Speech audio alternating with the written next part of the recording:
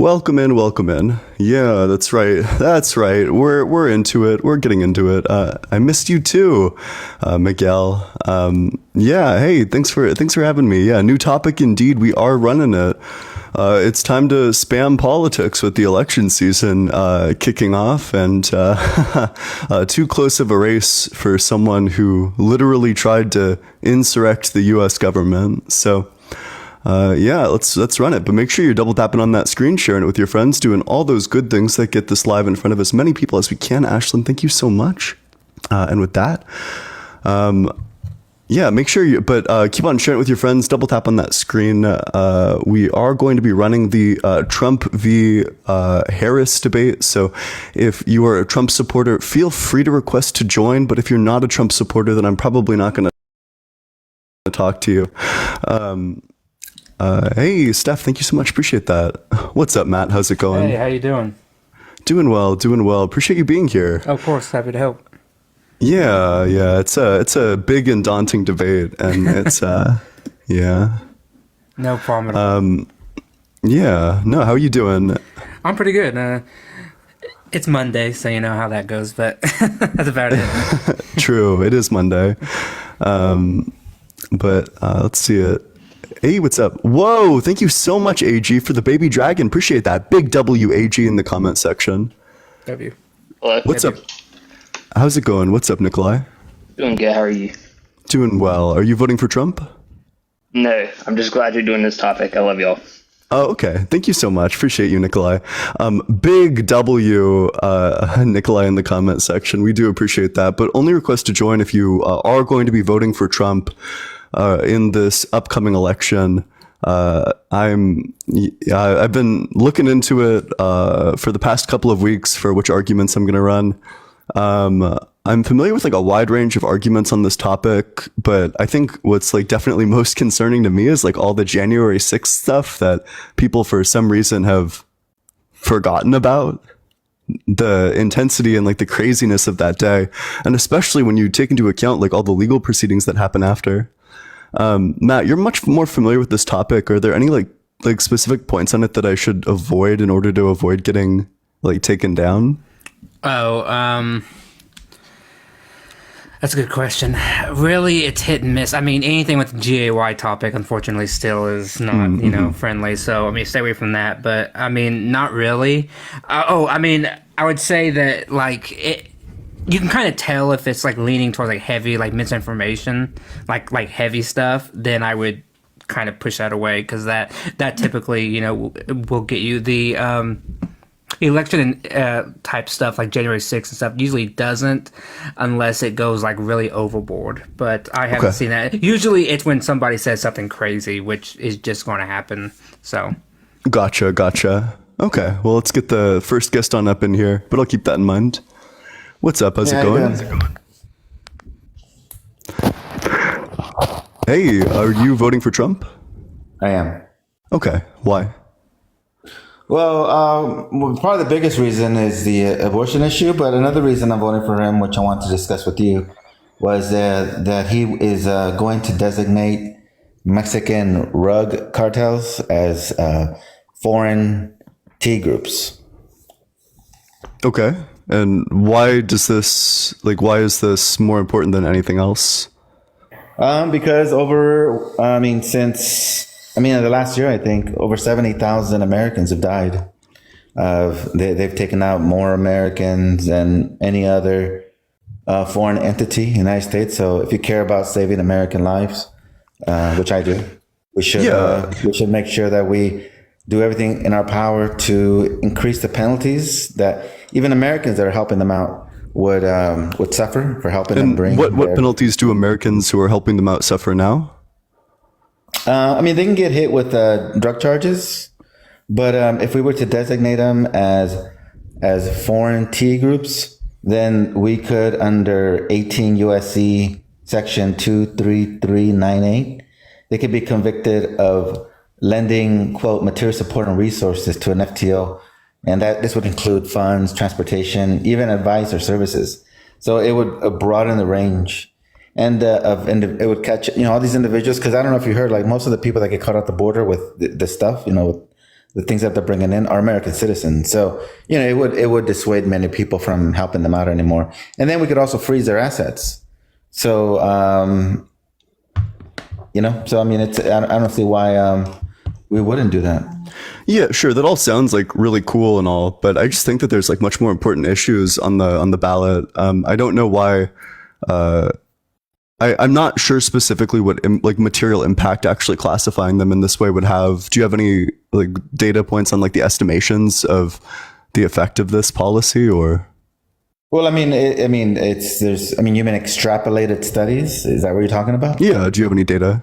No, I don't have any. Not at my fingertips right now. I mean, I'm pretty sure I could Google it, but it would give the U.S. government a much stronger power to combat what they're doing. Oh, I mean that certainly sounds nice, but absent data, I'm just not sure how this could be weighed against like much more important considerations, like whether or not we'll have a democracy by the end of the next 4 years. Okay, so to you, this hypothetical threat to democracy is more important than saving 70,000 American lives a year? It's a very real threat to democracy. It literally happened in the last election cycle. And this election cycle, Trump has literally claimed that he's going to suspend the Constitution in order to prosecute his political opponents. Okay, so it sounds like you don't care at all. Like it's like this issue of 70,000 Americans dying because these basically terrorist organizations are bringing their drugs into the United States basically unabated. It's not a big issue to you. No, it is a big. It's certainly a big issue. I just think that there are much bigger issues. Do you know Kamala Harris did not support it? And why doesn't she support it? Because she's more focused on telling people she grew up in a middle class neighborhood. And why would that trade off with? That doesn't really answer the question. Why would she not support it? No, I'm answering. Are you just assuming that she doesn't support it, or has she come out and like opposed this? She hasn't publicly advocated for it. Okay, wait. So what's the definition of a terrorist group? Well, I'm glad you asked that. This section I brought up earlier actually lays out the definition of it. Yeah, let's hear the definition. So under section 219 of the Immigration Nationality Act, for a organization to be designated as an FTO, which means foreign T organization, it has to be a foreign organization. 2, has to engage in terrorist activity. So that includes things like hijacking, kidnapping, assassination, bombing, violent attacks on civilians or governments that are intended to cause death, destruction, or disruption, and they are a threat to U.S. national security. So all this do you think, because the deaths that you're citing are specifically because of, I presume, drug overdose. So do you think drug overdose fits under the definition of terrorism?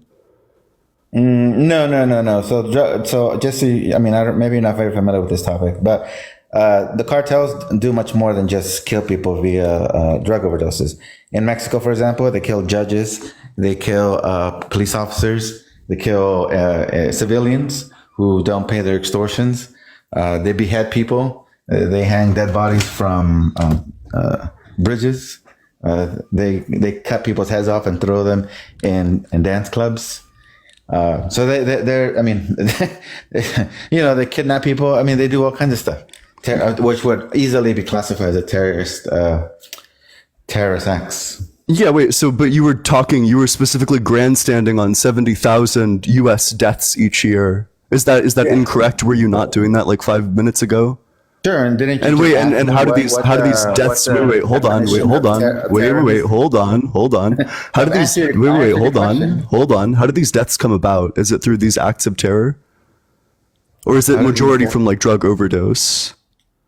I'm not understanding this. Your way. Do you not understand the question? Do you want me to ask it again? He's asking. You asked me what the definition of under the law. No. I gave you the definition of it, and then you're saying, these people are dying from overdoses. So are you gonna address the fact that I just gave you the definition of it and how? So because your point seemed to be quite disconnected here, because what you were citing earlier was these like 70,000 unalivings from drug overdose. Yeah. So these are not acts of terror. Like they might be doing terror in Mexico itself. But the drug overdoses that you were grandstanding on earlier are not acts of terror. Oh, so is Hezbollah committing acts of terror? And are I'm they not sure. I'm not familiar enough with them. Oh, okay. You never heard of Hezbollah? With the I state have of heard Israel, of, I've heard of probably. them. I've heard okay. of them. State I know of that they're in Israel. If they're Lebanon. doing the state of Israel, why do we have them designated as a terrorist organization? I'm not familiar enough with them to speak on that matter. Oh, you see, there you go. See that's where like Why? I mean, why would I want to understanding- pretend like you're not Why would I want to understanding pretend how to the law know works. something? Why would I want to pretend to know something that I don't actually know? Okay, then why are you arguing against it? I'm not understanding. I'm not arguing against it. I took the agnostic position. I think you're just not tracking.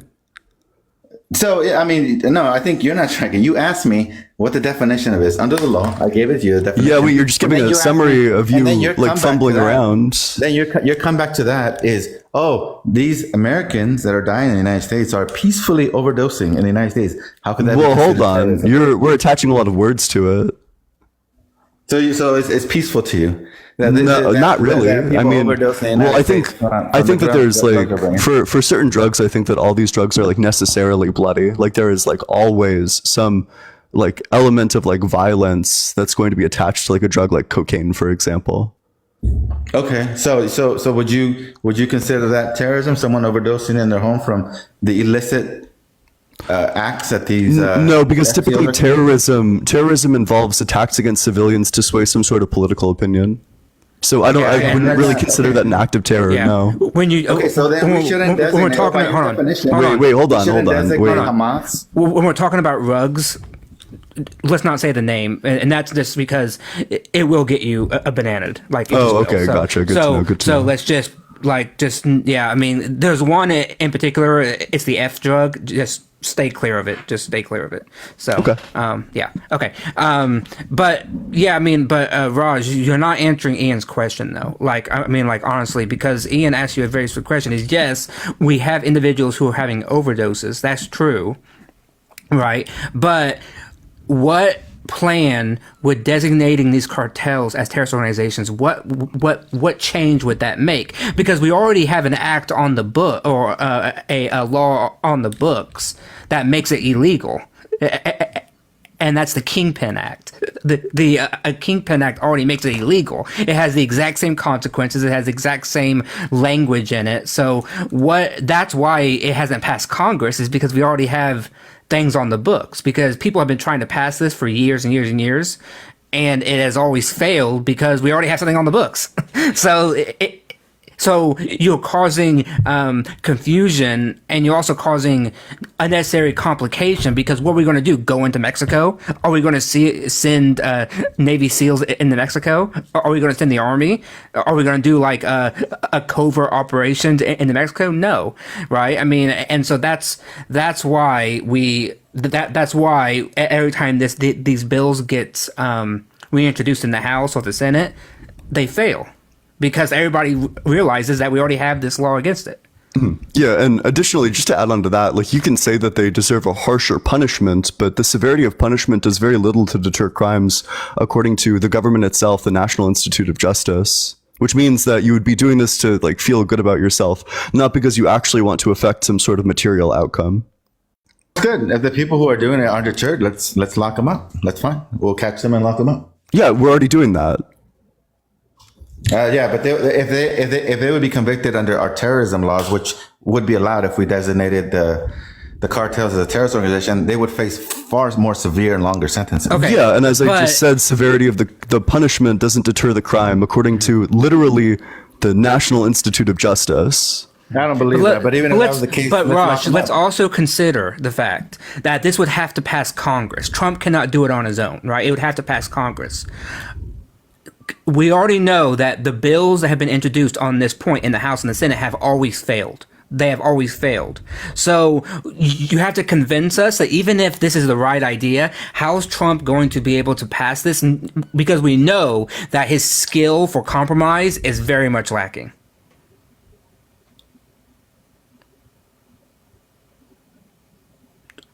Or better yet, his skill for Congress does not need negotiation. To designate them.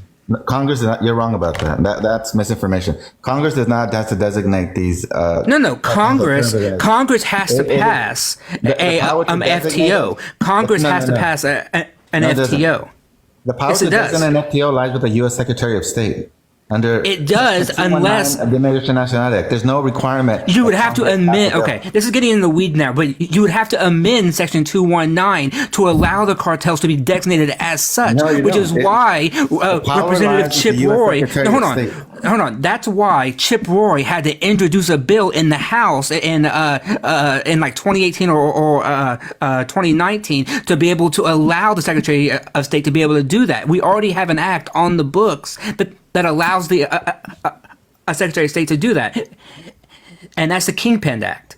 So once again, the reason why this is up for debate is because Congress has repeatedly, on the Republican side, tried to pass these bills, and these bills always fail.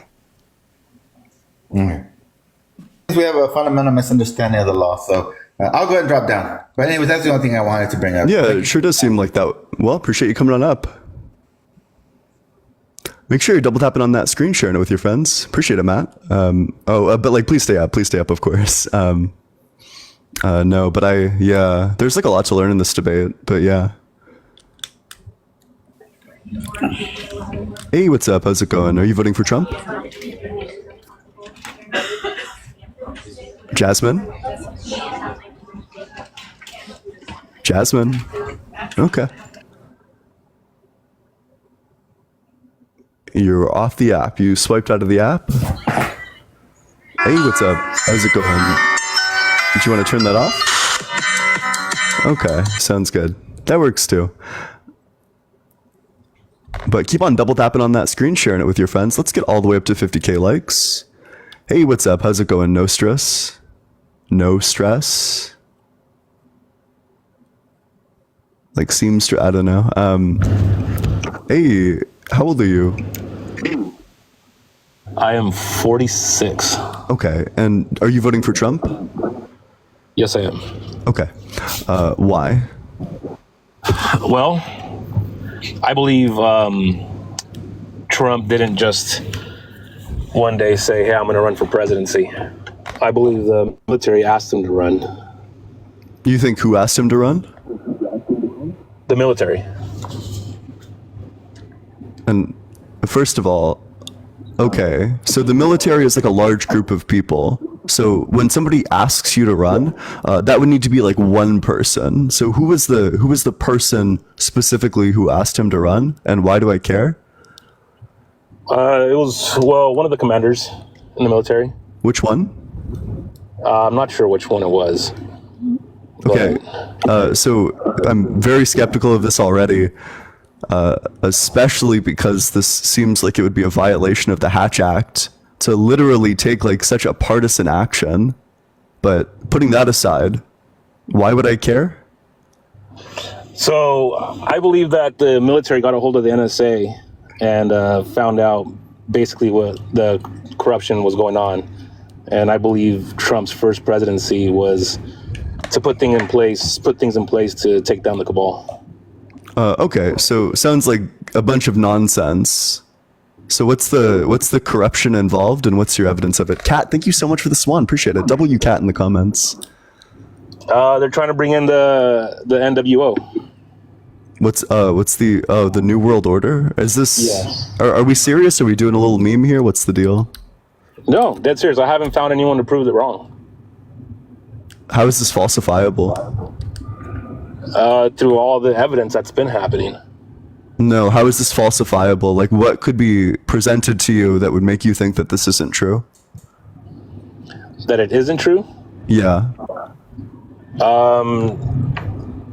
Basically, go back in time and make everything that's happened not happen. Gotcha. So, is it possible to go back in time? No, that's what I'm saying. So it's not possible to provide you evidence that would disprove this. So it's not falsifiable. So you're believing in something that's unfalsifiable, like fairies. No, I don't see that.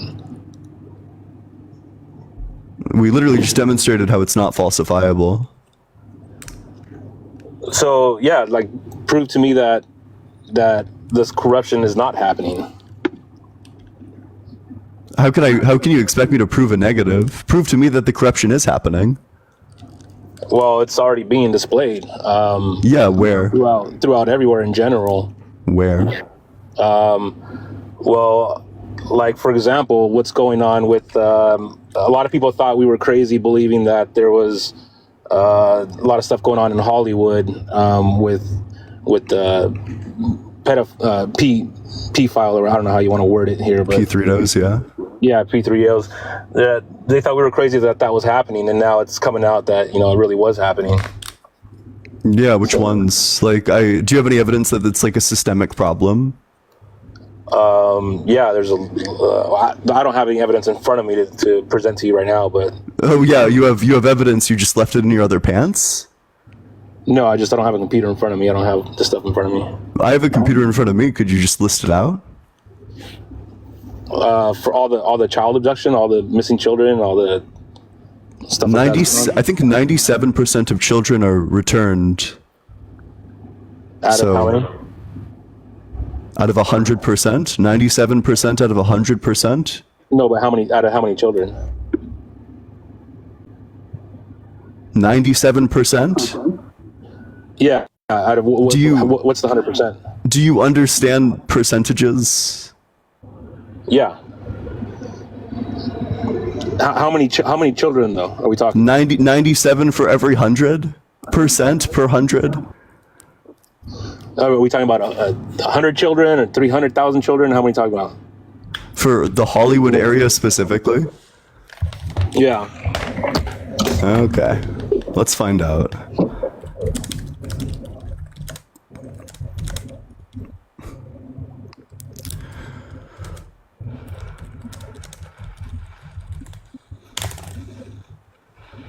Like 20,000? With 89% of them being resolved?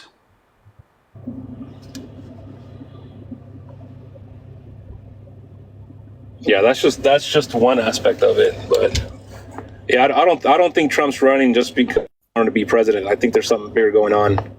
Might sound crazy, do you but have I think we're all about to find out. literally any evidence of that? Also, I mean, the president is literally in charge of appointing the director of the NSA.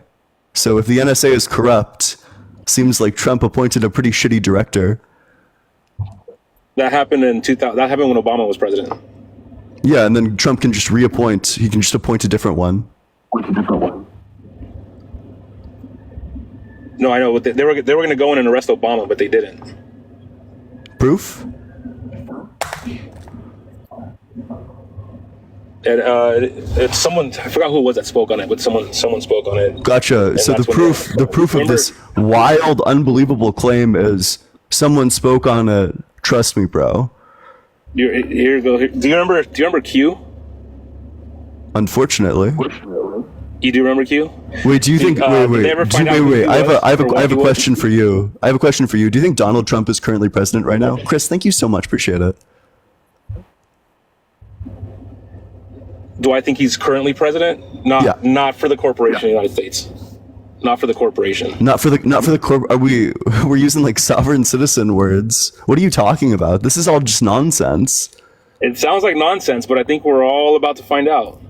It is nonsense, and you've been saying that we're all, well, it might sound like nonsense, but we're all about to find out. That's the line that's been said for like 8 years now. No, Q didn't even start posting until 17. So 7 years now. And they never gave a date though. Yeah. So because it's unfalsifiable. They wouldn't give dates. Yeah. Also, they did give dates, and the dates came and went. No, the QAnons might have gave dates, but Q never posted a date. Then it's just unfalsifiable. Well, we're all about to find out.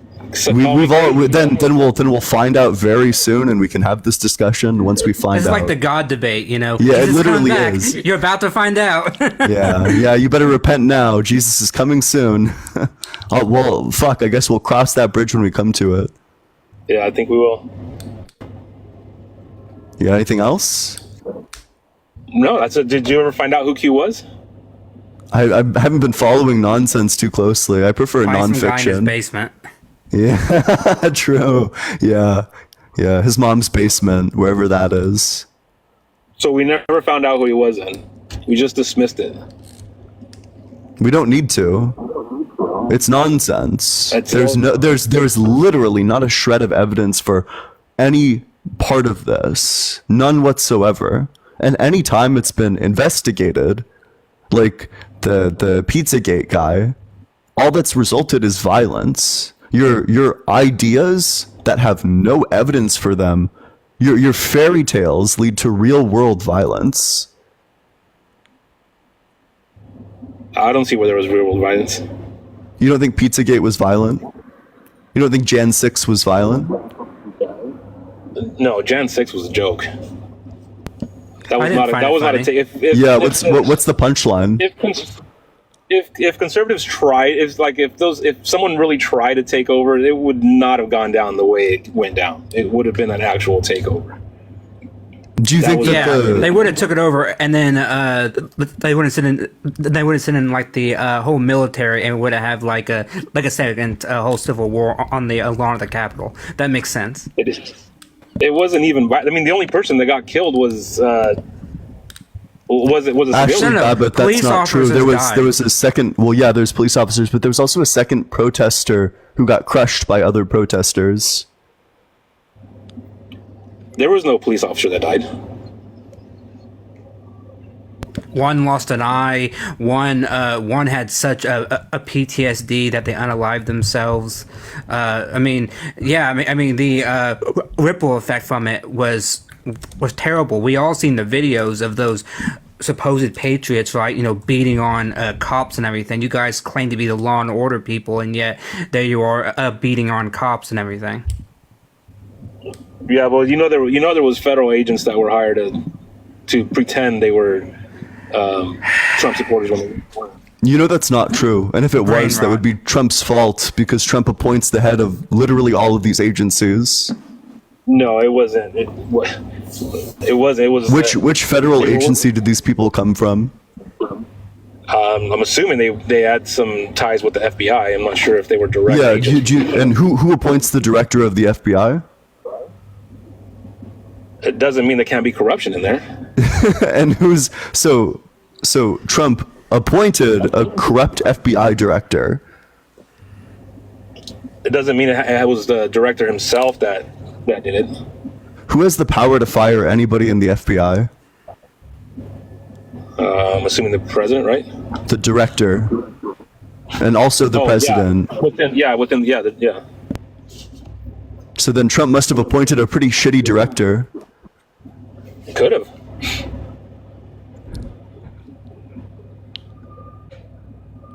Not like he could have appointed someone that didn't think was corrupt and ended up being corrupt. Why does it seems like lots of the people Trump appoints to very high positions end up taking a fall for something or another?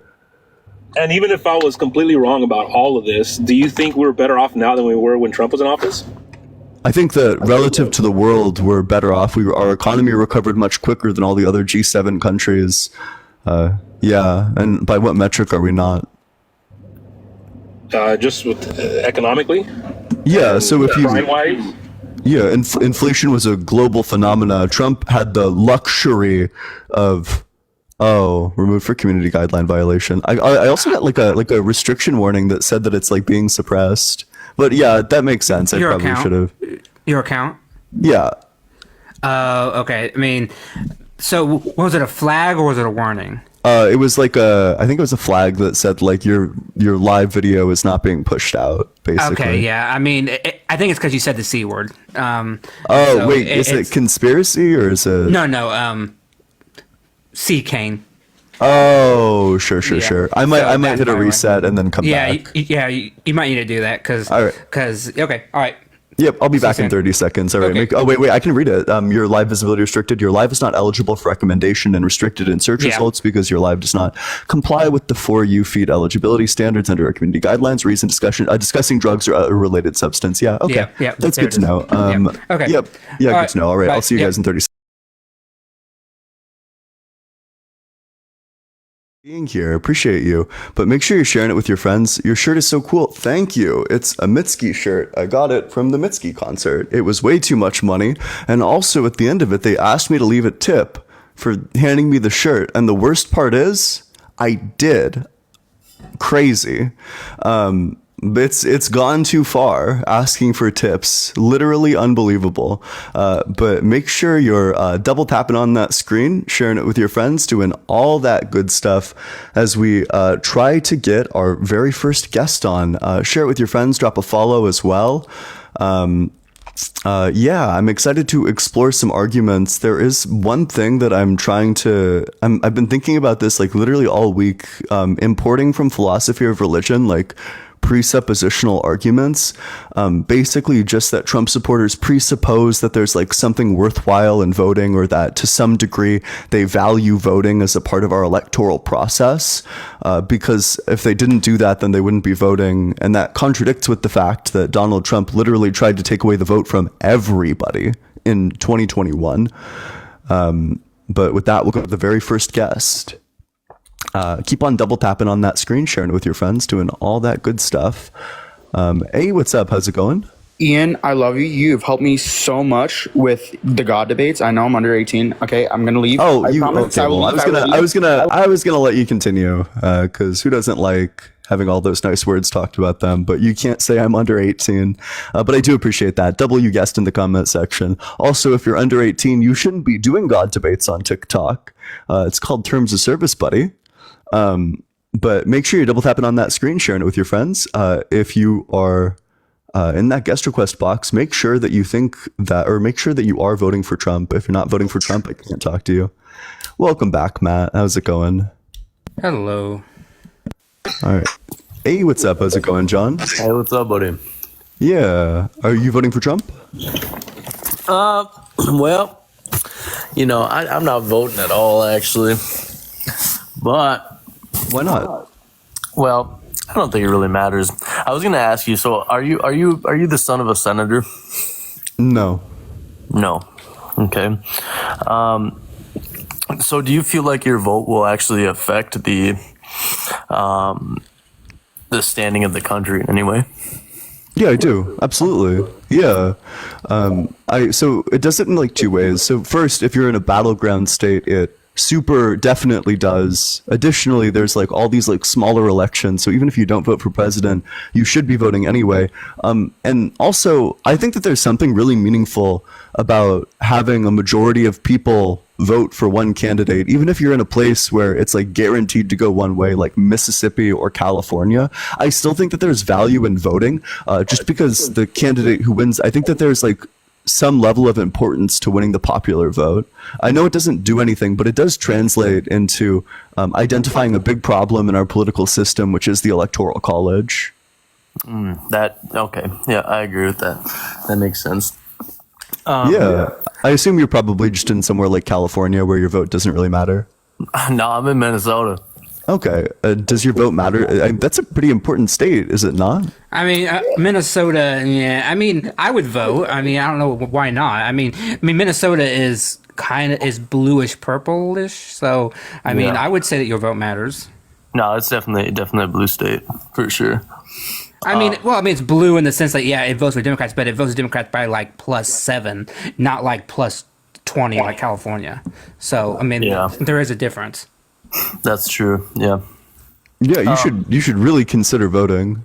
Yeah. I mean, for me personally, like I just don't think that my vote's going to matter, honestly. And the reason I asked you if you're a senator's son is the sense of like, that's more of like a broad question, in the sense of like, I feel like economic standing is important, right? And if you're not someone of the middle class or upper class, it's really not going to matter. If you're poor, things like that. Maybe if you're a student, it's something. But even then, I don't think it's really going to matter. It does matter. Trump has proposed a tariff policy which is estimated to add $4,000 a year to the expenses of every family in America. This is going to affect you. You will notice a difference in prices if Trump gets elected and implements this policy. Yeah, that's probably true. I mean, probably true. I don't talk politics very much because of the simple fact that I'm probably never going to meet anybody that is like directly controlling how things are running it, and it's never gonna really just like affect me. I don't think. I don't know. It is. I mean, you can literally look to like our elections matter. The things that happen at the polls matter.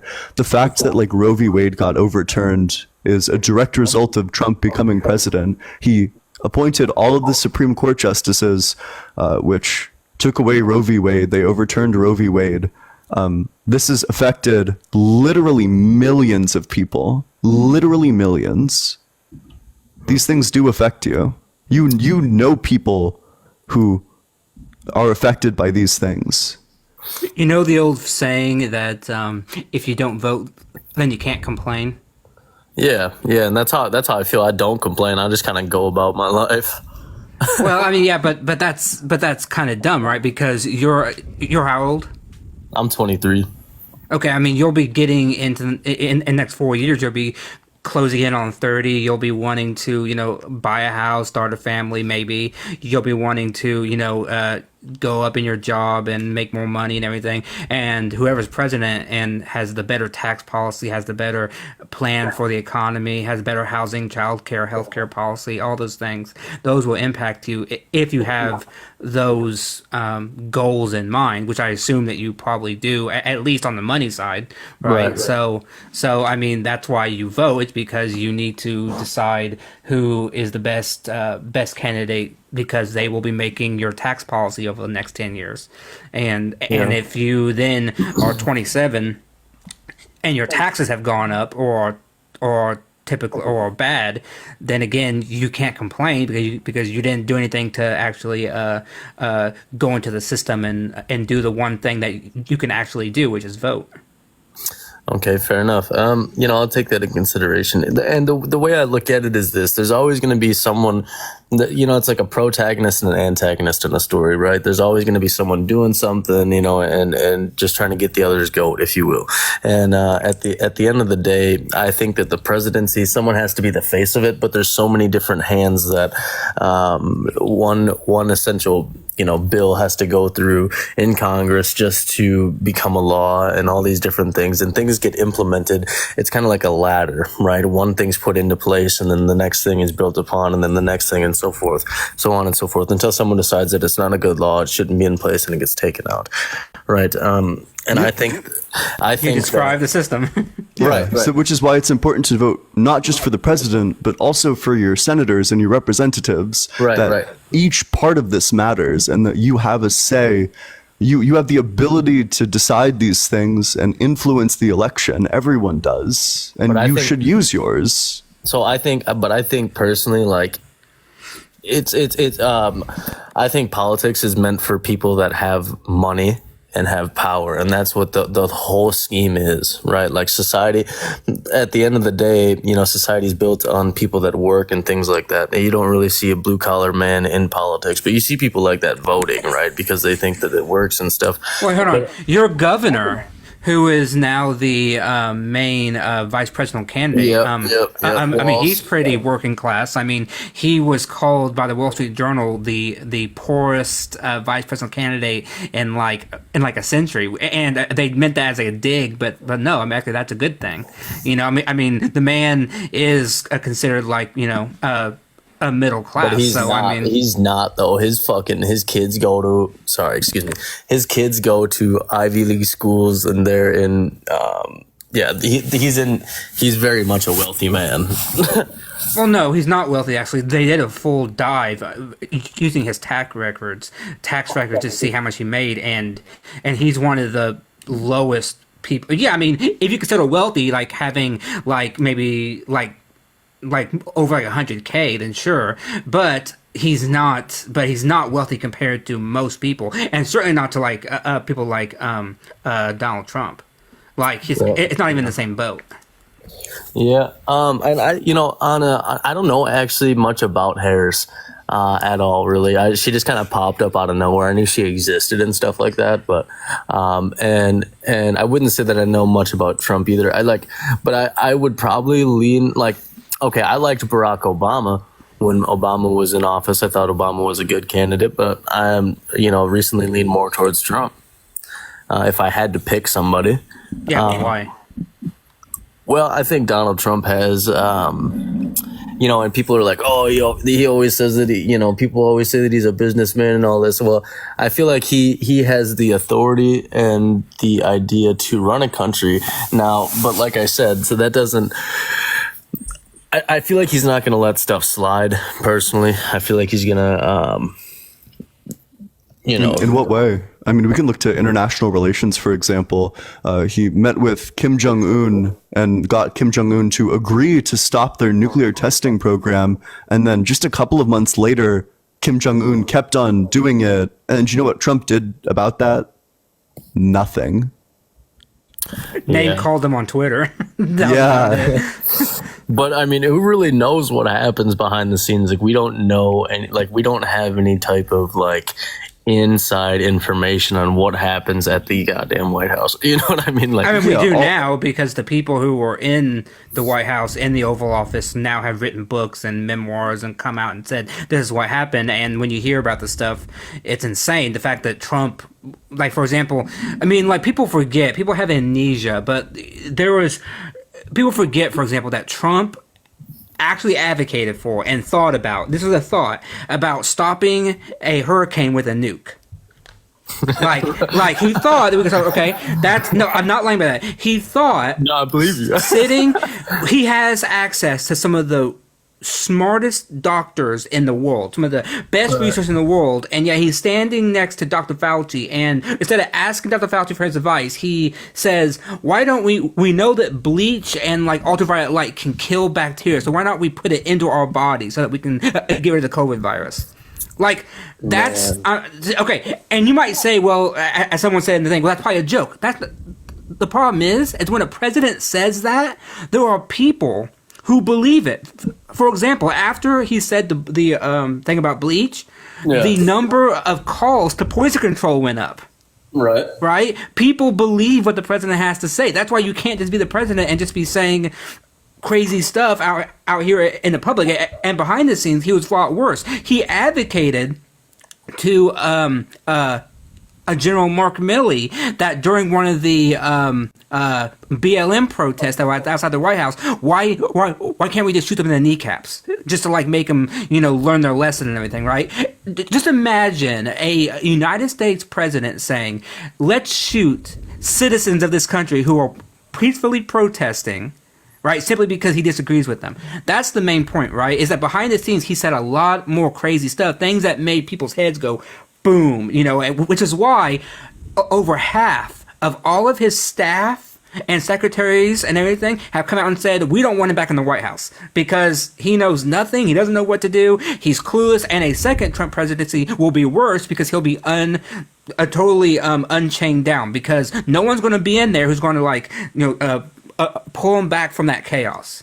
Okay, well, so I hear what you're saying, right? Like, and what I thought of while you were speaking was, so everyone has a sense of humor, right? Everyone has, and I'm not saying that it's humorous by any means. Like running a country is not something that's funny by any means. But at the end of the day, people are grown up, right? Everyone was a kid at one point. And everyone has this different opinion of what they might think is funny and how to run a country or whatever. I don't think that's really any correlation, but people have different opinions. And so I don't know if you can necessarily take the job seriously the whole time. And there's so much fake news that comes out and so much propaganda and twisted stuff. There's really not a good way to get a good source of information. I feel like unless wait. I'm so sorry. So let's say that I get elected president and the way I make all my decisions is by rolling some dice. Would that be okay? Ooh, by rolling dice. What are the dice numbered? Do they have? Yeah, they're numbered and they correspond to an action chart that I have in front of me. They correspond to that all of my decisions about whether I do something or don't do something is all 100% determined by dice. Would that be okay? I think it would be interesting. That's for but would that be acceptable? Is that the type of behavior that you'd be looking for in your candidate? If you play, it would keep things interesting. I don't know. Personally, I don't ever plan on running a country, so I don't really know. The answer is, this is an easy question. The answer is obvious. The answer is no. That wouldn't be okay. See, I'm a hardened optimist, right? So you could come at me with a lot of different things and I could try to find a good in it some way. And so I guess the good in that would be, well, you don't ever know what you're going to get. Maybe the good in that could be, maybe the good thing that we aspire to is we elect a candidate who actually cares, who is capable of implementing these policies and makes people's lives better. Maybe that could be the good that we strive for, rather than it being interesting. I agree. Now, would you say that the main purpose of politics is to divide people? I think the main purpose of politics is to allocate power. To allocate power. I think that's maybe what it was at some point, but it's not now. I think it divides people just to get an idea of where people are at. And really, humans have always been divided when it comes to politics. This is nothing new. We've had bad times and we have good times. Like, people think that like this is somehow new, but I'm sorry, but like you can go back. The human race, because the human race is just completely corrupt, and you can take politics and society. You just said that like you're an optimist. I don't hear much optimism here. I said I'm a hardened optimist. Hardened being the key word. Now, if you notice my questions beforehand, they relate to, wealth and social standing and stuff. Everything that I have, I've had to get by myself. So I've had to work for everything that I have, and I don't know you, and you don't know me.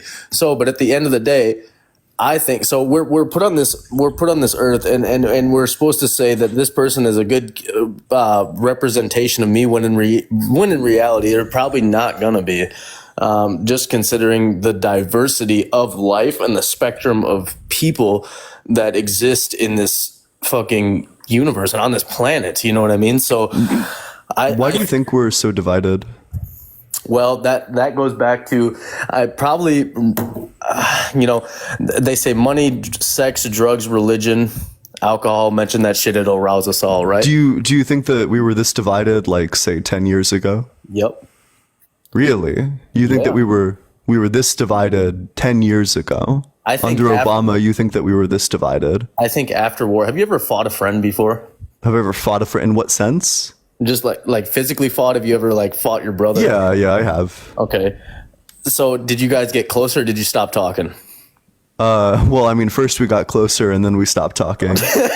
Okay. See, and I think that's how it works in the sense of like a country. The same thing. I think we get closer after war, and then as we drift away, we get bored and we don't know what to do. We stop talking. And then maybe years down the road, we start talking again and some bullshit.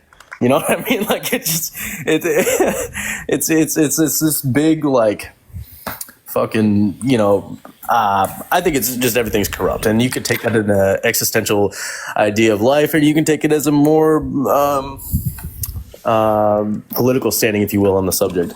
Gotcha. So we have like two people. If you think everything's corrupt, do you agree that we should prefer the one that's less corrupt? Yeah, I agree with that. All right. So Trump said that Trump approached oil companies and said, if you give me a certain amount of money, I think it's like $5 billion in like campaign funds, I'll give you, I think, $80 billion in tax cuts.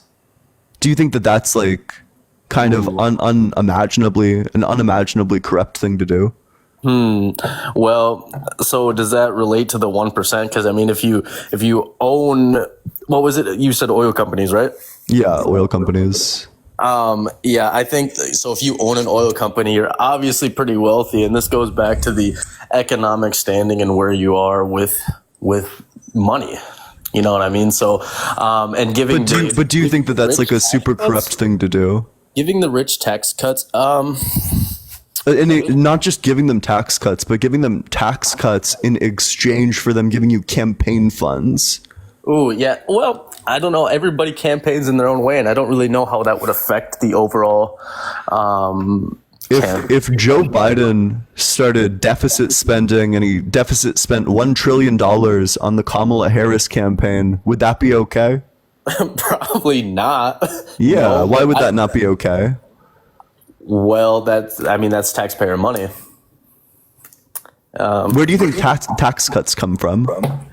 Tax cuts come from, well, someone in Congress decides to make some type of cut or something. They pass some type of bill for something, and then Where does the money come from? Also, Harrison, thank you so much for the $5 on Venmo. W Harrison in the comment section. Appreciate it. somebody gets relief somewhere based on an agreement that gets made for some type of business, and exchange for business or funds or something like that. So they receive like a tax break, essentially. I mean, typically, where these tax cuts come from, the brunt of them are carried by the people at the bottom, by low income people or middle class people. That's who makes up for the majority of like the tax cuts. That these taxes fund various programs, and these programs are no longer funded. Okay. Yeah. So offering tax cuts is taking tax dollars away from like low class and middle class people.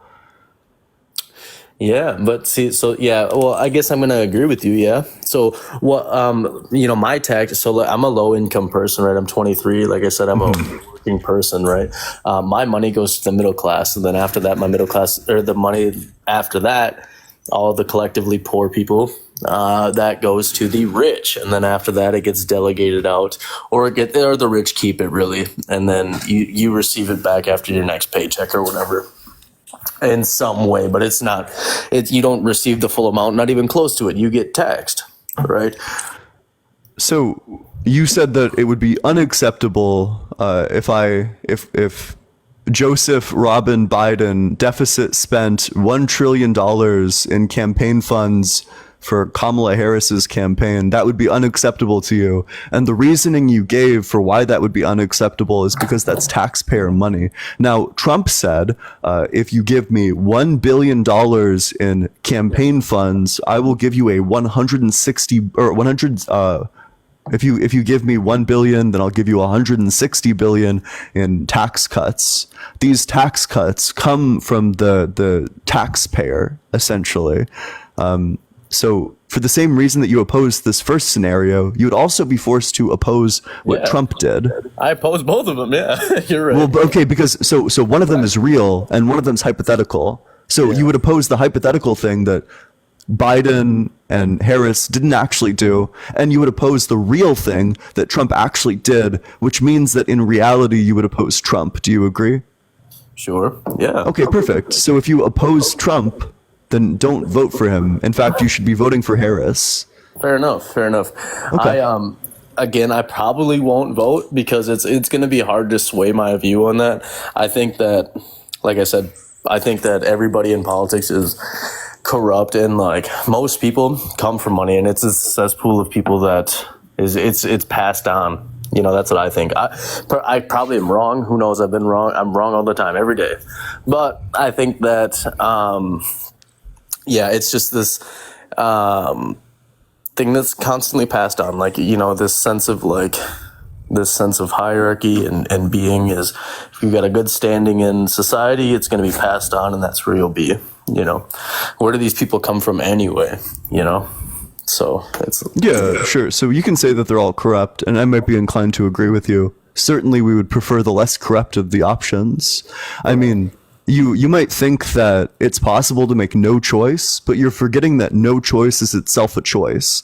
That instead of taking the reins of power that have been put in front of you with the ballot, you instead let everyone else do that. That it's not like you're making no choice. Your choice is to allow everyone else to decide. Yeah. I mean, but I guess like I still do my part at the end of the day. Just because I don't vote for a single person, I still follow the rules of society and perform as a functioning member of society. I'm not out here causing harm and stuff like that, and I'm not being a disruptor of peace, so to say. I'm not harming anybody else's life by working. And just paying my way. What is the over? So you're getting at that this is just a betterment of life, right? This is a betterment of overall living and well-being, correct? Correct. Yeah. Okay. So by me not doing that and living my life in the best way I possibly can and focusing on becoming the best person I possibly can, then how is that affecting somebody by me not, rallying around and being like, oh yeah, this guy's great, which is because fine. you could be an even better person. Trump is morally unfit to hold office. He tried to coup the US government on January 6th. You ought be voting for Kamala Harris just on that fact alone. I'd like to see you sit down and meet with both of them. And, because like at this point I'm having this conversation with you. So like, the facts that I'm receiving from you are your own that's your personal interpretation. And I would say like probably your own interpretation of the facts that you've gathered and things like that. But it would. Are you aware that Trump slated 7 fake electors, which he pressured Mike Pence to choose on January 6th, first with words and then with violence of the mob that he sent over there in an effort to subvert and steal power against the will of the American people? Are you aware of that? I'm not, but it wouldn't surprise me none. I mean, the world is a shady place and people are shady. That's a literal coup attempt.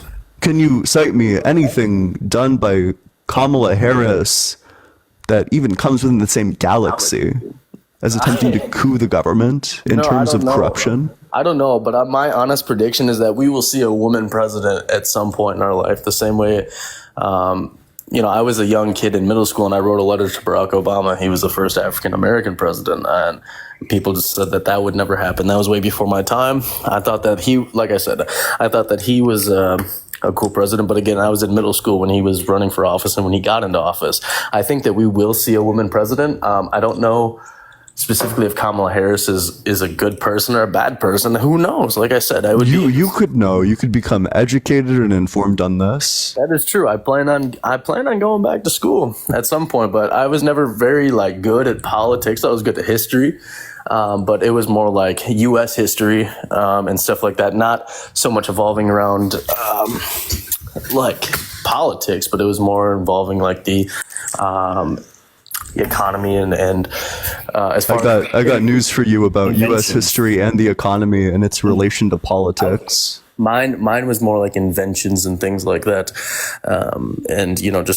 I got news for you about the things that cause the economic conditions for inventions to take place. Oh, okay.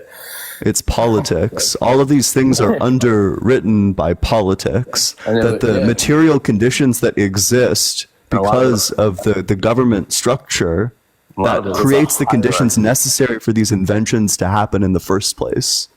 Yes, that's true. But a lot of it was a hierarchy and a quality of the qualities of life not being met, and there was just a different frame of mind. It depends on when we're I was going back to the Industrial Revolution. My graduating year was 19, so. I think personal experience exceeds what's in text as well, although text is important. It depends on what you're speaking, on the terms you're speaking of. What kind of personal experience do you have that would make you sway towards the vote for Kamala Harris? The personal experience of reading up on the data and all of the relevant facts. Yeah. You can read until you're blue in the face, and I think that's great to be educated, book smart.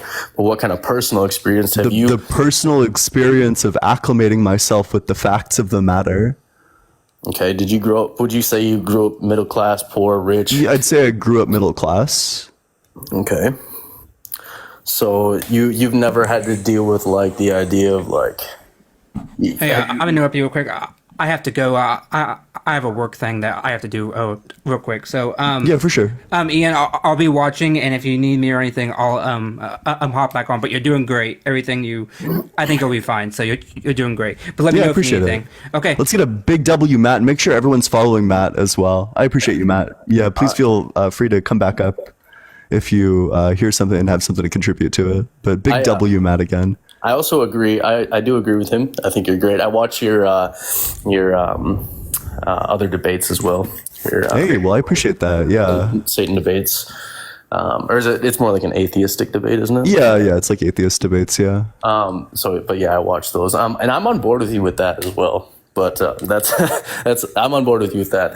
But so, what would you say is like? So you grew up middle class, and I'm not knocking you. Nobody can choose their family or anything like that, or where they come from, or anything like that. Now, I think that. So, given your personal experience, we grew up probably differently, probably way differently. I didn't grow up middle class. I grew up with, you got to go get whatever you want, and kids were kind of seen and not heard. And my family worked, and we weren't middle class at all. We weren't even close to middle class. So what I would say, what kind of personal why do you think that the personal experience you gained is going to be so influential, voting for this person that you've never met, you've only seen on television and through all these different sources handed down, blah, blah, and passed around? How do you think that that's going to be beneficial to any type of change in the world or in the country as a whole? Do you think you fell out of a coconut tree? No, you came from you live in the context of a society. Correct. The society that exists around you is literally what shapes all of the interactions you have with all of these economic and political structures that you engage with. All of these things, that all the hardships that you and your family face, the fact that they need to have insurance or else they're fucked, which means that they need to spend like all this money, otherwise they'll be shackled with like hundreds of thousands of dollars of medical debt if something goes bad. The fact that that exists means that they have to spend hundreds of dollars a year or be rolling the dice constantly on whether or not they're gonna get some insane medical debt. This is political, strictly political. The quality of the schools that you attend, which set you up for the opportunities which you have later in life, the amount that the teachers actually give a shit, this is political. Every part of that is political. Literally, all of these things are completely based on politics and the political systems that we exist within. Yeah, okay, I agree with that. Yeah, I agree. Hi, fellow poor here. In regards to Ian's personal context being middle class, and asking them how they think that relates to how they can contribute, I guess, politically, societally, and whatnot, I don't really see how this would be necessarily relevant, because whether or not you have the resources to educate yourself is one thing. But now that you are an adult with access to technology, clearly, books, so many different things, right, it is now your responsibility to educate yourself. And at the very least, when it comes to knowing about the people that you are going to be voting for or not voting for, accessing that information is no longer difficult. That's not a barrier that you have anymore. So it would be just as negligent for me, someone who came from literal poverty, like homeless, sleeping out in front of churches poverty, to now be 20 with the resources to educate myself, to be like, well, I was poor, so like I wasn't really given the same history. Yeah, you and me both, but you do acknowledge that regardless, now that we have the opportunity to educate ourselves, that's our job as citizens. Elizabeth, thank you so much for the $10 on Venmo. W Elizabeth in the comment section. Appreciate it. I'm not denying that at all. I think that the opportunity for education is real, but again, we probably grew up in two different two different ways. I'm still experiencing poverty, actually every day. And I'm not going to get into specifics, just because, okay, I'll just say this. I recently just hit 1 year of sobriety, so I'm pretty new. Yeah, good for you. I'm pretty new into this right now, and I'm just now getting back into school. So, but, growing up, I didn't have that opportunity, and I'm still pretty young. And so some people that I work with now, say that it's taken them years. This one lady I know, She had several different criminal convictions, but now she went back to school and got her master's degree. But if you would have asked her 10 years ago when she was 36 years old whether or not she cared about politics, you know what her answer would have been? No. You know, and so and do you think that her chase during that time of like, you know, what she had going on in her life back then 10 years ago, her moral views, or not even moral views, her just views in general, and probably morals too, were way different, and what she wanted then was way different than what she wanted now. Yeah. So the ability to get a master's degree in the first place is affected by politics. If you look at foreign countries like Australia, for example, it's a completely different mindset related to degrees. Going to school is not based on, or the decision to go to school is not based on whether or not you can afford it. It's whether or not you want to spend the time doing that. The decision comes down to that at its core. You don't need to be restricted by money as to whether or not you pursue degrees like this. There were alternative systems that exist that we could have in our country. So which system would you prefer? The one where the people who get to go to school are the people who have the money for school, and everyone else has to be shackled with a lifetime of debt if that's the path that they want to go on? Or would you rather have a system where anyone who has the capability to go to school and is willing to put in the time to go to school can go to school? Which system would you prefer? Also, People who have the capability. Elizabeth, thank you so much for the $25 on Venmo. Huge W, Elizabeth, in the comment section. I appreciate that. Yeah, if you want that system, there's a way to get it. Vote for progressive policies, vote for progressive senators, vote for progressive Congress people, vote for progressive presidents, vote for progressive representatives. I agree with you, man, and I think it's something that I'm gonna have to brush up on myself. Like I said, I'm in a new journey right now, new journey of life. So it's something that I'll have to keep in mind and brush up more myself. I feel like personally, I have good personal experience. You know, if someone were to come to me about something, you know, I could give them personal experience and try to guide them in the best way that I possibly could. I feel like I have a lot to offer in that sense. As far as political knowledge, probably not so much, but it's something that I do listen to, and I see a lot of different political campaigns and people campaigning on my newsfeed and timeline and things like that, and I check it out. But like I said, I stay impartial because I don't think that the information I'm necessarily like seeing or watching all the time is necessarily true. I value face-to-face interaction and how somebody holds themselves in a in-person conversation. I value that. So, yeah. Do you have a computer nearby you by any chance? I don't have a computer. I just have my cell phone. Damn. Well, what you should do, and it takes only 2 minutes, register to vote. You should get registered to vote. Go to vote.org and get registered to vote. Registered to vote? I thought you were going to have me look something up. No, get registered to vote. You should vote. Voting is important. I'll think about it, maybe. Yeah, consider it. All right. Sounds good. Thanks for your time, man. Yeah, appreciate you coming on up here. Oh, bye-bye.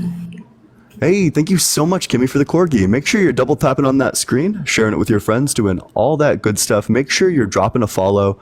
If you want to support the stream, the Venmo's allegedly-Ian, and the Cash App is just allegedly Ian. If you're in that guest request box, make sure that you're 18 or older and that you're voting for Trump. Thank you guys for the gifts. Also, do you want me to leave or? You can stay if you want. It's up to you.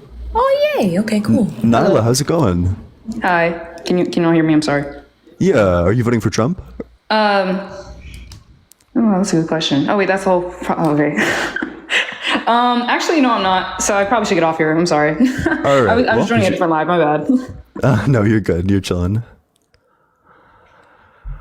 Yeehaw! Thank you so much, Ian Blah. Appreciate it. But yeah, W guessed in the comment section. I do appreciate all these Harris voters out there. Good for y'all. What's up? How's it going? Hey, Ian. Yeah, are you voting for Trump? Yes, sir. I just had a question. Purdy, thank you so much. That's awesome. W Purdy in the comment section. Yeah, what's your question? Yeah, do you happen to know Harry Sisson and Dean and Parker and these? I know Dean and Parker. So I know I don't know what level of association. Like I've talked to Dean and Parker behind the scenes. I've never talked to Harry behind the scenes. I don't think he even follows me. Okay, because it seems like I come across a lot of these liberal lives, and it seems to be the same thing each channel that I go to. Is it like a script you all follow? Is it like you put out emails and say, okay, today we're going to talk about this, and this is going to be our talking points, and everybody do this, and your checks will be in the mail? Is that how that works? Certainly not. No? I'm not really sure who would be paying us. Because it seems like to me that you all say the same thing, and your main talking point is you never support the candidate. You just hate Trump, hate Trump, hate Trump. That's all you guys do, and it's pretty pathetic, don't you think? Not at all. No, I think that some people deserve to be hated. So I guess I have a question for you. Are you aware that Trump attempted to hold an insurrection against the U.S. government? Okay, that insurrection word. Let me ask you a question. Before January 6th, have you heard of that word? Yes. Are you serious? Yes. It's a made-up word. It did not. All words are made up. January 6th was the word not insurrection existed long before. Let's look up the etymology. Yeah. What type of claim? You guys still talk about January 6th? That is old bullshit news. The fact that our government was couped, or that there was an attempt to coup our government, is evergreen. It will always exist. Oh, I have to disagree with you, man. Wait, do you think the past changes? Does the past change, guest? Has anybody been charged with? That's a yes or no question. Does the past change? I asked you, has anybody been charged with insurrection? Does the past change? I'm not making a legal claim here. My question. The claim is not, wait, my claim is not about legality, because what the fact that Trump attempted an insurrection was brought against him, and do you know what Trump's defense was? Go ahead, tell me. His defense was to go in front of the Supreme Court to deny literally no part of it. And all he said was, please give me immunity. He didn't deny that he engaged in insurrection. Instead, what he did was ask for immunity from prosecution. Uh-huh. Uh-huh. I just want you to do one thing for me. Get up off your chair, go look in the mirror, and look how ridiculous you look. I man. look hot I'm out as of here. fuck right now. I accept your surrender. Folded like a chair, scrambled like an omelet, reformatted like a hard drive. Get your ankles absolutely shattered. You will never debate again. But make sure you're double tapping on that screen, sharing it with your friends, doing all that good stuff. Make sure you're dropping a follow as well. Drop in a follow to Sam. If you want to support the stream, the Venmo's allegedly-Ian and the Cash App is just allegedly Ian. I fear only facts were spoken. Hey, what's up, Luke? Oh, doxed? Not much. That guy was pretty wild. This was, I think I had requested because there was the like discussion a long time ago about tax policy. So I'll head off now because I don't know if I have much relevant knowledge about, you looking in the mirror and feeling embarrassed. But, that's funny. Man. Yeah, gosh, I love nuanced dialectics. That's right. Donald Trump supporters. That's right. Very intelligent people. Yeah, we'll appreciate you coming up. Yeah, if you hear some econ stuff that you disagree with, feel free to come back up as we go to the very next guest. But again, make sure you're double tapping on that screen, sharing it with your friends. If you want to support the stream, the Venmo's allegedly-Ian and the Cash App is just allegedly Ian. Both are in my bio. What's up? How's it going? H clears. That's a bit of a beggish behavior, but anyway, bro. Wait, are you voting for Trump? I'm not even from America, bro, but I know loads okay, about I'm it, only looking to discuss with people who are voting for Trump. At the very least, they need to be like in America.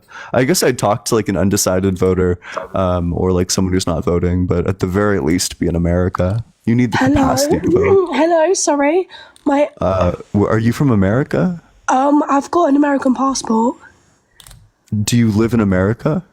No, but I'm voting for Trump. Are you a citizen of America? Yes. Sorry, guys. I've got a Okay. bit of a cough. How many senators do we have? How many what? How many senators do we have? Okay, I don't know why this question's necessary. Okay, well, No, because you're not an American citizen. That's why.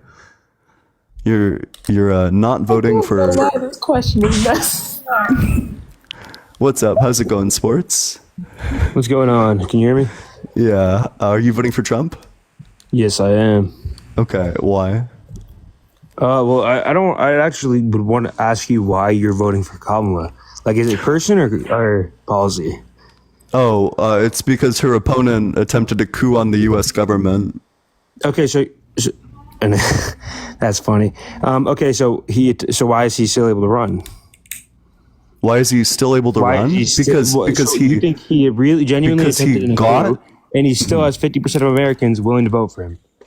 Yeah, which is crazy, by the way. So I'll tell you what, he's not legally. Wait, hold on. It just shows you that what you're saying isn't true. Hold on. No, it just shows do you know what you're saying isn't true. Wait. When Trump was being prosecuted for attempting a coup, do you know what his defense was? What? He got in front of the Supreme Court, and do you know what he said? What? He didn't deny that he engaged in insurrection or that he held a coup. Instead, he begged them for prosecutorial immunity for all of it. Were you aware of that? So explain to me. Wait, that's yes. Wait, were you aware of that? That his defense I from being exactly accused of insurrection wasn't to deny it in court; it was to beg for immunity. Okay, so now answer this question: What did he do? Like, yeah. So I'll break this down. So.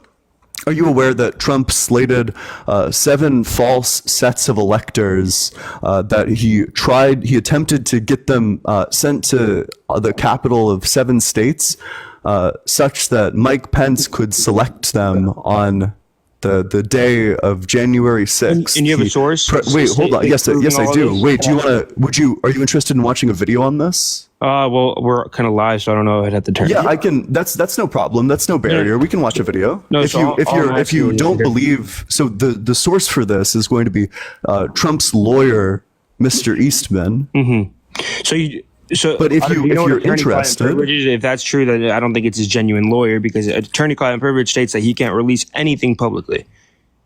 Certainly he can if he chooses to. This all came out via. Trump would give permission to his lawyer. Attorney-client privilege states that attorneys cannot give any information to the public without consent from their client. If Donald Trump was okay with this information being out there, you really think he'd be okay with it if this is true?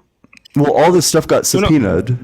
I understand that. It I doesn't don't think. Also, wait. What's the source that any of this is protected by attorney-client privilege? Everything, they were literally anything in the court of law. Hold on. Anything to do with the lawyer, attorney-client privilege prevails. Hold on. If you attempt a crime and you plot to do a crime with your lawyer, just because you're plotting to do a crime with your lawyer does not mean that that's protected by attorney-client privilege. No. Of course, yeah, the lawyer can drop your client and because he's having him commit fraud. His lawyer didn't want to commit fraud.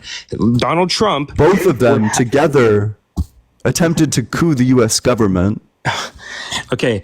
Wait, but are you interested? Are you interested in watching a video about fake electors? You want to just break it down? Yeah, we can. So in the video, we watch a slate of fake electors with forged documents. 8 of them attempt to, it was 16 of them. 16 fake electors attempt to enter the Capitol. You can go to YouTube right now. Type false electors attempt to enter the Capitol. And do you know what they got charged with? 16 counts, including forgery of documents. Are you trying to state that Trump sent those 16 people to? Absolutely. Where's your proof? Where's your proof? Yes. Where's your proof? Because it is literally. He literally admits to it. He literally admits to it. Trying to get on his speech at the Ellipse. If you ever watched the speech at the Ellipse, he says that we all need to march down to the Capitol to encourage Mike Pence to select this fake slate of electors. Wait. So if Donald Trump wasn't in the know, then how did you know that these fake electors?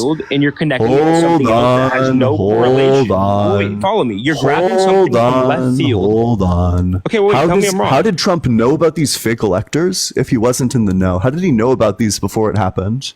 How are you saying he knew about it before it happened? Because he literally talks about it in a speech. He said we need to go to the Capitol. He never said we need to get fake people to go to the Capitol with fake identification and try to enter. He never said that. Let's be honest here. He says that Mike Pence needs to select this slate of electors. Something from left field, and you're saying that it has to pertain to this when it doesn't. When it doesn't, be truthful.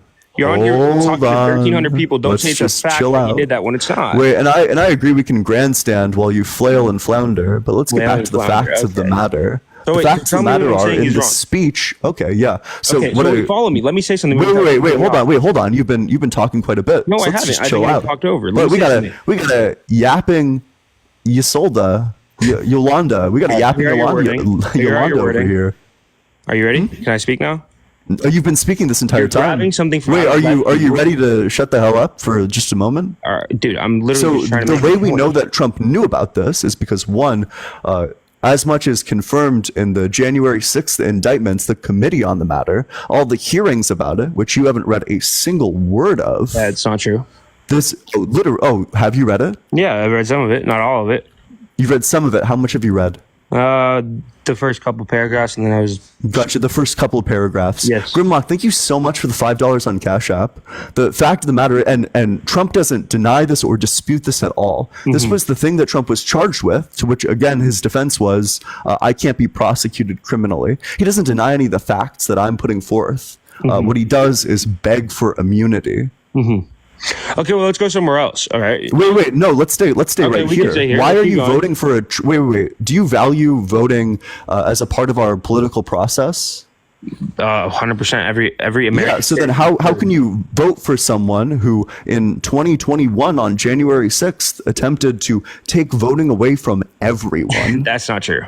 That would yes, never it happen. is. If you send in fake electors, would never happen. If you send in fake electors, you are attempting to invalidate the votes of everybody. You think Are you joking? You think Trump purposely orchestrated specific people to do this?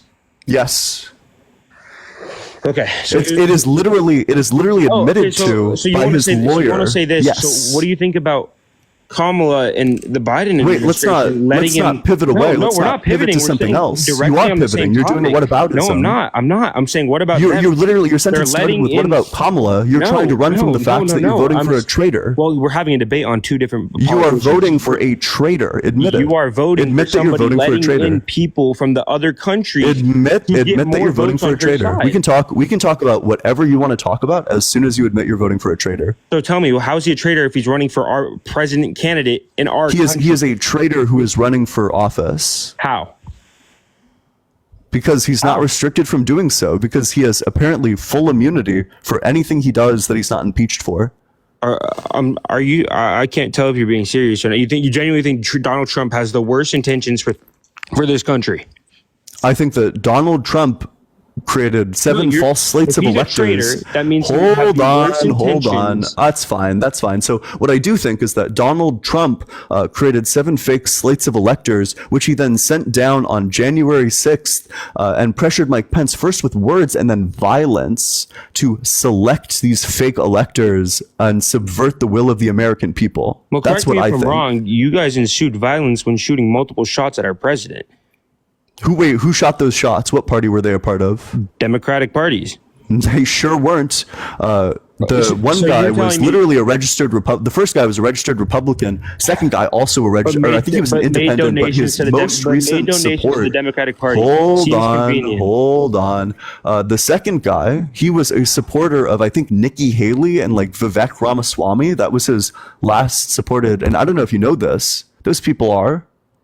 Say it with me. Republicans. He's a Republican supporter. I'm aware of who Vivek is, and so you genuinely think somebody that's made past donations to the Democratic Party multiple times is a Republican? He's literally a registered Republican.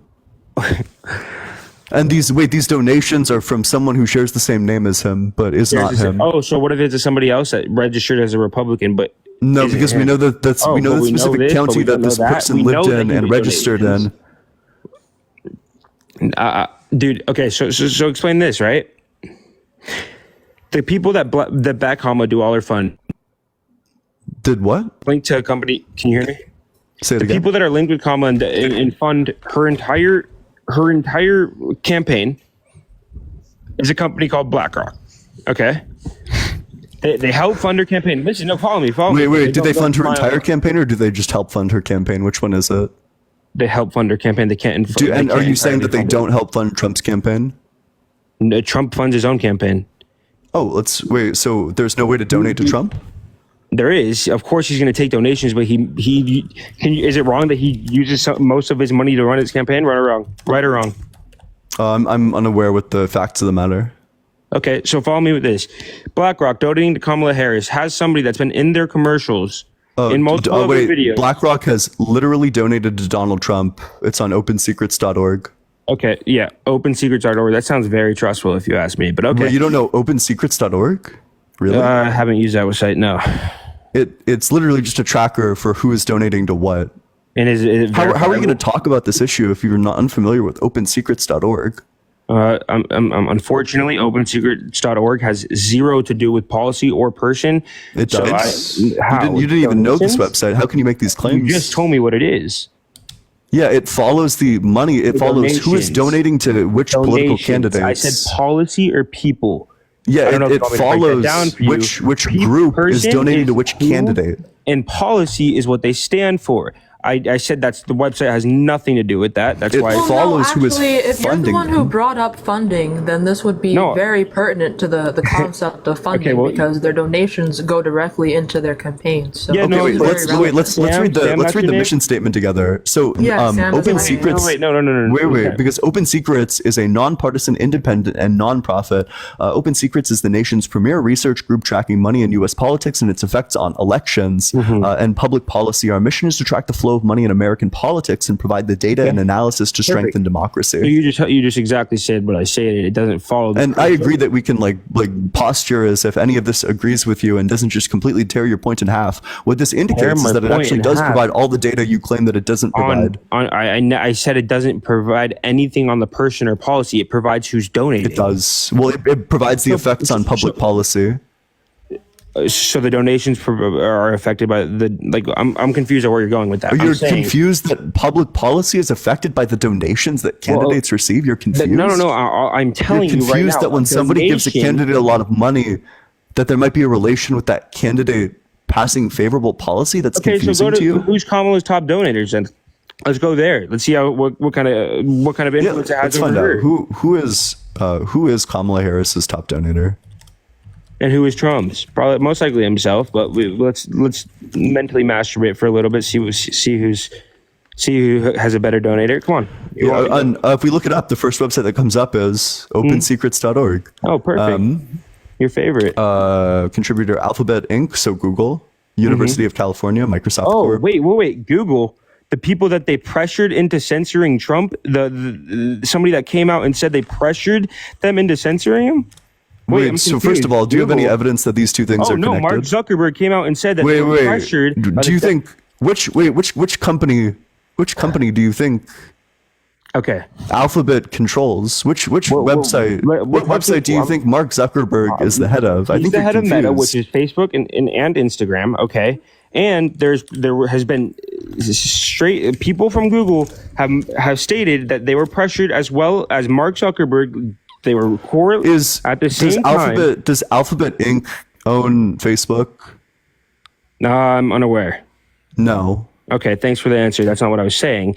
Is it true that Mark Zuckerberg came out and publicly stated that Kamala Harris and the Democratic Party, not Kamala Harris, is it true that you're pivoting away from the point that you're trying to? Not. So wait, because I just want to trace. Hold on, I want to trace how far you've run from your own point. The gaps in your logic. So you asked me who the top donators are. I said Alphabet Inc., aka Google, the company that owns Google. And to which hold on. To which your response was, aren't these the people who suppressed Trump? No. So does it not make sense that Google that has stated that they were pressured? Google doesn't own Facebook. Good try. Let me finish, please, without cutting me off, and then maybe you'd understand what I'm trying to say. Maybe, I don't know, maybe that makes sense to you. But Google and Facebook, so Facebook and Instagram were pressured into this, and people from Google said at the same time they were part of the pressuring for Instagram and Facebook to censoring them. The Democratic Source? Party Wait, source? censored. Go ahead, look it up. I'm looking it up. Nothing's coming up. So what do you search up? Because you I looked it up searched already. Trump. I searched Trump pressured, or like Google pressured to censor Trump. No, so yeah, if you look into it, the Google's search engine. Give me the source. Give me the name of a source. God, dude, you're not letting me speak. I can't. I'm on my phone. I can't go search something up right now. I'm not. I can't. Yeah, take 5 seconds. Take 60 seconds and go give me a source. Okay, so you let me right back in. Yeah. All right, Well, wait. So you can just stay on the page while we wait. So it stays in if I slide off the screen. Yeah. Okay, I'll be right back.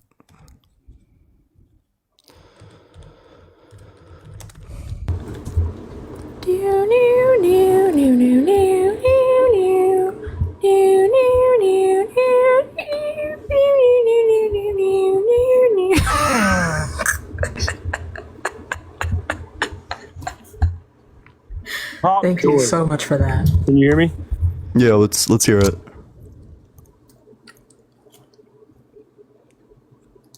Let's hear it. July 31st. Can you hear me? Yeah. What's 2024. the name? What's the website? MarshallSenate.gov. MarshallSenate.gov. Senator Marshall leads an investigation into Google's. Yeah, leads the investigation. So what's the results of the investigation? Hey, so don't you think that since already Mark What's Zuckerberg the- came out publicly Wait, do you stating, think investigation equals guilt? Oh, well, with Trump you do. No, I certainly don't. I think the 'cause facts indicate guilt. It seemed like the entire Democratic Party already wrote him off as guilty as soon as the court No, well, started. so first of all, wait, am I wrong? the reason why No, 'cause now I you're think pivoting. Now hold you're on. pivoting. Let's go back to where I Wait, what do you was. think? What do you think a pivot is? Going from one thing to another. We were just directly No, talking a about. pivot isn't going from one thing to another. It's when you go to a completely new argument. You can go to are. different I'm points in not the done same stating- argument, and it's not a pivot. You You're told me to confused. correlate Google and Facebook with censorship of President Trump. I am directly. Don't you think? Let's use process of elimination. Okay, so there's one outcome: Google's not doing it. The other one is Google is doing it and censoring Trump. Okay, we have somebody almost just as big as Google that over probably 90% of American citizens have Instagram or Facebook. Okay, they were pressured directly into censoring Trump. Doesn't it logically make sense to, if they're doing it, a company this size, wouldn't Google be?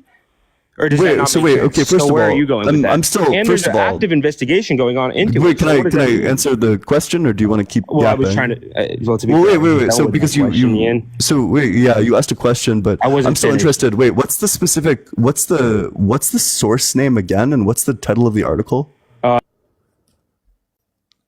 www. Marshall spell. Yeah, okay, that's fine. Marshall.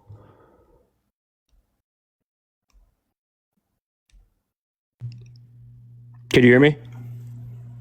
When you teacup, we can't hear you. You have to remember it and then come back. Yeah, so Marshall then what? Marshall.senate.gov. Senate.gov. Doc Marshall, U.S. Senator for Kansas. And which article am I looking at? I can't hear you if you're off the app, by the way.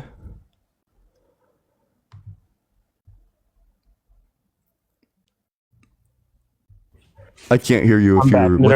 you're. I'm back. 1 second. So okay. I'm trying. What's the article name? Let's hear it. Senator Marshall leads investigation into Google censorship of Donald Trump.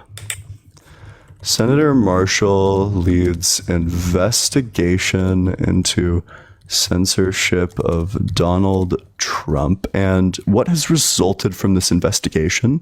I haven't read the link. You haven't given me. I mean, I was just You told me to go find a source. I searched up the word. A source that proves that Google did it, my boy. Did it? Okay, what I said was Instagram, Facebook, and there's an active investigation going on into Google. Does that not correlate? I'm telling you, how would it not make sense? The biggest social media platforms in the world are being pressured and were pressured into doing this, which they did. What's the evidence in the investigation? With the Google one?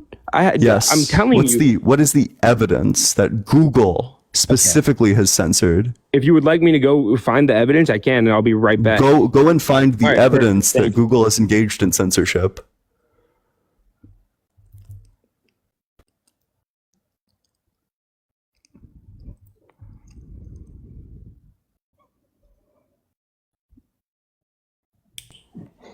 In the first paragraph, there is direct proof that search engines that had to do with Trump were censored. What's the direct proof? Go read it. You have your computer right next to you. Yeah, let's read the first sentence. The paragraph. The first paragraph. Well, so okay, we can read the first paragraph. Yeah, thank you. Today, U.S. Senator Roger Marshall, MD, damn, they're just giving MDs to anyone, sent a letter to Sundar Pichai, Chief Executive Officer of Google, demanding answers for his company's suppression of search terms related to the assassination attempt against President Trump on July 13th. So just because what's the evidence that this actually happened? So if you have somebody let's do this. Somebody that's a chief executive officer at Google. Wait. You said it was in the first paragraph. Where's the evidence? I'm still looking for it. I am telling you, let me finish speaking, please. That's all I'm saying. Yeah, you're not go for it. And will it be related to the first paragraph that you just had me read out, or was reading the first paragraph irrelevant? So again, read the guy's title of position at Google. What is the guy? What does he do? So what position is he? Which guy? In the first paragraph, you just read it. Read it again. So, sent to Sundar Pichai? Pichai? What position is he? Let's find out. It said in the first paragraph, I think. Chief Executive Officer of Google. So CEO, right? So wait, just because you send a letter to someone accusing them of guilt doesn't mean that they're guilty. No, but it's do you not understand? The CEO. You can just so you know, you can send a letter to literally anybody you want, accusing them of literally anything you want. The CEO is not going to accuse his own company of something that's not true, don't you think? It's the CEO of Google. He's not. Wait. Marshall sent a letter to the CEO of Google accusing him. Yeah. You can send a letter accusing to anyone, accusing them of anything. What's his response? It's not in the first paragraph. Which paragraph are we looking for? What was his response? Let's see. Wait. Do you not know? I'm telling you, the Google. Wait, do you not know what his response was? To my knowledge, I don't think he did respond. Based in Giga Chad. So it outlines the. Yeah, wait, so there's no response that's given. We don't know if there was no response at all, but why are you bringing it up? Because do you think pleading the fifth makes someone guilty? What did you say? Do you think pleading the fifth makes someone guilty? So if your hands are covered in blood, but you plead the fifth and somebody next that's evidence. That's what you don't have. No, again, but you can accuse anyone of anything. You can accuse anyone of anything, and the fact that they don't respond to the accusation doesn't make them guilty. You were going to take the argument. I would have came on here with proof of Google doing this. I came on here. This is not the direction I thought. I'm sorry that you didn't come up with enough evidence. No, I mean, to be fair, you don't have evidence proving that it didn't. But it's not my burden to prove. Like I can say, Can you give me? I could create an elaborate accusation against you that when you were like the age of 2, you assassinated Archduke Franz Ferdinand and then like falsified your birth certificate. Innocent until proven guilty. I get it. Innocent until proven guilty. Wait. So then the burden of proof does flow that way. Exactly. That's what I'm agreeing. Yeah. So it's still your burden. So it is. So then you agree that it's your burden to prove. Yes, I do. All of your claims. So then prove them. Go ahead. I'm gonna find proof for you. Give me. Yeah. Let's do it. Purdy, thank you so much. Appreciate that. That's awesome. W Purdy in the comment section. But if you want to support the stream, the Venmo's allegedly -Ian. Cash App is just allegedly Ian. Keep on double tapping on that screen. Let's get all the way up to, I don't know, call it like 130K. Make sure you're sharing it with your friends, doing all that good stuff. If you really, really want to, make sure you're dropping a follow as well. Mew, thank you so much. Appreciate that. But yeah, while we wait, how long is it going to take for us to get even a shred of evidence? Probably a while. Let's put in our predictions now. If I'm a guessing individual, I'd probably guess that this guest is going to come back with nothing, but we'll see. Or at least something that falls through very easily. But keep on double tapping on that screen. You just got to double tap and fill up that bar like 1, 2, or 3 times. That's really all it takes while we wait for the guest to return. Sam, how's it going? What's up with you? It's going well. I think I might have found a response actually. Also, this food is fucking delicious. People were asking what it is. It's Chinese food. But anyway. Oh, okay, never mind. Yeah, what's the source? Let's hear it. Have you found something? Breitbart.com.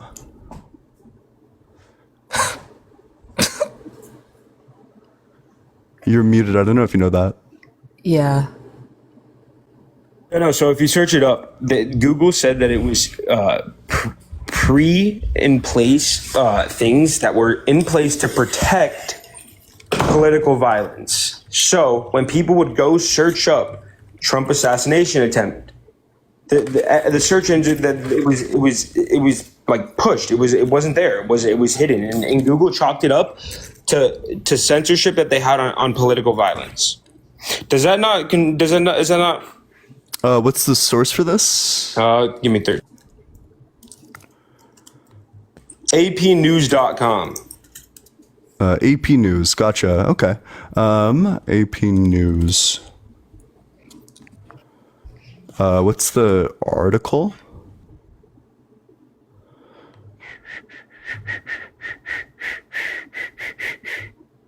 Because this seems like it's just coming down to algorithm rather than any intentional choice that anybody's actually made. Oh, so you're saying that the algorithm was made to censor Trump? Is that what you just said? No, the algorithm was made to censor like political violence. This is really childish as fuck. I'm gonna be honest. I'm just gonna read directly.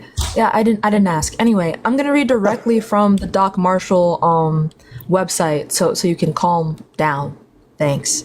Background. So it tells us here, on August 12th, Google's Vice President of Government Affairs for the US and Canada, Mark Zakowicz, replied to Senator Marshall's letter stating that Google systems are designed to prohibit autocomplete suggestions for hypothetical political violence against current figures. So you're saying it was a hypothetical that Trump got shot at? No, this is why I keep telling you you're being immature. Can I at least finish reading from the website that you provided? Because you're extrapolating about something I didn't even get to finish reading yet. And this is from your source. But you just... Can I have a few seconds? Go ahead. Yep, keep reading. Thanks. Thank you. Anyway, for hypothetical political violence against current figures. In the aftermath of the horrific events... What happened with Trump wasn't hypothetical. In the aftermath of the horrific events in Butler, PA, thanks... These systems were still in place and predictions related to the assassination attempt failed to appear. Google recognizes that these out-of-date systems led to an inadequate user experience. So basically, when you look certain things they up... They acknowledge that they censored Trump. Wait, so could you summarize back to us what the, quote, censorship is? The censorship of the and in what way, what specifically, what part of it was censored? At what step in the trying to look it up was it censored? I'm so... did you just hear her? Yeah, but I want to hear it from you just to make sure we're on the same page. I think we are. We just listened to the same woman speak. Yeah. Wait, so can you just like say, can you run it back if you were listening? Censored. You just said they censored the assassination attempt because they chalked it up to what hypothetical. What part of the search was censored? Wait, you weren't listening. But you don't know. You weren't listening. I wasn't. Summarize it back. Wait. You weren't listening. Wait, summarize it back. If you were listening, summarize it back. You know what it is. You weren't listening. You're trying to see if we're on the same page. You weren't listening. Wait, summarize it back. No, you. Yeah. Literally weren't listening. No, I am because Google. In one ear out the other, then summarize it back. If you're gonna let me speak or keep speaking. Yeah, go for it. Yeah, let's do it. Come on, Harry Potter. Let me talk. Yeah. All I'm saying is Google stated. Our systems censored the assassination attempt because they thought it was under hypotheticals and it wasn't. They say their systems were out of date, is what they So say. you weren't listening. Cute. The part that was censored Cute. was the autocomplete responses. Yes. You could still find all of this information. It all showed up if you typed in President Trump assassination. It's just, it is. Said, I read it to you verbatim. Read it again. It said, okay. You weren't listening. Let's try to put our listening ears on this time. Yeah.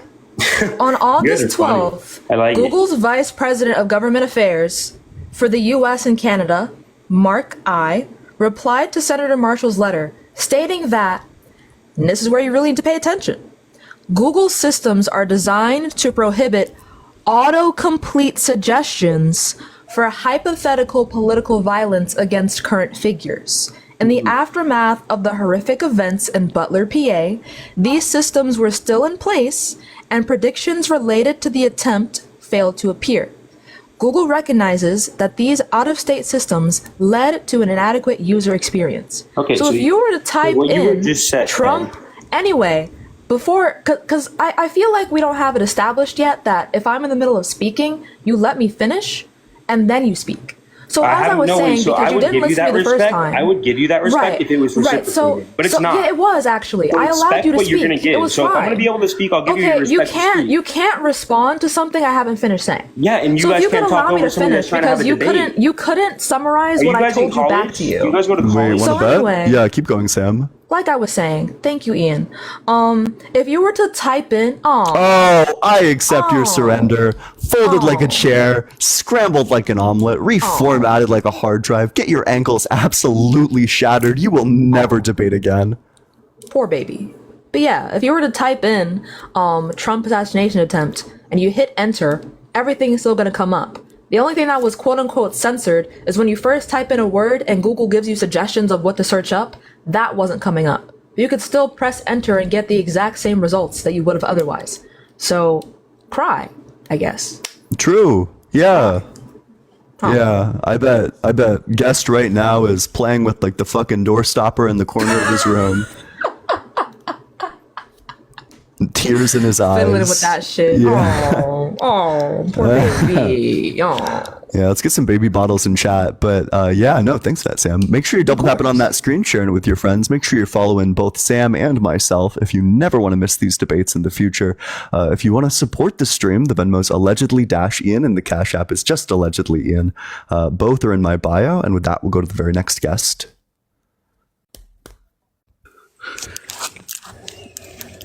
Hey, what's up? How's it going, bro? Good. How about yourself? How are you guys doing today? Doing well. Are you voting for Trump? I am. Okay. Why?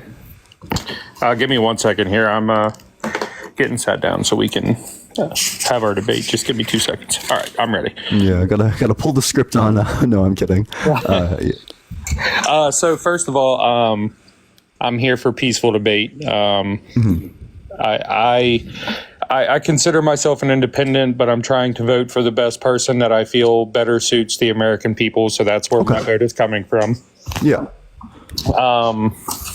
Before we get into the debate, would you guys like to exclude anything pertaining to COVID? What do you mean by that? Well, so like for instance, the unemployment rate in 2020 was 14.7%. But we could agree as a whole that was solely due to the shutdown of the country. So you mean like exclude things that COVID might have affected? Well, no, not necessarily that COVID affected, but okay. So here's my point. Wait, so you mean just like take that year out of Trump's presidency? No, not at all. I'm talking about. Okay, so this is what I mean. For instance, if we look at Trump's administration and the Biden administration, and the only reason I'm talking about the Biden administration is because Harris is a part of the Biden administration. If we look at policies passed, right? So we go to Trump, and partisan policies cost our country $1.9 trillion, while bipartisan policies cost our country $6.5 trillion under Trump. Now, a lot of that, 3.25 trillion of that, was directly COVID relief related. So what I'm asking you is, when it comes to talking about some of these specific numbers, do you want to keep anything like that out so that we don't have to resort back and say, oh, well, that was because of COVID and this is why that happened? I think I think it just like really depends because it depends on what your points are. Because one point that I hear quite frequently is that like all these wars started under Biden, but of course that's going to take into account that Biden didn't like cause these and Kamala didn't. I'm not cause even here these. to debate the war, sir. So yeah. So I guess it just depends on your points. Okay. Well, so starting there, like I said, a partisan vote for Trump's policies added 1.9 trillion, where bipartisan added 6.5 trillion, and 3.25 of that 6.5 trillion was bipartisan vote for COVID relief. But if we look at the Biden administration on partisan policies passed, the party itself added 3 trillion, where his bipartisan passing policies were only 1.3 trillion. So if you look at the grander scope of things, if we're going to blame an administration for adding more deficit to our nation's debt, the Harris-Biden administration technically added more partisan debt to our deficit. Why do I care about partisan debt? I mean, if we look at the facts of the matter, didn't Trump outspend Biden on the deficit like 2-1? Well, but again, 6.5 trillion of that was bipartisan, meaning both parties voted that in. So you can't just blame Trump. But it happened under Trump. Like, I mean, Trump supported it. Like, I don't deny that Trump supported it, but it was still bipartisan. yeah, but if all you're claiming is that like, well, we need to vote for the president who's going to do less deficit spending. No, then that's just Trump one of the, Trump that's just did one of the points. so much deficit spending, like twice the amount that Biden did. But he didn't, because his partisan, meaning the one party who voted it in, they only did 1.9 trillion. So that's the point I'm trying to make. We as a whole, or we as a country, are blaming this $8.4 trillion solely on Trump, but 6.5 trillion of that was bipartisan. It wasn't just him. Does that make sense what I'm saying? Yeah, and this is a friend of mine. He knows much more about economics than I do. But Luke, do you have something to contribute? Yeah, there's a couple things that I'd want to point out. One thing is that I'm not, in general, a fan of this sort of like deficit hawkery, sort of football passing politically. But if what we're concerned about is economic concerns, it's sort of mind blowing to me that somebody who's interested in economic concerns would support Trump. I'm just super unsure why you think that Trump's going to be better for the economy, if that's the point you're trying to make. Well, I mean, if you would like to move away from the deficit addition of both parties, we could look at the inflation rate. And from 2017 to 2020, our inflation was 2.13%. In 2017 and 2018, it was 2.4%. 2019, it was 1.8%. But in 2020, it dropped back down to 1.2% inflation. However, in 2021, we see a massive spike of 4.7%. And then in 2022, we're at 8%. So there's a couple things. Firstly, right, if we're concerned about inflation, I think we should be significantly more concerned about the tariff plan under Trump, right, which would be one of the most like radically inflationary policies imaginable, right? But secondly, I'm pretty unconvinced that this is due to monetary or fiscal policy done by Biden. We see similar rates of inflation across the world. It doesn't seem like this is something unique to U.S. policies. It seems like this is something that's actually just driven by a shift in broader supply chain crises and a shift in the composition of demand. Okay, so what is your correlation to the what's the correlation in the inflation rates from 2017 to 2020 and from 2021 to 2024? Broad supply chain issues, right? Like again, what policy do you think that Biden passed that you think caused this inflation? What and for what year? Answered. The inflation that you're discussing, right? Any of them, yeah. Well, and so most people would actually say that the inflation from 2021 to 2024 is due to Trump. But my argument for that would be because of his policies, right? Because it takes at least 4 years for policies to enact, 10 years total.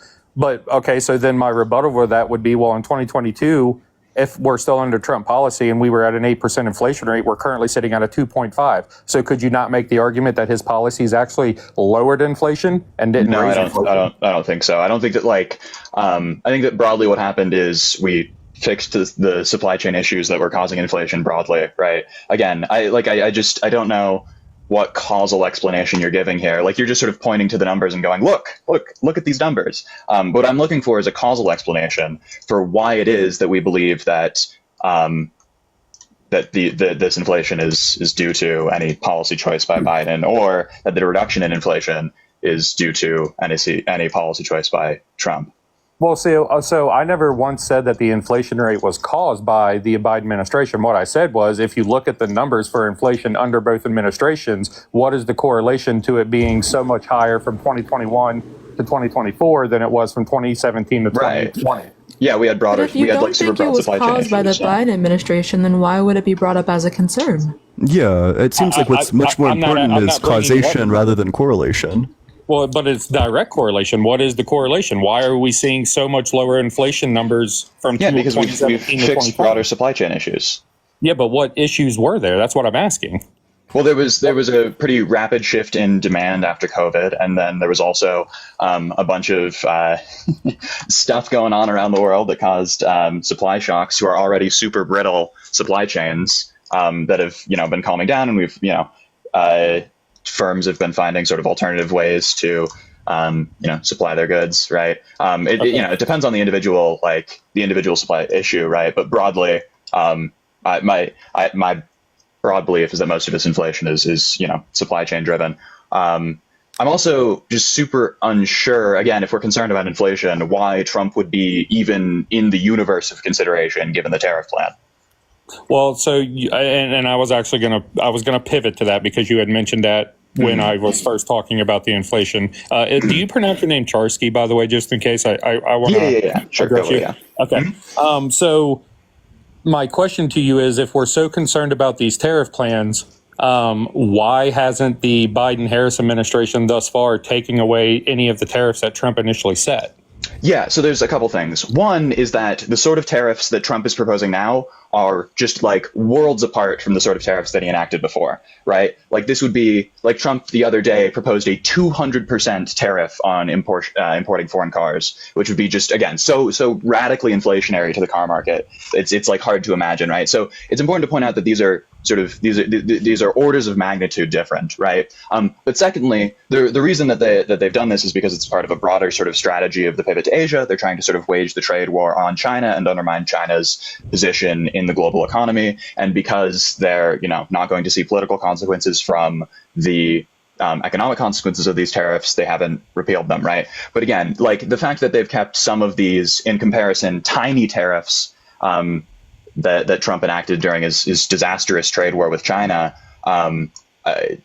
doesn't really indicate to me that these insane tariffs that Trump is proposing aren't going to be radically inflationary.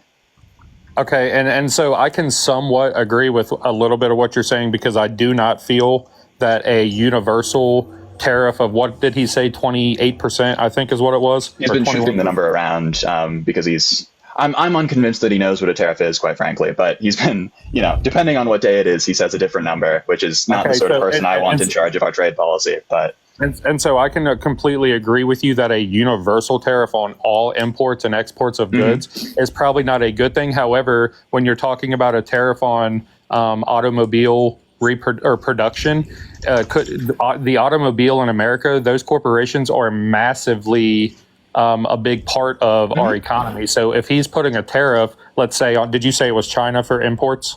I believe that the one he proposed, again, it's hard to get good things on this because he just says different things every day because he's economically illiterate. Okay. But I thought you had mentioned it was Asia or someplace of that nature. Yeah, he said broadly that he was going to put a 200% tariff on importing foreign cars. So could we not concede that maybe putting that tariff on imported cars would then bring the manufacturing back to the United States, would allow those companies to employ Americans and more jobs, higher pay, because they have to pay Americans? That's an empirical question, right? So we have to look at the empirical evidence surrounding the effectiveness of these sorts of protectionist policies, and it just doesn't seem like in industrialized countries that don't have infant industries they're trying to protect, that these policies really do increase employment in the relevant industries by anywhere near the degree that they would need to in order to offset the insane increase in the price of these goods, right?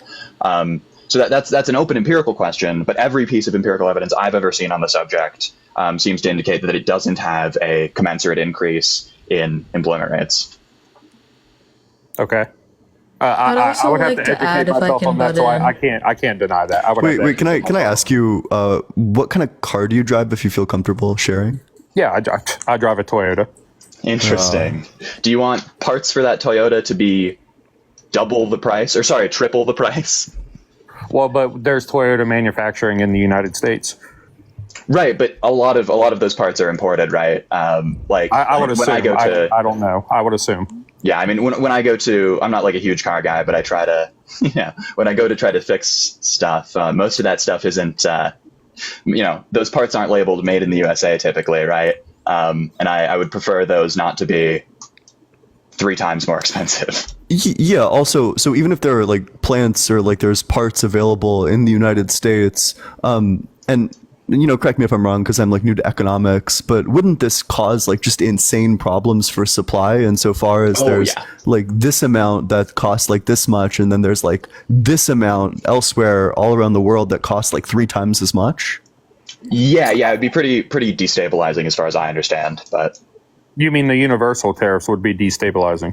Well, the universal tariffs would be, but also the car tariff specifically would be destabilizing because, along the supply chain, right, even if it's, overall manufactured in the US, it's still, getting other car supplies. It's usually like sort of secondary manufacturing that occurs in the United States.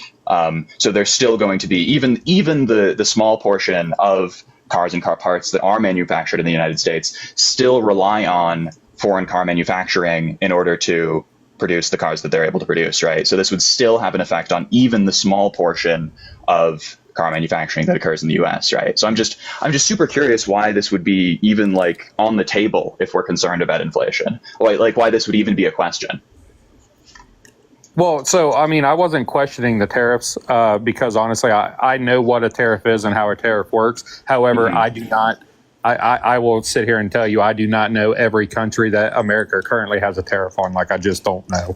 So, Sure, and as far as your car tariff goes, and it's just my personal opinion, I'm not saying that this is an opinion of everybody.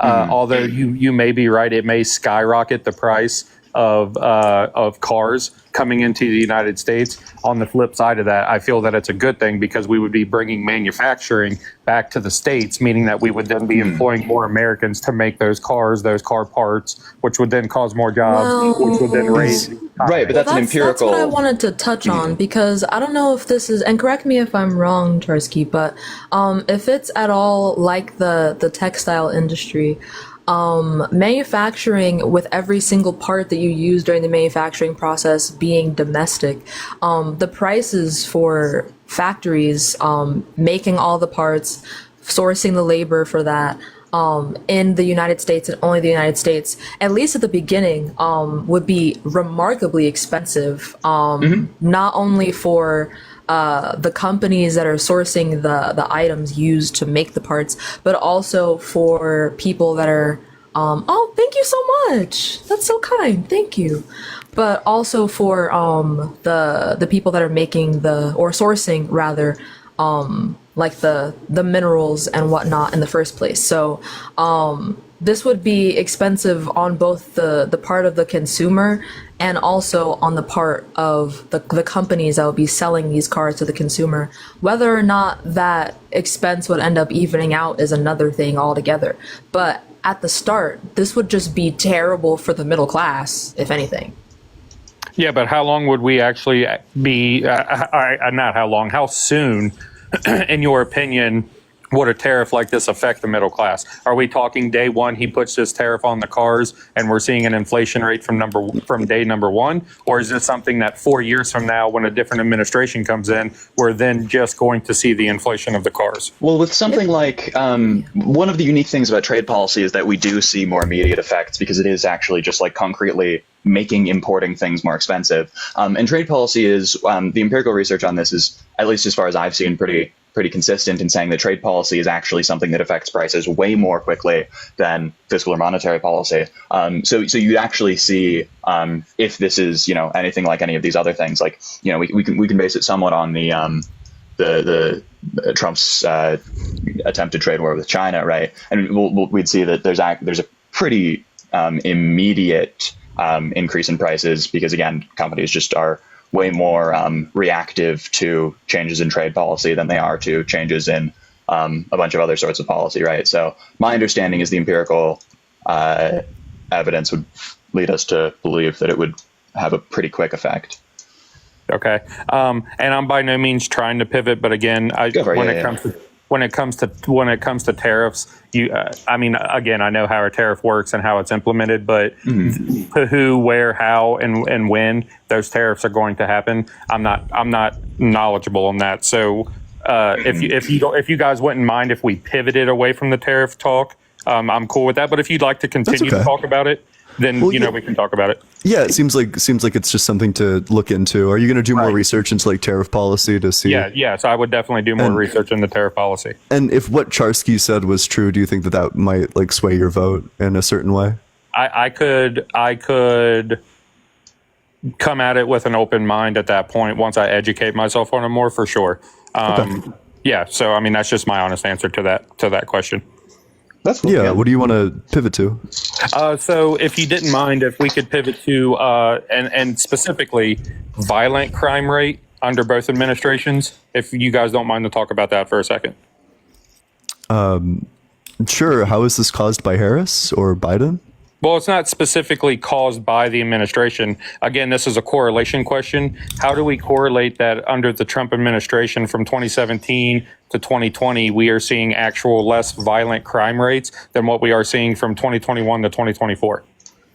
And if you would like my research that I did on that was from pewresearch.org. If you go on there and look at their charts, there was a spike of crime in 2020. I'm correlating that to COVID because there was a complete shutdown of our economy at that time. People were going crazy, obviously. But if you look at 2017, 2018, 2019, this is a study done per 100,000 people. And the numbers are significantly lower before 2020. But after 2020, you see a complete spike in violent crime. And so I'm curious, what is the correlation, in your opinion, under both administrations that would have caused that? Seems like COVID is what's largely described, which means that it's going to come down to like the handling of COVID, which I think by like every metric, Trump fucked up in his handling of COVID. Okay, but to rebuttal for that statement, could it not also be said that he fought so hard to keep our economy open longer because we did have the greatest bounce back of all countries for our economy? So this seems to be due to the policies of like Biden and Harris, whereas under Trump, there's like tons of people who were unalived by COVID, which is bad for your economy, of course. And there's like tons more people who got long COVID, also really bad for your economy. Okay. Yeah, well, and so that's why I was asking, is the correlation of the rise and violent crime rate, right? I want to be specific about that because that I always spell PEW out, that pewresearch.org, when you go in there and you look at how they were tracking different crimes, like it has a list of larceny, it has a list of theft, it has a list of auto theft. So it lists different things, but I was more specific. I was specifically concerned with the violent crime rate because obviously according to USA Today, violent crime has dropped for the third straight year in 2023. So the reason that I'm using the pewresearch.org is because if you did you say it was Crime Rate Today? Was that your source? I'm sorry. USA Today. USA Today. They actually go off of the FBI's research, and it's actually well known and documented that certain departments are refusing to give their numbers on violent crime rates, and they actually don't have to. There's no policy that states that they have to. Source? To the FBI? To the FBI, yes, that is correct. But I'm not sure why we would rely on FBI data if what you're saying is true. PEW is not FBI. Well, wait, so clearly they are releasing their statistics. Otherwise, USA Today couldn't make the statement that overall violent crime declined 3% compared to the prior year. The FBI statistics show is that there's that FBI statistics are in some way incomplete because like states or cities aren't giving their data to the FBI. Is that correct? Correct. Yes? Correct. Yeah, that's what I'm trying to say. Yes. Yeah, I mean, I've heard this claim. And I've read I assume the article you're referencing from Pew is the Gramlich article.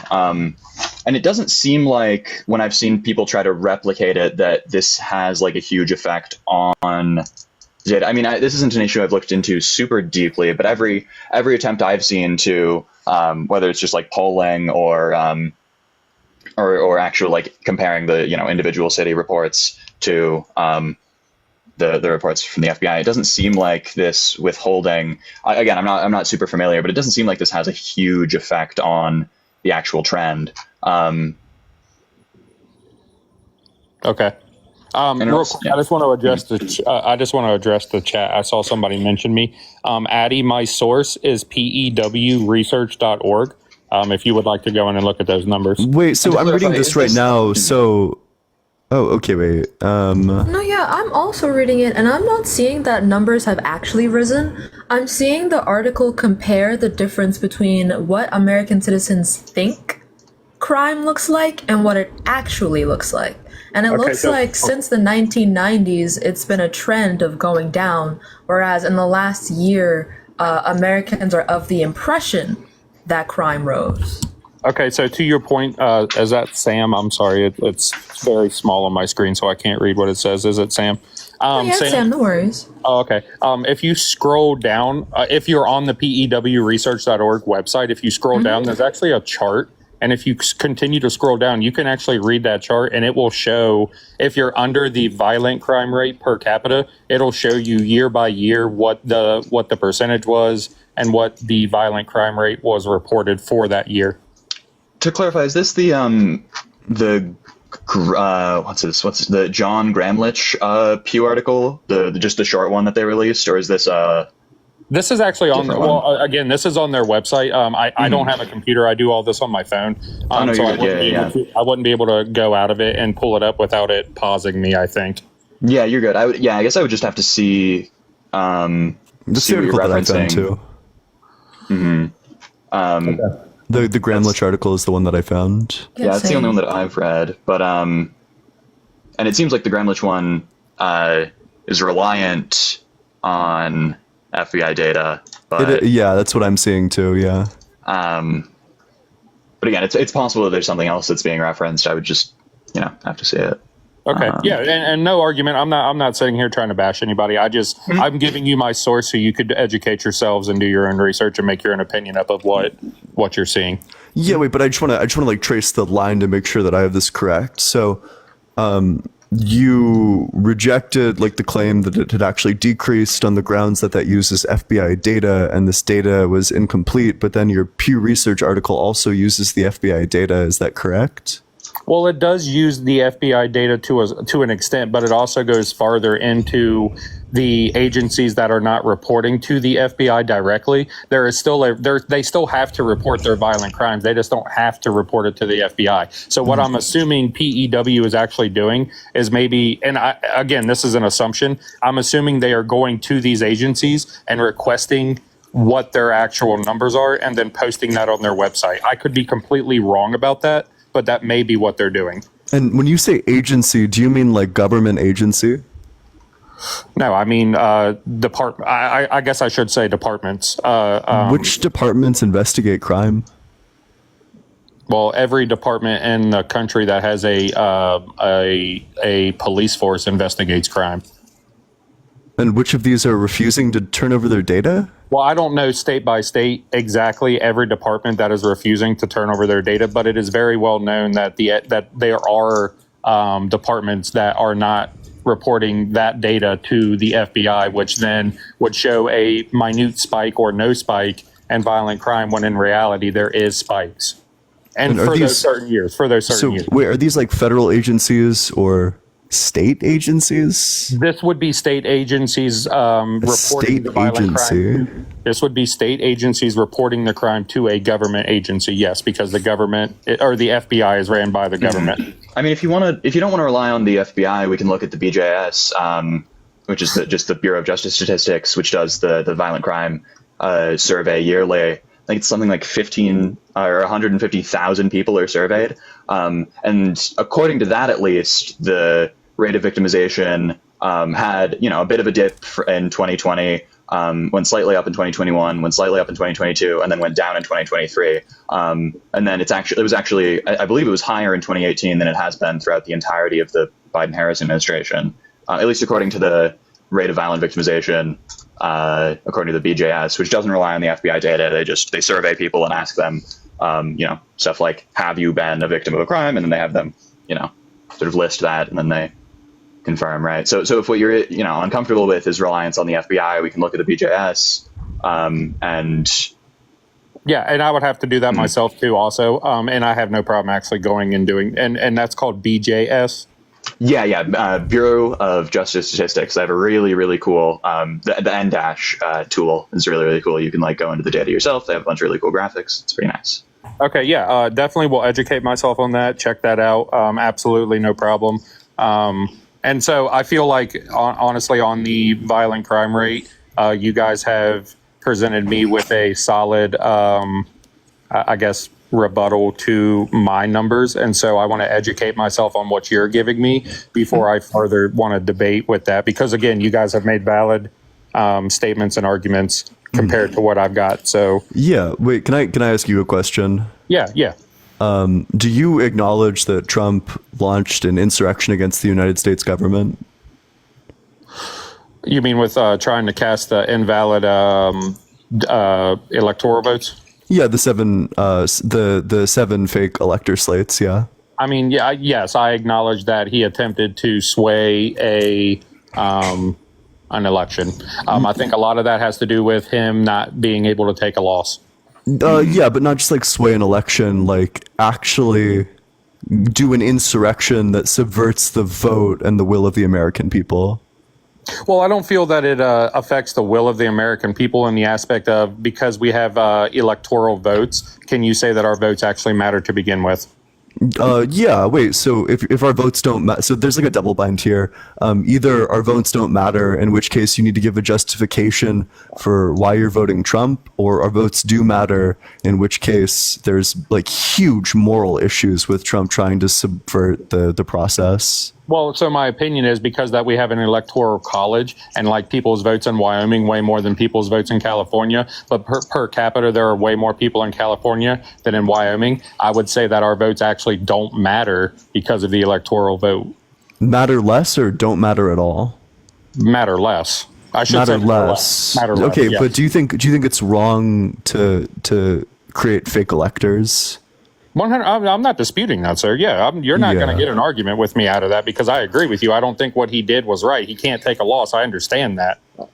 Okay, I guess it feels to me like we have two completely different perceptions of the severity, whereas this could have easily, if Mike Pence followed the plan, if all of the electors all the fake electors actually went in, then we could have easily lost our democracy. Doesn't that worry you? You mean if Mike Pence would have followed through with what Trump was wanting, it would have ruined our democracy? Yeah, just that the will of the American people would have been subverted.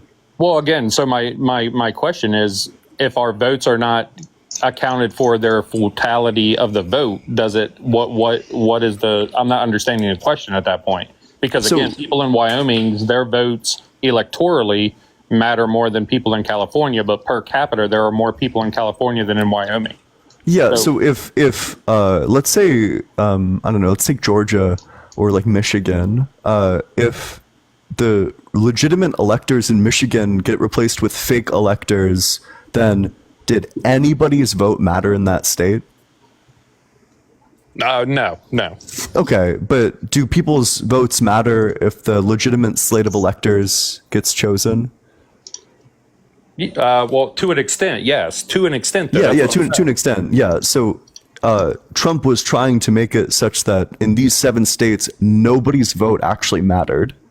Whereas typically your vote, to some extent, does matter.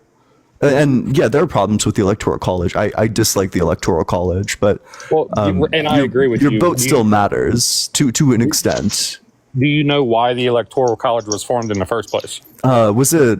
This might just be something that I heard, but wasn't it because people populations were deemed as not intelligent enough to actually engage? in an essence, you're correct. Yeah. So the Electoral College was actually built because what we were seeing in other countries like Schmittler and things of that nature, where those people were voted in by the most popular vote and then they ended up being dictators. That is why our country went with the electoral vote, was because at that point, the population could not then choose by accident a dictator. I think your timeline there is a bit wonky insofar as the Electoral College predates Schmittler by like quite a bit, but I get the point. I'm just using him as an example. Yeah. Okay, yeah, I understand that it predates him. What I'm saying is, though, countries like Germany, who elected Schmittler in due to a popular vote because they don't have an electoral system, that I'm using that as a correlation as to why the Electoral College, I should say. I'm sorry to interrupt. Exists. I just wanted to say I gotta go, Ian. But bye-bye. I will talk Sam, thanks so much for coming on up. I appreciate it. Thank you for the good conversation, Sam. Thank you for coming up. Bye-bye. But yes, I agree with you 100%. Obviously, the Electoral College predates Schmittler. I'm just telling you why. We were seeing countries at the time voting in people when the Electoral College was made. We were seeing countries voting in people on their popular vote, and then those people turning around and being complete dictators. So I guess I'm just sort of confused why we would believe that a system with less democratic accountability would be more protective against tyranny and dictatorship. It seems like, if anything, what we would want is greater popular sovereignty and greater ability for the people to sort of check the government. I'm just super unclear on why we think that, like, you know, restricting the people with influence will make it harder for dictators to gain power. Well, because again, it's for our country specifically. That my answer to your question, for our country specifically, let's say that we had a dictator trying to run for president, right? And that dictator would win the popular vote. Our Electoral College protects us as Americans from that dictator getting into office. So that's where I'm just not sure why it protects us any more than just like, it just seems we don't go off of the popular vote. We go off of the Electoral College vote. So, like, if, for instance, Hillary Clinton in 2016, when that election happened, I'm familiar with how the Electoral College works. But my question is just, I don't see why we would believe that it would be more difficult for a dictator to, you know, sway over the small group of electors than it would for a dictator to sway over the entire American population, right? Like, I'm super unclear on why we would believe that, you know, a system with less influence from the people would be better at protecting from a person who wants to decrease the influence of the people, right? I guess I'm confused about I'm understanding the question, but I'm also confused by the question because, like I answered, if we had a dictator running and we were going off of popular vote and not electoral vote, the Electoral College protects us from that. Okay, wait. I think we just got to make this like a bit more linear. Wait. So, do you agree that the group that determines who is president is the electors? Yes, I agree with that. And yes. do you agree that in all 50 states, the group that determines the electors is the populace of that state? No, my understanding is that determines which slate of electors is the popular. Okay, yes. Okay, yeah. Yeah. So the thing that determines the president is the slate of electors, and the thing that determines the slate of electors is the populace. So the populace through a chain, which, you know, I take issue, but whatever. I don't want to get into the weeds with it. The thing that determines the president through this chain of the Electoral College, there's a direct chain to the populace, which means that your votes have a direct impact on who is president. Do you think that it's moral, or you already agreed that it's not moral to take this away? Do you agree that this is like substantially, to an unbelievable degree, immoral to take away all of this, like the populace of like 7 different states, their entire, like, none of their votes matter because of this? Do you acknowledge that? Or if it went through, none of their votes would have mattered? Do I acknowledge that if they would have, you mean under our current system or what? That if Trump's elector plot was successful, none of these people's votes would have mattered in all 7 of these states. Right, but that's the same system that we're currently running under, sir. That's what I'm saying. No, Yes, because I agree with you. It's currently like that, though.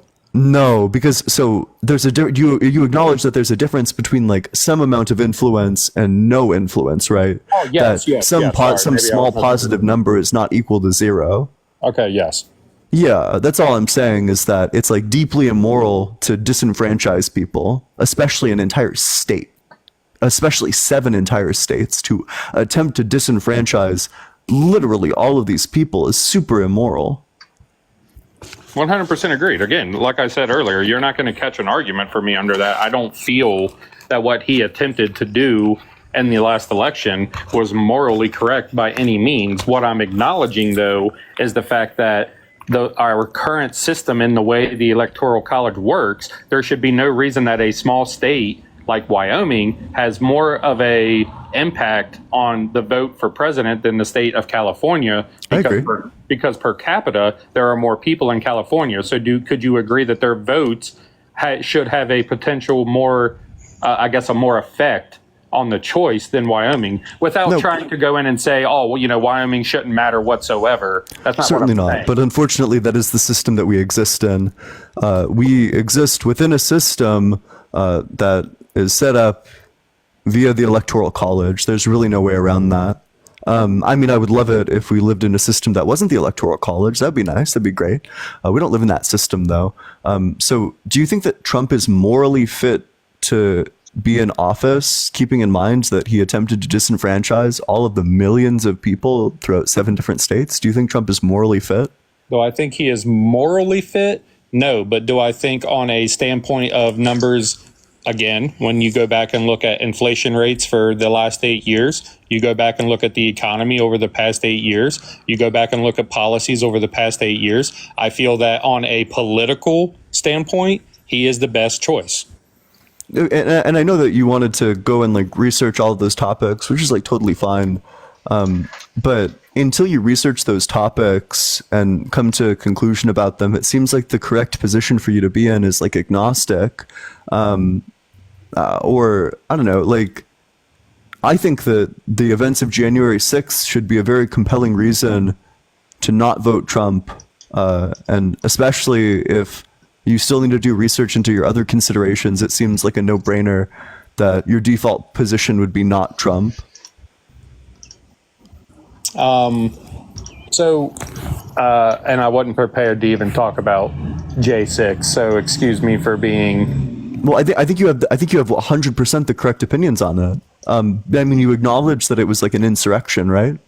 I don't think so. My opinion on J6, sir, was, and my analogy to this is if you walk up to a bear and you poke that bear with a stick, and that bear doesn't react at first, but then you continuously poke that bear with the stick, eventually you're going to get bit. And I think what happened was us as an American people, or us as an American society, got tired of being poked and we bit. And what's the stick in this analogy? Well, the stick in this analogy would be how correct me if I'm wrong, what was the year of J6? Because I 2021. Okay, so this was right after the election then. Yeah. So the stick in the analogy would be at the time, everything was being pushed, and this is propaganda, right? Everything was being pushed out that all this was a cheat. The Biden and Harris administration stole this election. And so I think what had happened was it hit just enough radical people that the stick, being the propaganda, was poking them, and they just got tired of being poked, and so they bit, and so they attempted to do something about it. Mm-hmm. And who was the main pusher of this propaganda? Well, the media. The media. You think the media was the main pusher of the? And what? So what's the specific propaganda that we're focusing on? The fact that it was being said that the election was stolen. And who created these claims? Who was the first one to claim that the election was stolen? Oh, it was Trump. Yeah. So Trump caused this like agitation of his like sycophantic savages to go and storm the Capitol. And like, but he never requested anybody storm the Capitol. He never once said, "I want you to go storm the Capitol." Yeah, but he said, "Go and fight like hell," Yeah, and then they went and But is that not our right in our Second Amendment under Second Amendment? Well, I yeah, don't think because that it's our right to break into the Capitol building and try to stop the. what I mean by the Second Amendment is that we have a right as an American people to protect our democracy from foreign and domestic enemies, and so if I think theoretically our constitutional right to defend what we thought was a domestic enemy. Wait, because hold on, and Charsky, I want to hear what you have to say. But are you saying that it was like the Second Amendment right of both of the attempted assassins? No, it seems like that would follow from what you're saying, right? So neither is like, breaking into the Capitol and trying to hunt down and kill Nancy Pelosi, right? I don't think anybody tried to kill Nancy Pelosi, but I mean, they were chanting "Hang Mike Pence." They said, we're going to get that derogatory word for a woman. They said we're going to beat her, right? We don't even have to focus on Pelosi. They were chanting "Hang Mike Pence," right? I think it's pretty clear what they wanted to do. Okay, but there's a big difference in what what the host asked and what you're saying. He's saying, excuse me, he's saying under the constitutional amendment, were the assassination attempts on Trump justified? No assassination attempt upon anybody is justified. That's an attempt of murder, which is illegal. However, it is not illegal for a community, society, or anything of that nature to go into a building as to which our taxes pay for and to be told that we are not allowed to cross a certain threshold. Then why are they being charged with crimes? Why are they being charged with crimes then if that's not illegal? Well, they're being charged with crimes because the way they went about going into that building was violent. They're being charged with violent crimes, which everybody who was there, Democrat or Republican, if they committed violence inside of that building, should rightfully be charged with a crime. However, it is not illegal to enter the building as to which our taxes paid for. Well, wait, surely you don't believe this, right? Do you think that people should just be able to walk onto the floor of Congress whenever they want and rifle around through people's? Yes, our taxes would it be okay? We should be allowed to be in there. Yes, 100%. Could I go check out? Be able to rifle through, secret documents, go to Nancy Pelosi or Mike Pence's office, just sort of, the White House. Drawers. Can I go into the White House? Is it all right should I be allowed to roll up to the White House gates, knock on the door, be like, "Hey, what's up? We're gonna have a little sleepover." Okay, well, you're taking that way to the extreme. I'm not saying to go to the White House and have a sleepover. However, our taxes paid for that White House. Our taxes continuously pay for the White House. So theoretically, by what you're saying, yes, you should be allowed to roll up to the White House and at any point in time walk through the White House.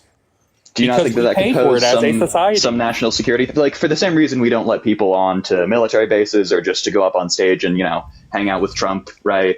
Do you not think that there might be some sort of security reasons why? There is a security risk, and I understand why they do not permit the communities to just walk into the White House. Do you think that there is a security? Do you think that there's a security risk? Yes, I understand the threat. Well, but do you agree that there's perhaps a bit of a security risk with allowing the crowd chanting "Hang Mike Pence" into the Capitol building? Are you asking me, was there a security risk at that time? Yes, 100%. Cool. So they should be restricted from going in. I'm saying that day, specifically J6, if that's what we're going to continue to talk about, the crimes that those people are being charged with, they're being charged because of a violent way of their protest. If they would have gone about that protest peacefully, like it should have been, we wouldn't even be talking about this day. Or we would have, because something monumental or better would have come out of a peaceful protest and not a violent protest. So, if this isn't exactly what Trump wanted, then why did Trump wait 3 hours watching the entire thing on Fox News, sipping a Diet Coke, where staffer after staffer came in and begged him to do something about it? Why did he wait 3 hours until the attempt had failed to send everyone home? I have If no this idea, wasn't sir. exactly what he wanted, why would he wait 3 hours? I can't speak about what his mind was going through or thinking. I have no idea. I don't have a valid answer for you for that. Yeah, so maybe we could figure it out and see the implications of the things that he was doing. That instead of calling these people off, he was following the situation quite closely, and he was making calls. Do you know who those calls were to? Again, no, I don't. When we speak on J6, guys, I had no involvement in that. Obviously, I thought what happened was tragic on a violent standpoint, because that should never. The way that violent protest happened should never have happened in the first place. So when you're asking me specific facts about that day, excuse me, I don't have those answers. I don't know. I don't know who he called. I don't know why he waited 3 hours. I have no idea. The only thing that I could speak on is maybe he was trying to see what type of protest was going to happen. But in my opinion, that even falls in on itself, because it was violent from the start, I believe. Yeah, so we know who he called, and we know what he said to the people he called. He called several senators to pressure them to protest the vote, to object to it, so that it could be debated and drawn out. And he used things like the violence of the protesters as leverage against these people. He said, these people are very angry. He tried to leverage the violence that these protesters were enacting in order to pressure these senators to do the things that he wanted them to do. Why would he do that? Why? Like, it seems like this is just exactly what he wanted. Well, and I understand that's subjective, because we don't know. I mean, we can't sit here and say that Trump's whole big plan on J6 was that the storming of the Capitol was going to happen. Nobody can sit here and definitively say that was his goal this entire time. So that's very subjective. Like, do you think that it's reasonable for people, when, trying to convict somebody of murder, to speculate about their motive, even though we can't know exactly what was going on in the minds of these people?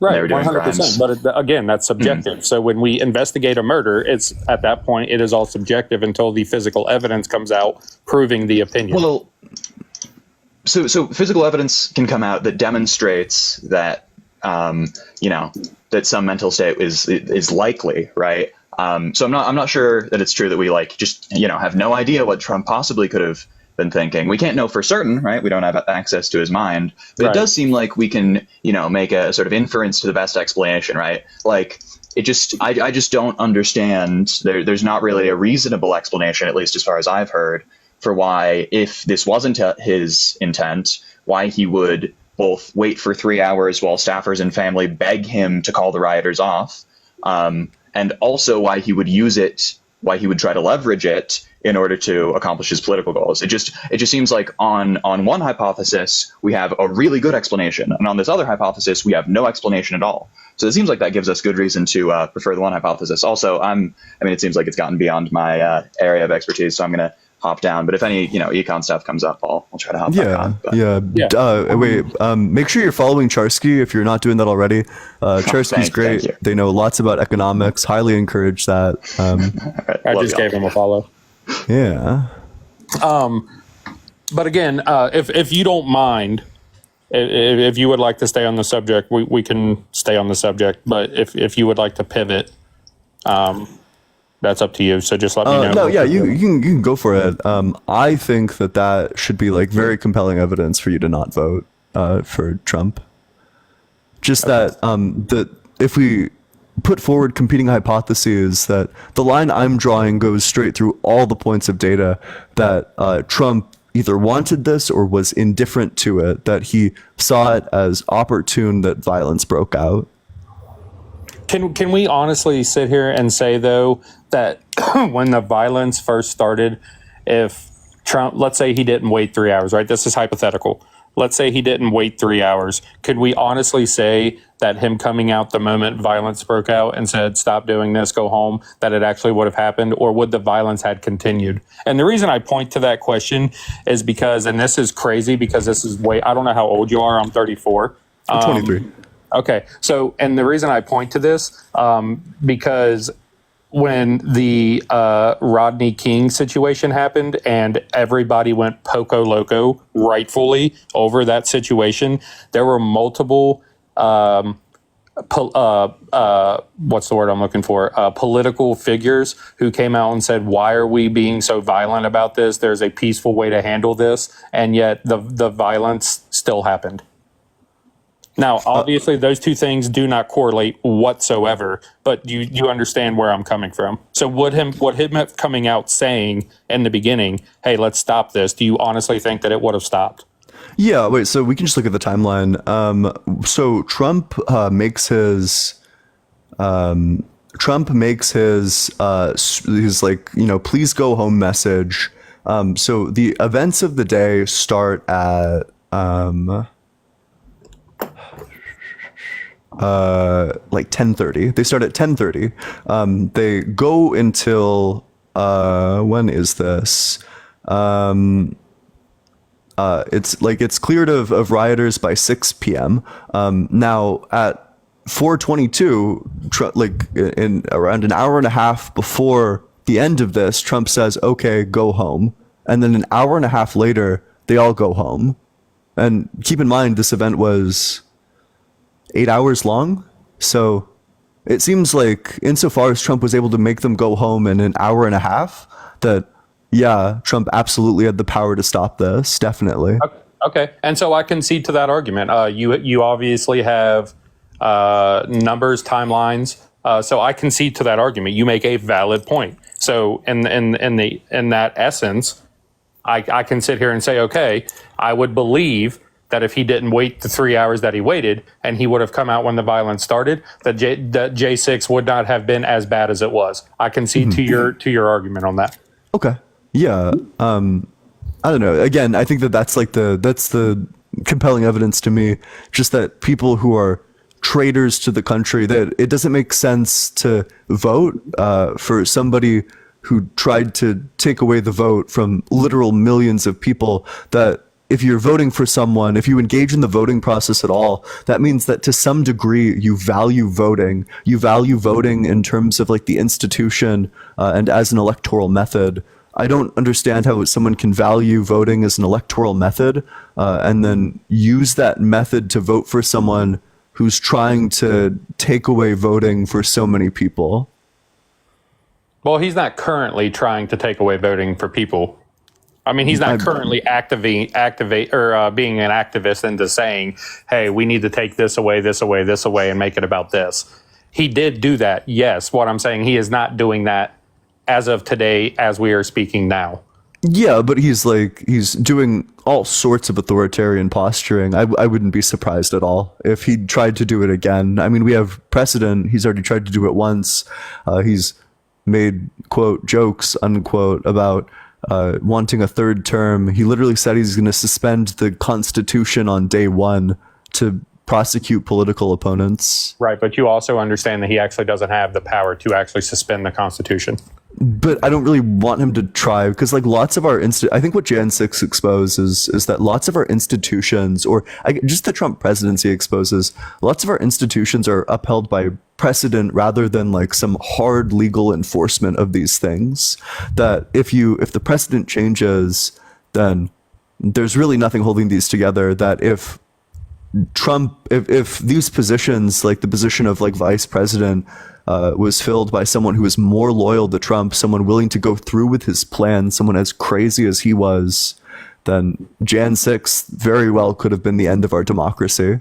100% agreed, sir. Again, you're not going to get an argument out of me about that. I like I told you a couple minutes ago, I concede to your argument with your timelines and his call and telling people to go home. You're 100% correct. It could have ended our democracy. And I think that, excuse me, if anything, that was a complete eye-opener, not only to the politicians, because they understand that us as people have on both sides of the parties have more power than what they give us credit for. But on the other side, I think it opened our eyes to society to say, hey, you know, what some of these politicians are doing is detrimental to our democracy. So it goes both ways. So why do you think Trump isn't running with the same vice president? Well, to be honest with you, I think that Mike Pence was a horrible VP for Trump. If you really want my honest opinion, I think Trump chose his VP completely wrong. If it were me, if I was Trump and I was going to choose a VP, it would have been either, and you may prosecute me for saying this, it would have been either RFK Jr. or it would have been, who is the, I can't pronounce his last name, starts with a V. Vivek Ramaswamy. Thank you, Vivek. It would have been him, even him over RFK Jr., because Vivek, to me, made the most sense of any politician that was on that stage during the RNC. Okay, so I think I'm not well read enough to have like a critique of either of those, but my question is just why is Trump not running with Mike Pence again? To be honest with you, I think that Mike Pence showed a stern stance against Trump, and all of us know that Trump is about him being the boss, and you're going to do what he says. And the whole great quote of "you're fired" off of his stupid show, I think that's a reason why he's not running with Pence. Gotcha. And showed stern resistance during which event specifically?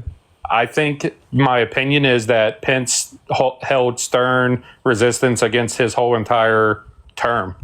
I don't think his whole entire term? Yeah, I don't think Pence really did anything Trump wanted him to do. Can you give me an example? I cannot. This is opinion. I don't feel that Pence wanted to work under Trump, but he did for the notoriety and the possibility of then running for president himself. That seems implausible. Do you have any evidence of that? I do not. Okay. Again, it's opinion. Gotcha. Well, to me, what seems like a more clear explanation is just that he got rid of Pence because Pence wouldn't do the right thing on January 6th by either selecting the fake slate of electors and declaring Trump president, or by shrugging his shoulders and saying, well, I don't really know what to do, and then passing it off to the House to elect Trump president. Because he didn't do that, and that seems to be like the turning point where Trump turned against Pence. So if he's picking a different running mate, specifically J.D. Vance has said that he would go through with it. He would have done the insurrection on January 6th, that he would have done the thing that Pence failed to do. That seems to be why he picked Vance specifically, and that seems to be why he's not running with Pence. So it seems like he's setting up for another go at stealing power against the will of the American people. So my rebuttal to that would be J.D. Vance is going to say anything he needs to say to keep in good graces of Trump because he was just selected to be VP. And the reason I say that is Vance also was on record stating that the whole "they're eating the cats and they're eating the dogs" was a statement to then only, it was a false statement, but what it did was bring attention to the immigration problem that we are currently having specifically in Springfield, Ohio. Okay, but this doesn't really seem to address the point that he's looking for people who are more loyal and are going to be willing to go through with his crazy plans. To me, this seems like a perfect storm where there are now no barriers to him doing all the crazy stuff that he wants to do. Well, when you say crazy stuff, though, what are you referring to? What is so crazy? Yeah, that literally, like the next time this happens, the next January 6th, if Trump gets elected, even if they lose, even if there's a Democrat incumbent, he can have J.D. Vance go down and then select the winner to be the Republicans, just based off of the exact same process. Okay. Again, that would be something that we don't know. It's hypothetical. We don't know. He already did it once. Why wouldn't he do it again? The failed attempt, though. Yeah, but this time, but he's like taking away all the things that made it a failed attempt. But what specifically? That's what I'm asking. Yeah, What he's is he doing? swapping out his vice president. Okay, but I don't understand how that is trying to change the whole outlook of this upcoming election. Because if Mike Pence did the thing that he wanted him to do on January 6th, if he chose the fake slate of electors or shrugged his shoulders and let the House decide, then Trump would have been the president. So if he's finding a vice president who's willing to do that, who's willing to break the law and go against the Electoral Count Act, then he's going to be able to determine the next winner. He's just seeing all the ways that his plot failed the first time, and he's fixing them. It seems like he's trying to run it again. Okay. And again, that's opinionated, right? So that's your opinion. It literally happened. Which you're entitled to. It literally happened. But it didn't, because he failed in the first. Yeah, so Trump is trying to, he ran the plan once and it failed in all of these places. Now he's trying to change the things that caused it to fail in all of these places. Okay. I see what you're saying. That's an opinion. That's just your opinion. It's supported by historical data, the fact that it happened. Okay. All right. I can't argue. I can't debate you on that. Okay. Do you have anything else, or should I move on to the next guest? No, dude, you're good. I appreciate the time. I appreciate you being respectful and having the respectful conversation. Again, my whole goal was to come on here and basically focus on the numbers of both administrations and just ask correlation questions as to what we thought was the reasoning for those numbers. You guys did a very good job respectfully, and I appreciate your time. Yeah, I appreciate you too. Yeah, thanks so much for coming on up. Thank you. Make sure you're dropping a follow, sharing it with your friends. If you never want to miss a single debate in the future, best way to do that is to leave a follow. Sorry, I have all these people who donated that I'm going to read out. Grimlock, thank you so much for the $5 on Cash App. Big W, Grimlock. Evan, thank you so much for the $20 on Venmo. Or I think Grimlock was on... Oh, no, yeah, Evan, thank you so much for the $20 on Venmo. Huge W, Evan. Elizabeth, thank you so much for the $25 on Venmo. Huge W, Elizabeth, in the comment section. I appreciate all three of you again. W Grimlock, W Evan, and W Elizabeth. Thank you, all three of you. But make sure you're double tapping on that screen. If you want to support the stream, the Venmo's allegedly-Ian and the Cash App is just allegedly Ian. Both are in my bio, and I do appreciate any and all support as we go on to the very next guest. If you want to join the Discord, if you're 18 or older, there's a link to the Discord in my bio. I would love to see you there. It's also discord.gg/allegedly-Ian. We talk politics, religion, and philosophy. What's up, MK? How's it going? I'm well. How are you? Doing well. Are you voting for Trump? Yeah. Why? Well, I just want to sort of piggyback on what they were saying before, and what you were saying is even I think the term you were looking for was certify the vote by the VP, and Pence decided to certify the vote instead of Trump asking him not to. Even if he didn't certify the vote, that doesn't mean Donald Trump would have been president. It just would have delayed the process. So he can't say, oh, I'm not going to certify the vote, and then Trump stays as president. The investigation then goes back to making sure that the vote was correct. So there's a couple of things that, so if you actually read through the document that lays out all these scenarios related to January 6th, it's called the Eastman Memo.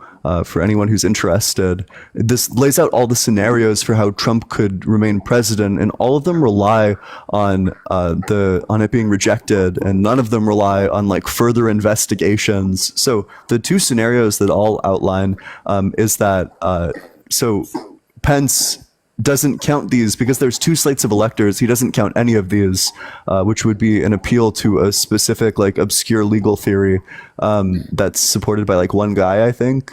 And then he would shrug his shoulders, say, well, because there's two slates of electors, I guess I'll just count up the electors that are uncontested, and I guess Trump wins. So then that's a way that he could certify the election and have Trump be the winner.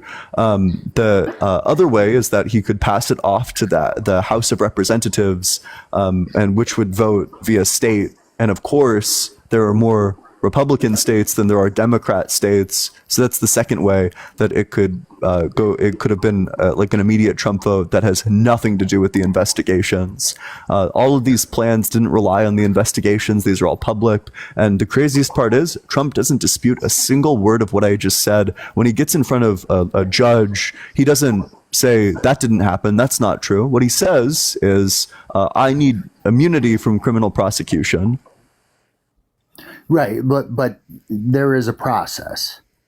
So the process put in place. It's not like if JD Vance was in that position, he could just not certify the vote, and then Trump would automatically be president. That's just the process, and that was this guy's opinion that it would have passed, and Trump stays in power. That's just his opinion on what the possibilities that could have happened.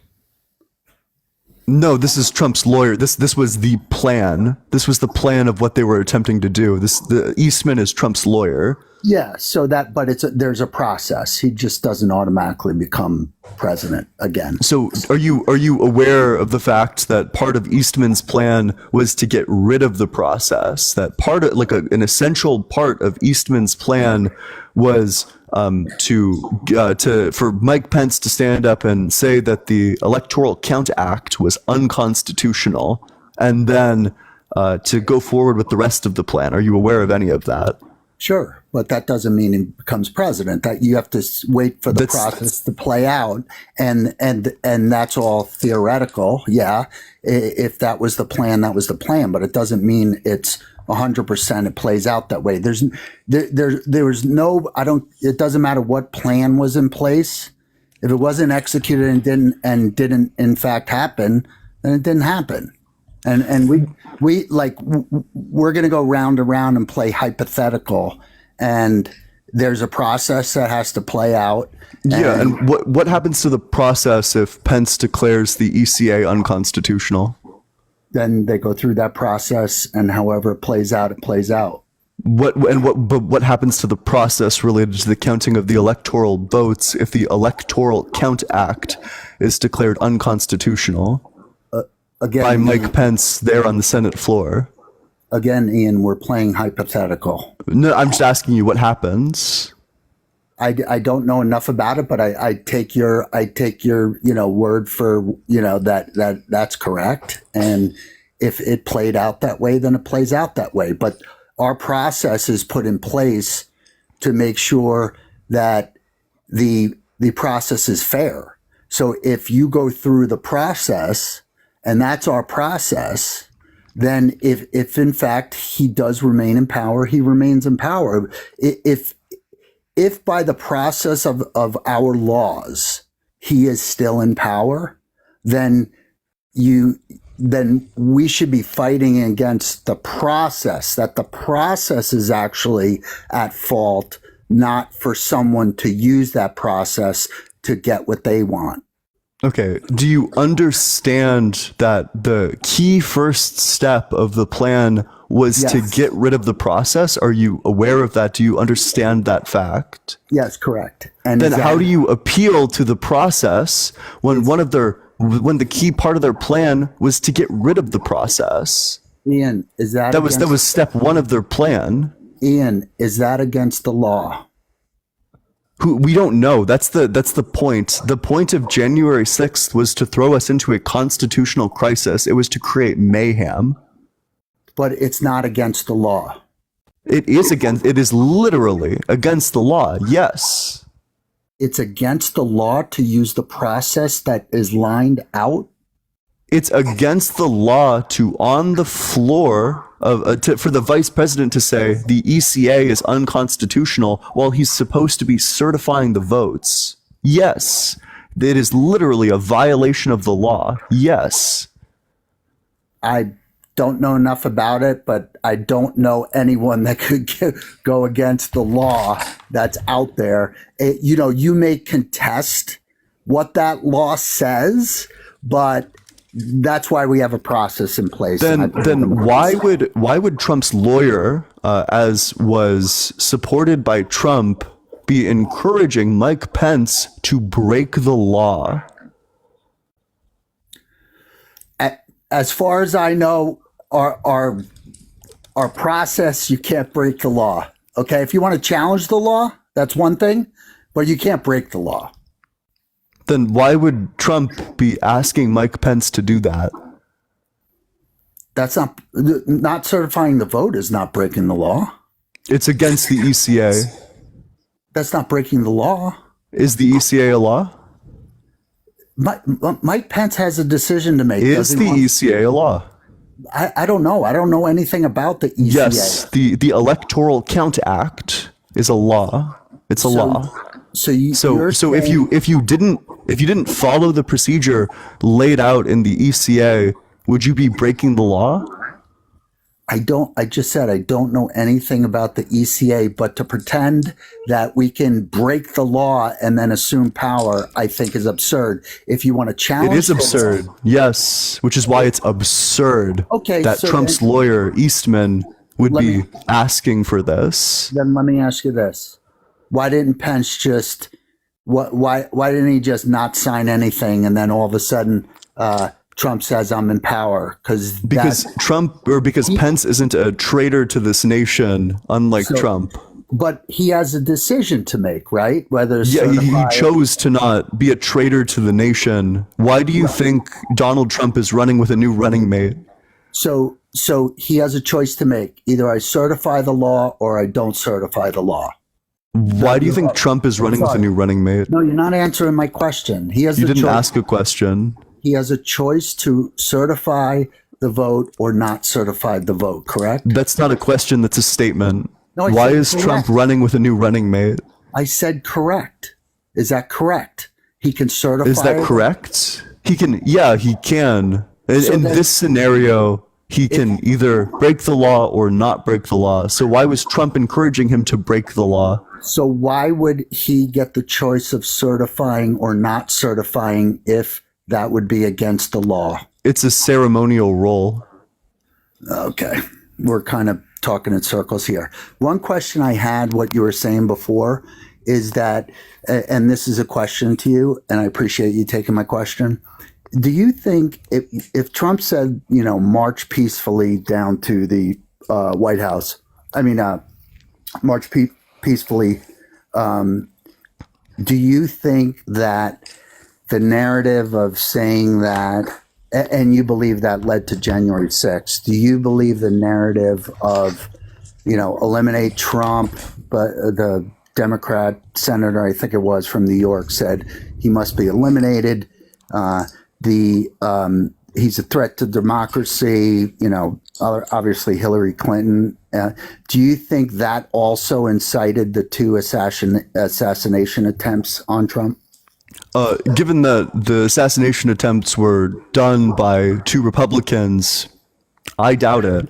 The first one, we have no idea what the motivation is, and the second one seemed to be motivated by Ukraine, but also the guy was just crazy, so who knows?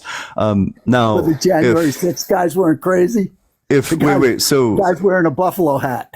Well, they certainly, of course, they were also crazy. Now, the person who directed them to do this was Trump. Trump said, go and fight like hell. And I have a question for you. If this wasn't exactly what Trump wanted them to do on January 6th, why would he wait 3 hours being begged by staffer and family over and over again to end it, spending the entire time sipping a Diet Coke and watching Fox News? 3 hours. Why would he wait 3 hours before saying, be peaceful, go home? That's a fair question, but you don't. So you say Trump incited January 6th, but the rhetoric of eliminating, he's Smittler, all that didn't incite some crazies to go and try to assassinate him. Well, let's think about it. We have evidence that these people were directed by Trump insofar as all these people were at a Trump rally where he said, go and fight like hell, after saying that their election had been stolen from them, that their democracy was being stolen from them, based on literally no fucking evidence. And then these people went over from the place where he was speaking. So it seems like he had a direct effect of inciting it, which is further corroborated by the fact that this is exactly what he wanted, as he was using all of this violence to make phone calls and to pressure Congress people. Whereas, what's the evidence that these, quote, incitements incited either of the Trump assassinations? What's the evidence for that? The narrative that can you provide me a source that says that either of these people were motivated by either any of these narratives about Trump? Ian, what's the evidence? Give me the source. But by plot, the next things out of your mouth needs to be a source. Okay. Oop. Make sure you're double tapping on that screen, sharing it with your friends while we. Newsweek says David Plouffe from New York said Trump needs to be eliminated. Okay. Yeah, but what's the source that these comments were what affected either of the assassins? What are you talking about? That's your claim that these assassins were driven by all of these comments made about Trump. Ian, what's your source for that? So you say that when Trump says march peacefully, that incited January 6th, but when they march peacefully? Hold on. Let me finish. You're saying that Trump's word march peacefully down to you say that incited January 6th, but all the rhetoric coming around from the Democratic Party didn't incite people to for the assassination attempts? Oh, wait, so you're David Plouffe, your source? You just lied. There's nothing that says eliminate Trump. Look at Jen Psaki's. Wait. So you admit to lying. So you just lied about your source just now. You made it up. It was in an interview with Jen Psaki. You made it up. So you made it up. Look up Newsweek, David Plouffe, eliminate Trump.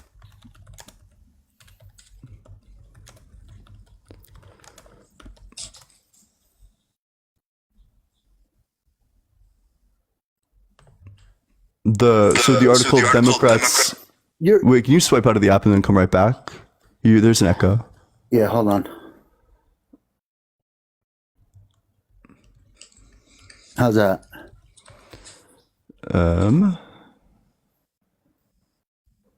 So your contention, Ian, just to be clear, there is no rhetoric coming out from the Democratic Party that Trump needs to be eliminated. That's not what I said. Just that there's no association between any political violence and this rhetoric, but also that you've been unable to cite a single example of this, probably because you can't even read your own source. I just told you. Yeah. So the person who made the quote that's in question is Representative Daniel Goldman. You just didn't read your source correctly. That's fine. Let's look at the context of the source.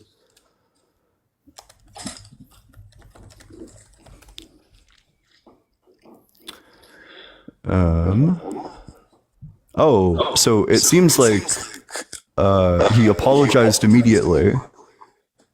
Oh, okay. So did Trump apologize for attempting to coup our government? He did say that violence in any situation is not okay.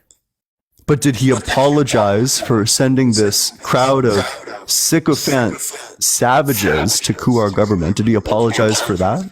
No one has apologized on the Democratic side either. And he did. Yeah, because House Democrat apologizes after saying Trump, quote, has to be eliminated. This is going to come from you from the Hill. That's one party. One person. Well, you said nobody had apologized. Now you're backing your claim up.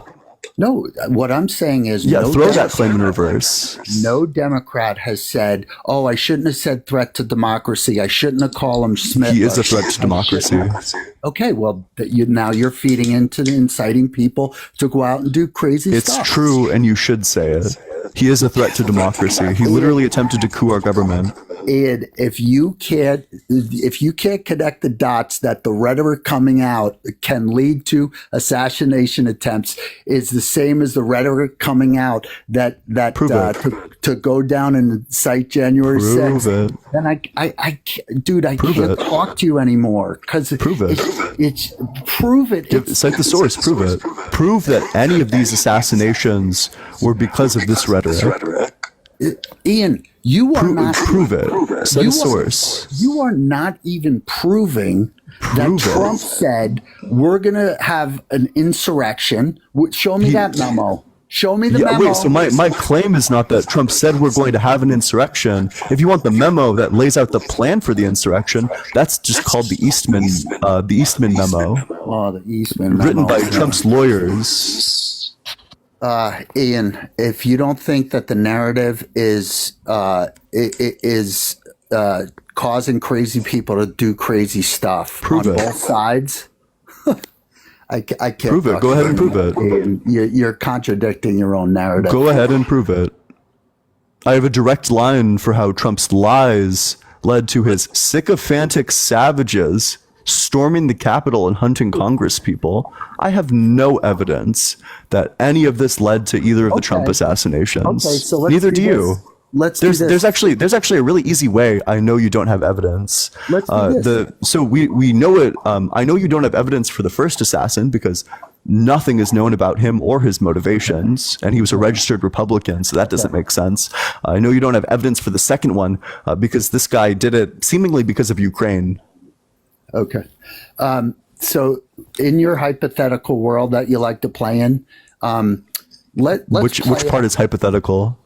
The whole thing of like if Pence didn't certify the vote. So okay, wait. So you got folded like a chair on this one. So you want to pivot to 20 minutes ago? No. Wait. Are you trying to pivot to 20 minutes ago or not? No. It's my opinion, and I'm entitled to my opinion. Yeah, you're entitled to your opinion, and I'm entitled to make fun of you for your bad opinion. Okay, so words incite people is your claim, but just not on your side. I get some words incite some people. It depends on the case. It depends. It's going to be on a case by case basis. Okay, so let's. If I said right now, go and do like XYZ thing, and then no one does it, then my words would not have incited violence. But if I say go and do XYZ thing, and then people do it, then my words did incite violence. It's really that simple. Okay, so January 6th happens. How would that have turned into an insurrection? What did you see? The guy with the helmet with the horns. No. He takes over, and then Trump says, "Oh, I'm president again," because you guys went in there. Not quite. No. How does that play out in your hypothetical world? Yeah. So I'll just tell you what the point of it was via the Eastman memo. Are you aware that Trump created 7 false slates of electors that he sent to the various state capitals and to the Capitol itself, wherein and pressured Mike Pence to either select these fake slates of electors or to pass it down to the House, where they would have selected Trump in order for Trump to be declared the winner. Are you aware of any of that? So in your hypothetical, it's a yes or no question. Wait. Are you aware of any of that? Yeah, I believe these aren't these false electors aren't hypotheticals. I believe you. They actually happened. I believe you. Okay. So it's your contention that we don't have laws that protect against fake electors, or we certainly do. But these people would have all been pardoned if the plot went through. That it took a while to prosecute these people. Thank you so much for the corgi. Appreciate that. Which means that if the plot actually went the way Trump wanted it to, none of these people would have gotten prosecuted because all of these people would have gotten pardoned. Ian, it seems like you have such an issue with our laws. Which laws do I have an issue with? The fact that someone could present fake elector. It's illegal. Okay. If you look at the 16 Michigan electors, they got charged with 16 counts each. Do you want to hear what their charges were? No, I believe you. You're not interested in the evidence. I just said I believe you. Whoa, Robert, thank you so much for the touchdown. Big W, Robert, in the comment section. I appreciate the hell out of that. That's sick. Ian, I'm saying I believe you, but you have such problems with our laws because you're saying he's going to use Which law do I have problems with? the fake electors being counted. That's illegal. I like the law that says that you can't do that. I think that law is goated as fuck. So then you, if you say it's goated, then what? Then how does he just magically come into power by doing these fake electors and these conspiracies that you have? Yeah. Let me, because you weren't listening earlier, I'll just explain the two scenarios again. First scenario, first way that he comes into power is by Mike Pence getting these false electors and then like literally just selecting them and then saying Trump wins. Robert, thank you so much. Huge W, Robert. That's so cool. I've never seen that one before. Big W, Robert. That's the first way. Second way is that he says, well, I don't really know which one to choose because it's still being litigated. Well, I guess Trump wins because of all the electors that are uncontested. We know that for all of these electors, Trump has won. If we take in only the electors that are uncontested, so that's the second way Trump wins. And third way Trump wins is he says, well, I don't really know what to do here, passes it off to the House of Representatives, and then the House of Representatives chooses Trump. That's the third way. Why? Why what? Because he's corrupt. No. Why does the House of Representatives? How do you know which way they would have voted? Because so it would come down to the number of states, and there are more red states than there are blue states. Why would it go to a vote to the House of Representatives? Because that's the procedure. Okay, so it goes to the House of Representatives, and then they decide. Yes. Okay. Against the will of the American people, yes. No, God, you have such issue with our laws. The process is in place. My issue is with people who attempt to subvert the will of the American. You have such an issue with the will of the American people. No, why? Wait. I need you to give an explanation. Why do you think the people's votes shouldn't matter? You're putting words in my mouth. I never said that. What? Okay, wait. Do you think would it be okay for this to go to the House of Representatives? Here's what I'm okay. Yes or no? Wait, yes or no? Would it have been okay for it to go to the House of Representatives because Pence didn't perform his duty? Would that have been okay? Sure, if that's our process. Oh, okay, wait. So then why was it okay to disenfranchise all of the votes in 7 states? That's our process. That's our process. Oh, sure. So I just want to be clear. So you're saying that 7 states being disenfranchised is okay with you? 7 millions of people from all of these states, none of them having a vote, that's fine with you? Oh my gosh, Ian, if that's our laws, that's our laws. If our laws say that you can own slaves, does that make it okay? It says you can't. But if our laws, for a time it said that they did, so was it okay to own slaves when our laws said that you could own slaves? Back then, that was our law. But I'm asking you, is it okay morally? In retrospect? Of course not. But is it okay morally? It's easy to play Monday night quarterback, Ian. But we can get ahead of the train. We can say this thing is wrong now. We don't need to wait for the laws to change. We can say, hey, slavery was wrong now. Lots of people did. John Brown, for example, literally fought and died because he recognized the evil of slavery. Okay. Now we can recognize that the will of the American people being subverted is wrong. Right. So I guess I have a really easy question for you. At least it's easy for me, but it might not be so easy for you. Do you value voting as an important part of our electoral system? 100%. Then, okay. So if you value voting as an important part of our electoral system, then how is it consistent for you to vote for someone who on January 6th, 2021, led an insurrection against the U.S. government wherein he tried to steal power and undermine the votes of the American people? Because how is that consistent? I believe in our laws. Gotcha. Wait, so you think that it's consistent for you to value voting and also not value voting? You think that you can both value voting and also not value voting? Is that correct? Do you think that's a yes or no question? Is that correct? Do you both value voting and also don't value voting? What? That's contradictory. Yeah, exactly. You're being contradictory. Yeah. No, I'm not. No, I'm not. Look, because wait, so if you Ian, if you Ian, can if you I ask vote you for one someone, question now? if you Because vote, wait, you no, keep because if you answering vote me for yes or someone no who did an question, and you're insurrection, not giving me a if you chance to vote talk. for someone You're who not giving me a chance to subverted talk. the vote of the people, then you do Ian, not value voting. It's not possible to value voting. Ian, can I get in a question here? Oh yeah, what do you want to pivot to? No pivot. Gotcha, go for it. So since this was exactly what you said, the scenario that could have happened, I imagine, especially because Trump is running now, that there must be a bill in Congress to prevent this happening again, where if the VP doesn't certify the vote and then it goes to the House and then they don't count votes, there's a bill out there, or maybe you could sponsor it, that says we can't let this happen again. Name the bill that said we've had 4 years to do it. 4 years. Has there been a bill to introduce to protect against the conspiracy that you just laid out? I don't think you understand the way the government works very well. Do you know which branch of the government creates bills? I believe in our law.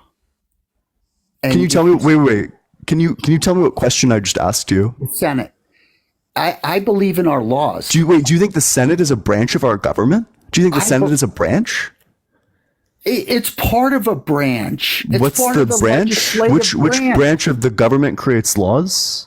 It's the part of the legislative branch. Good. Yeah, part of the legislative branch. Now, what's the split of the legislative branch? The Senate and the House.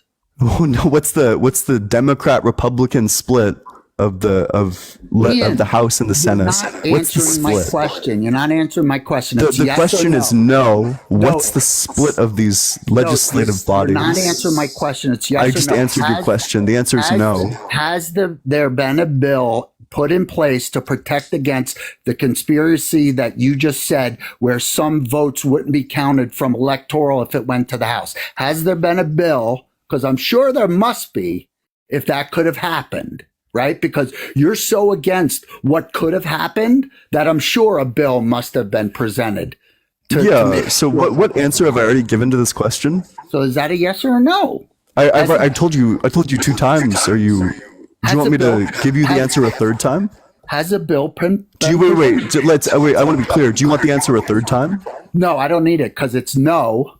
Yeah, as I've said 2 times already, the answer is no. So what's the split? Robert, thank you so much for the flying jets. Big W, Robert, in the comment section. Huge W. I appreciate that. So why? Why hasn't there been a bill? Well, there is a bill. It's the Electoral Count Act. Part of the essential process of this was to say that the Electoral Count Act wasn't real. There's a really bad echo. Can you swipe out of the app? I'm not going to contribute more to your. Okay, well, I accept your surrender if that's the case. Folded like a chair, scrambled like an omelet, reformatted like a hard drive, get baked like a baked potato, and your ankles absolutely shattered. You will never debate again. But make sure you're double tapping on that screen, sharing it with your friends. Drop a follow if you never, ever, ever want to miss a debate in the future. If you want to support the stream, the Venmo's allegedly -Ian. The Cash App is just allegedly Ian. Both are in my bio. Appreciate any and all support. If you want to join the Discord, there's a link in my bio. I would love to see you there. And with that, we can go to the very next guest. Again, in the Discord, we talk politics, religion, philosophy. I also notify you every time that I go live, so you will never miss a live because you will always be notified. And with that, we'll go to the very next guest. Hey, what's up? How's it going? Hey, how you doing, man? Doing well. Are you voting for Trump? Oh, absolutely. He's the best candidate for sure. I just want to say something real quick, if you allow me. So, I think it's important to be accurate. Okay, a lot of people come on. I feel like they just don't really know some of the specifics. So, let's be completely accurate. Donald Trump is not a convicted rapist. That is patently hold false. on. Let me just finish. Let me just finish. Hold on. Wait, because this doesn't respond to anything that I've said. Okay. Wait. I just want. So you acknowledge that you came up here to respond to nothing that I said. Is that correct? No, I've been listening this whole time. Gotcha. Wait, so this whole time, have I said that he's a convicted rapist? You have not. Perfect. So then you were responding to something that I didn't say. I'm responding to the chat saying it. I didn't ask. Don't care. But, so wait. Wait, let me just finish my thought. I don't care. Is it going to be a response to the things that I am saying? We could talk about whatever you want, but I'm not interested in your grandstanding. I'm not grandstanding. What I'm saying Let's have a. Don't talk to my chat. Talk to me. I'm talking to you right now. What I'm saying is, people in the chat, people listening. Don't talk to my chat. I'm not talking. To me. Wait, so okay, that's fine. I'll lead the conversation then. Okay, because sure. you want to grandstand. So I'm not grandstanding. Do you acknowledge that Donald Trump launched an insurrection against our government? Can we pivot away from that, because you've been talking about that for an hour straight? No, because this is the most important thing. Okay, fine. Do you acknowledge that Donald Trump launched an insurrection against the government? I absolutely do not acknowledge that. No. Okay. Are you aware that Donald Trump created 7 false slates of electors, which he sent to various state capitals, and pressured Mike Pence to either select these electors or shrug his shoulders, declare Trump the victor, or pass it off to the House where he would have been elected against the will, to steal power against the will of the American people? Are you aware of that? Yes, I am aware of that. That's correct. Okay, so if you think that that's correct, how does that not qualify as an insurrection? Well, what you're referring to are two different things. You're saying, on one hand, when you say the insurrection, I'm assuming that you're talking about the storming of the Capitol building. So you're making it sound like he encouraged that. That's what you're making it sound like, which he didn't. Wait. So first of all, he did, but second of all, that's not what I'm referring to. When I say insurrection, he didn't. Wait, when I say insurrection, what I'm referring to is the 7 fake slates of electors. Okay, that's fine. Do you acknowledge that as an insurrection? Okay, fine. Under that definition, yes, but that doesn't sway my vote. So then you acknowledge that Donald Trump committed an insurrection against our government? He actually didn't. He tried to, but he didn't succeed.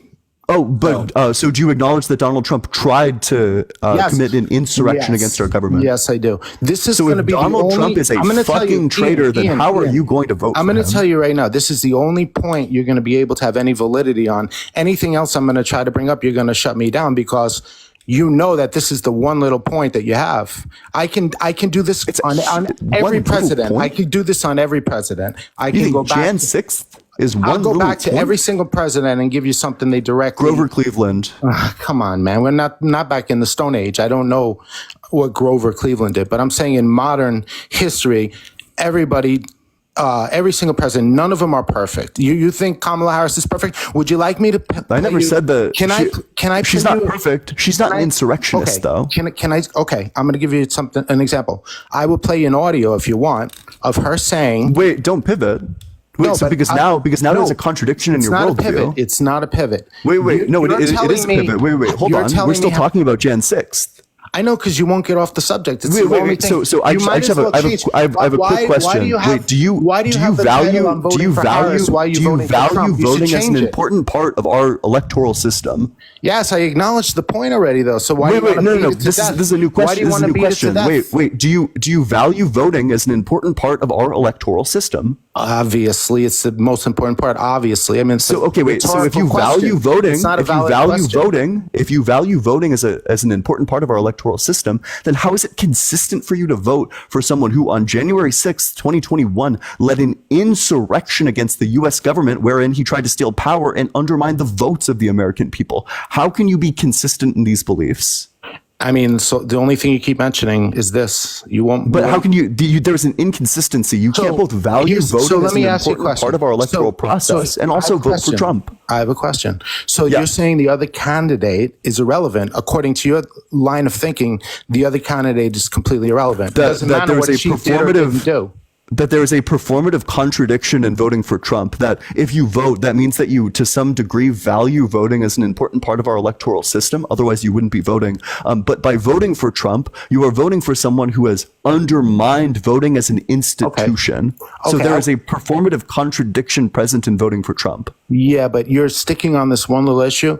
I understand. It's not one little issue. It's a contradiction. Your worldview is contradictory. Okay. All right. But I've already acknowledged this. I've already acknowledged this. Wait, so you acknowledge that your worldview is an absurdity. You won't let me bring up any other point. Wait, so you acknowledge you acknowledge that your worldview is an absurdity. No, absolutely not. Wait, because then you would both be forced to value voting and also not value voting. You are harping on the only point that you have, because I can give you 10 other points. You can say, well, you only beat me in this one place. Yeah, W concession. I did beat you in this one place, but so what? I'm going to beat you in 10 places right now. Wait. But it doesn't. So all of the places. This one place is prior to all of these other places. Because you won't let me talk about anything else. Vote. You won't let me bring anything else up. It is nonsensical for you to vote if you don't value voting. That literally makes no sense. It doesn't make sense that you shouldn't vote if you don't value voting. That doesn't make sense to you. Why would you vote in the first place if you didn't value voting? Exactly. So if you vote for Trump, then you don't value voting because Trump tried to take away voting. Okay, which means that there is a logical contradiction in voting for Trump, that the only way that you can vote for Trump is if you are illogical. In your opinion, that's your opinion. I'm going to vote for him, and I do value voting. Yeah, wait. So can I bring up some other issues? You can't do that though, because there is no consistent way. You didn't answer the question earlier. So I'm not allowed to vote because wait. You didn't answer Ian the on the live question stream earlier. says I'm not allowed to vote. How are your values consistent? You can't consistently vote for Trump and also value democracy. Okay, that's your opinion. Refute it. You won't let me bring up any other points. We're just stuck in this hole right here. I'm asking you about this point. Refute this point. Say it again. Yeah, so how is it consistent for you to vote for someone who on January 6th, 2021 led an insurrection against the United States government wherein he tried to steal power and undermine the votes of the American people? How is that consistent? How is that consistent with me being able to vote for him? How is that consistent with you valuing voting as an important part of our electoral process? I do value voting. What he did, I don't condone. I don't agree with it. He was a sore loser, basically. But how do you? It's not going to stop me from voting for him. How can you value voting and also vote for someone who tried to take away voting? How can you do both of these things at the same time? Did he eventually concede the election? Nope. To this day, he hasn't conceded the election. Neither is Hillary Clinton. She still says it got stolen from her. She conceded the very same day. She still says it got stolen from her, and she said she has never said that it got stolen. Go on YouTube and look it up. There's videos of her being interviewed. Yeah, she says it will come up. She says it'll come up in the future. Thank you so much for the 10-cent subscriptions. She says it'll come up in the future that this was stolen from me. That's what she said. Nancy Pelosi said the same thing. Wait. Let's stay on one nonsensical point at a time. Do you want to hear her concession speech? I know she made a concession speech, but so you acknowledge that she conceded. She made a concession speech, but she also contradicted herself by saying in multiple interviews that she believes the election was stolen. It would come out in the future that it was stolen from her. That's what she said. But which I just want to get away from this. Wait, no.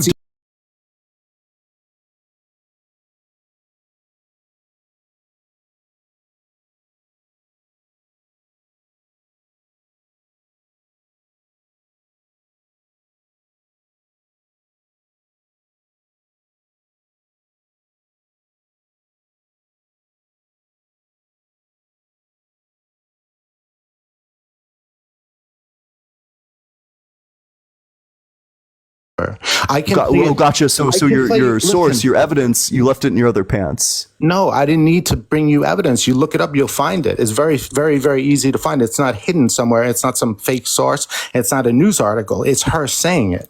But I could play you audio of Kamala Harris saying that she should have the right to go into people's houses and check how their guns are stored. What do you think about that? Let's not pivot away from this. There's still a contradiction. There's a contradiction. It's all on the same lines. Wait, you don't understand. Your worldview has been reduced to absurdity. You literally, philosophically, because of the contradiction that's present in your worldview, literally everything is true just by the principle of explosion. Your worldview is an absurdity. Listen, that's your opinion. A lot of people disagree with you. The only way to vote for Trump is with cognitive dissonance. You're not even letting me give you any. I was going to other- let you at the other beginning, but then views. you just started yapping about nonsense. So now you've been reduced to absurdity, and you're What trying was the to nonsense? you're You called me Randy Rudder. gnawing I your don't own even know what leg you're off talking trying to about. get away from this point. I'm not going to let you pivot. Okay, so we'll keep talking about January Wait, do you 6th until, concede? for how long? Do you concede that Donald Trump is a traitor to our country? Absolutely not. Oh, do you think that an insurrection is treason or is like traitorous to our country? No, I don't think that's treason. I think giving away So you government think that secrets, giving away government secrets like the lady from the U.S. China government? that worked for Coca-Cola, that's treason. Not what he did. No. Wait, so could you give me a definition of traitor? In my opinion, it's somebody who gives away government secrets to other countries. That's the only definition of traitor? Is that a traitor? Yes or no? That's an example of a traitor, but there Okay, are more that's what you examples asked of me. traitor. Oh, so I gotta give you every I'm looking definition that I'm you looking for a want. definition, not an Yeah. example. Well, I gave you a definition. That's not a definition though, because there's more. Wait, Snooki. Wait, so if I went and tried to and like firebombed the White House, would that be would I be a traitor to the country? If you firebomb the White House, would I be a traitor to the country? I'm gonna say yes. Oh, wait, but I didn't leak information to foreign governments. So did you ever look up any definition at all? There's 4 or 5 different definitions of the same. Yeah, which definition are we going with? I gave you my definition of it. And I'm not allowed to have my own definition. Wait, so I'm not because going to Trump dispute yours, but I'm allowed mine. Wait. So because Trump shared national secrets in the documents case, you would say that he's a traitor? I don't believe that. I'm sorry. I don't believe that. Oh, He's wait, sharing national secrets. are you aware that Trump released like Israeli intelligence to Russia? I mean, how do you prove that? Where's your source? It's just a fact that's out there in the world. Wait, do you want the source that Clinton said Trump, that it'll come out in the future? That was a known fact, but you don't have a source, but you're asking me for where I saw it on YouTube. Well, wait, because I'm not defending that claim. Now. Anybody could look up what I said right now and find it. Or if you want, I'll message it to you later. I can't do it while I'm on the live with you, but I'll message it to you. Yeah, wait. So, according to NBC News, Trump shared national intelligence with Russia. Okay, it's a bit vague, but I don't. Why would he do that? How would it benefit him to do that? Because he just likes to yap. Because there's literally okay, there's so now literally I'm gonna a Kremlin. say your worldview There is a insane, like Kremlin you said to me. document. There's a Kremlin document wherein Trump is marked as being easily manipulatable. Okay, and Putin endorsed Kamala Harris. So what's your point? Have you seen the video wherein Putin endorsed Kamala Harris? Have I seen the video? Have you seen the video? No, I haven't. So he does the endorsement with a smirk and saying that he likes her laugh. So now you're interpreting his body language. Because body language it's interpreting. pretty clear. Wait, listen, we don't. You use everything. Between the two of us. You'll look at between the two of us. Yeah. Like I can't be the one who's picking up on social cues. It's just not going to work out. What you're saying makes the fact of the matter is that he was at least smirking and saying that he liked her laugh. The thing that conservatives make fun of her for. He smirks all the time. What's your point? You're not a body language. He doesn't smirk all the time. In fact, he has a pretty negative social facial expression all the time. Do you want to watch the video? It's pretty obvious that it's sarcasm. It's like very obviously tongue in cheek. You're the one that brought him up in the first place. So. Oh yeah, wait, but no, because you pivoted to this because you said that a traitor is anyone who leaks national secrets to a foreign government. Right, and I'm supposed to. So wait, do you acknowledge? Can I just repeat what you you said? Do you acknowledge that repeat Trump what you leaked said foreign verbatim. secrets? No, I don't. Let me repeat what. So what's your critique of the story? You don't want me to repeat it because it's so ridiculous. What's your critique of the story then? What's your critique of the story? Brother. Let me repeat what you said. That's fine. Wait, that's fine. I'm just going to ask you really quickly. The next question's easy. What's your critique of the story of Donald Trump leaking national secrets? Go for it.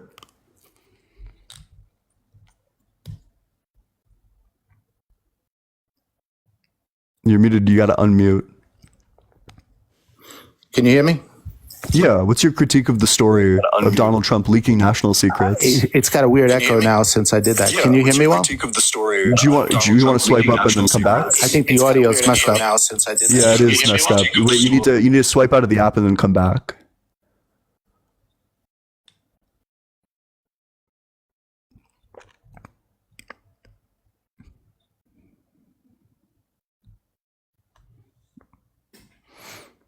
So the story, for those interested, Israel was the source of ISIS-related intelligence that President Donald Trump shared with Russia last week, according to 3 government officials with knowledge of the matter.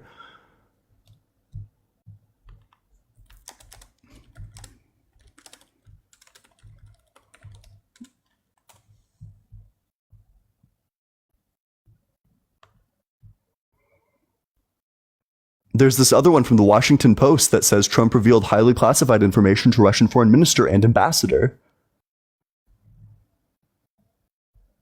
Oop, I accept your surrender. Scrambled like an omelet, folded like a chair, reformatted like a hard drive, get your ankles absolutely shattered. You will never ever debate again. And with that, we'll go to the very next guest. Make sure you double tap it on that screen, sharing it with your friends, doing all that good stuff. As we go to the very next guest. If you never want to miss a debate in the future, make sure you are double tapping on that screen, sharing it with your friends. What's up? How's it going, Steve? Not too bad. How are you doing?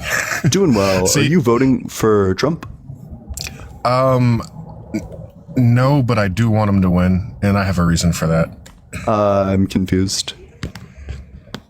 Well, I'm kind of I'm torn between the two parties for a myriad of reasons. Kamala Harris and Joe Biden are supporting several different G words around the world and are funding, by way of American taxpayer dollars, T-word organizations, formerly referred to as the only democracy in the Middle East, to carry out that, as well as funding Ukraine.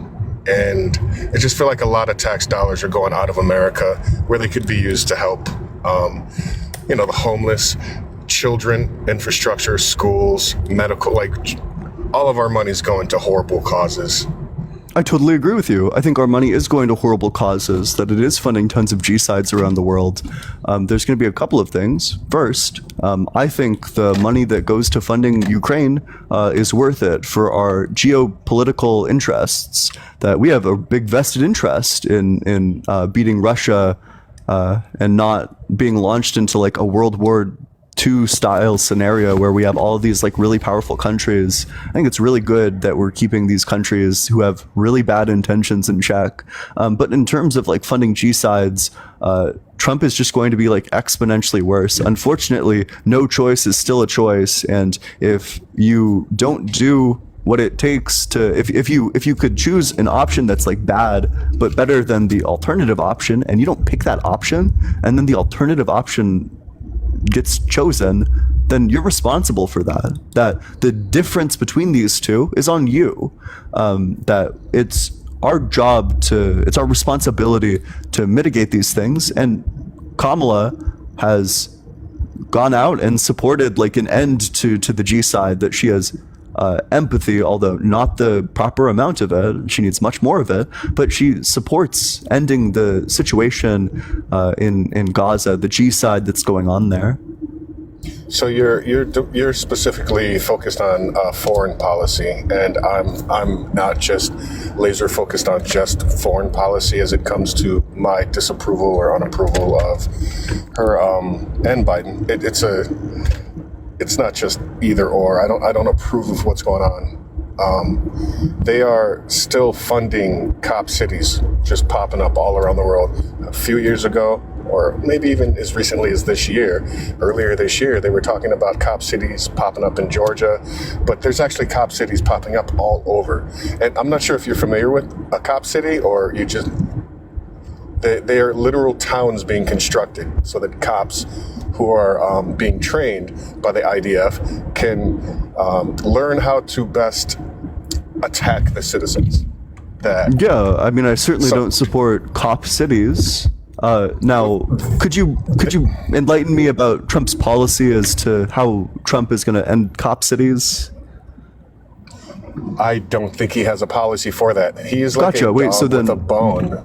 So if on this field they're equal, they're exactly equivalent, why would I ever prefer Trump to Kamala? See, that's not what I said. Those two things, we're looking at I see a 6, you see a 9. You're saying he doesn't have a policy towards Cop City is what you heard. But what I mean is I don't think that he has a policy to erect cop cities. feel like that He doesn't that have a started policy to erect them? to build them and fund them, to take tax dollars and U.S. tax dollars and fund them for them to be built and run and owned and operated by essentially a foreign national group. Well, no, they're not being built, but they're bringing in members of the IDF to train American cops on how to best punish the American citizens. And which Kamala policy is this? I don't know it's a specific policy. I couldn't tell you, look up legislation 45-A in this act when they were passing this bill. That's where they snuck it in. Couldn't tell you specifically that. However, I know that that's when it started, was when Biden got in office. They started literally erecting cop cities, not just in Georgia, all over. And I don't have my tablet in front of me, so I can't pull up. But like when I was looking into this about 3 weeks ago, I was like, oh, there's more than one. There's a bunch, and they're being built all over, and no one's talking about it. So I'm not for that. And as far as foreign policy with the Ukraine issue, I'm not a fan of Ukraine. I understand that they give up their nukes, and we're supposed to protect them. However, if you look and dig a little deeper into Ukraine, they have some Nazis over there, lots of Nazis, and they're very anti-black. Damn, you drank hard from the Putin disinfo well. No. Why do you want the evil rape army to win? Are you aware that Russia uses rape as a tool of war? I feel like the American army does as well, and I do not want Russia to win. This is where because so if you look through, there's like rape goes like way underreported in the U.S. Army. That's true, and it needs to be prosecuted way more. That's also true. We have a huge systemic problem. All of this is true. If you look in American like military tactical playbooks, you're not going to find the one that describes how it's advantageous to go and like grape all of the people. If you look in the Russian playbooks, you will. Why do you want the evil grape army to win the war? Sir, I don't think you understand me. I'm a little bit of an anarchist in this right here, the specific thing. I do not want Russia to air quotes or quote unquote win the grape war or whatever you're saying.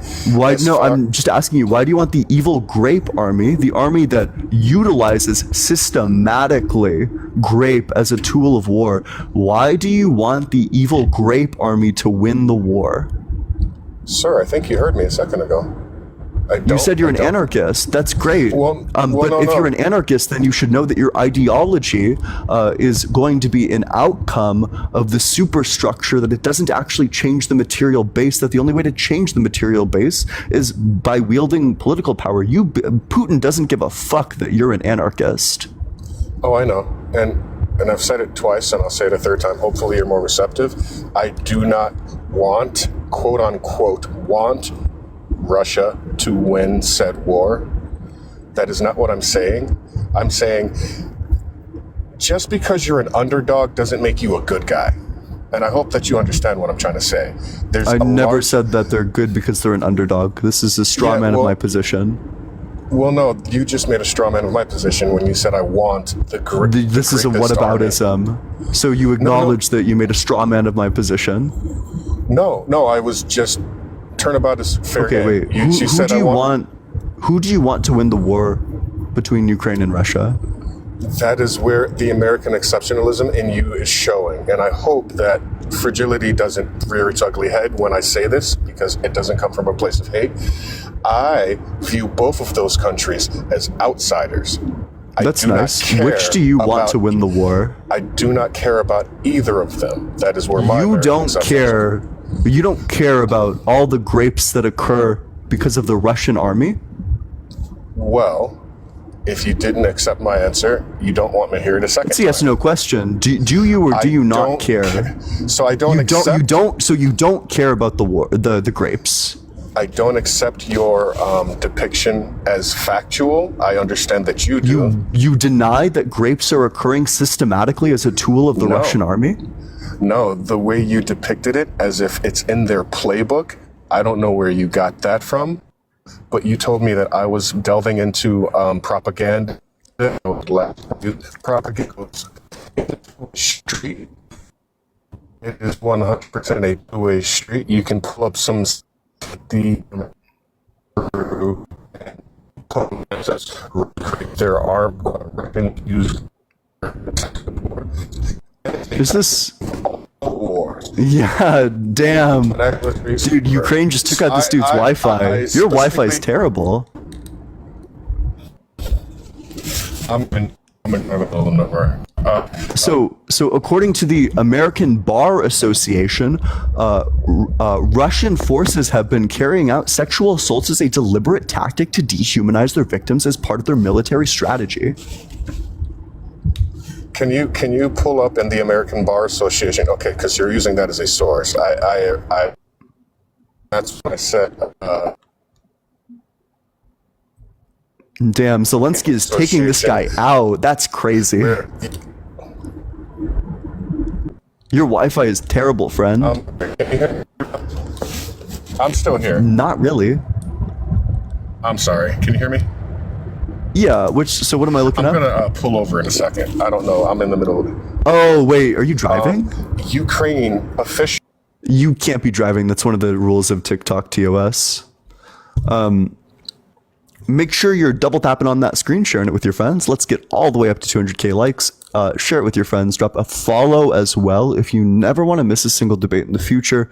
If you want to support the stream, the Venmo's allegedly -in and the Cash App is just allegedly in.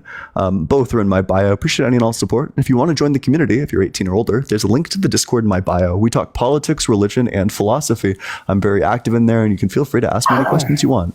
What's up, Brodo? How's it going? Oh, not too bad. How about yourself? Yeah, are you voting for Trump? Yeah. Okay, why? Just his policy. Like, I just think he has better policy. Why are you? Okay.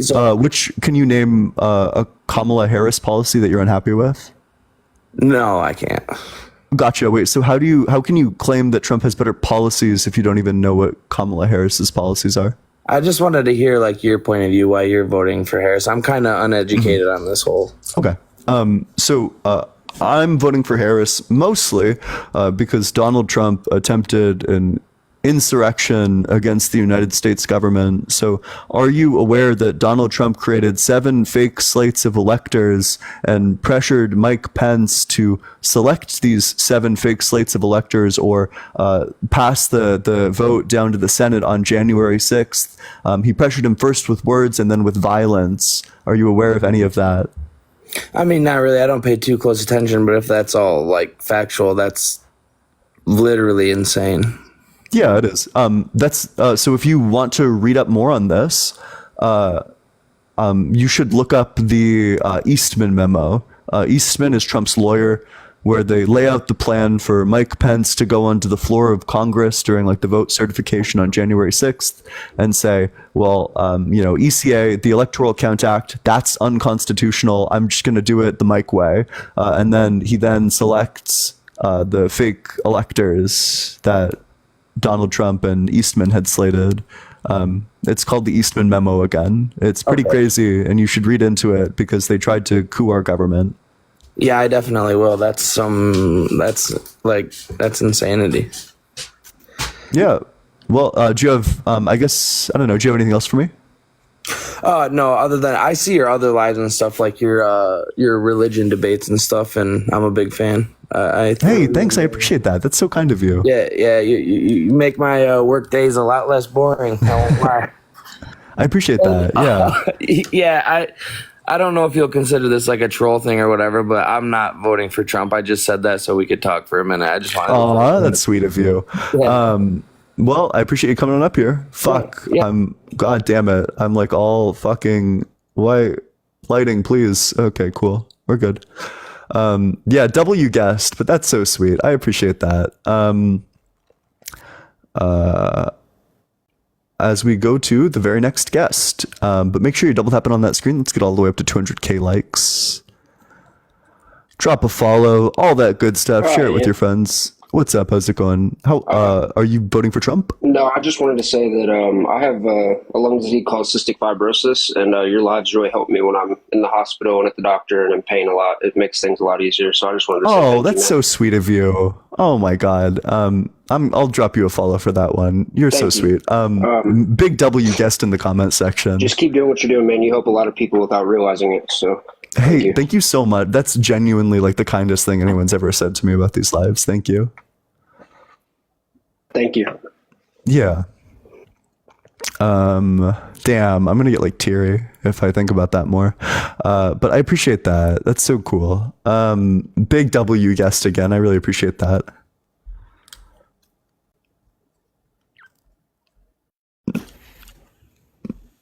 What's up? How's it going, The Real? Carrie, thank you so much. Appreciate that.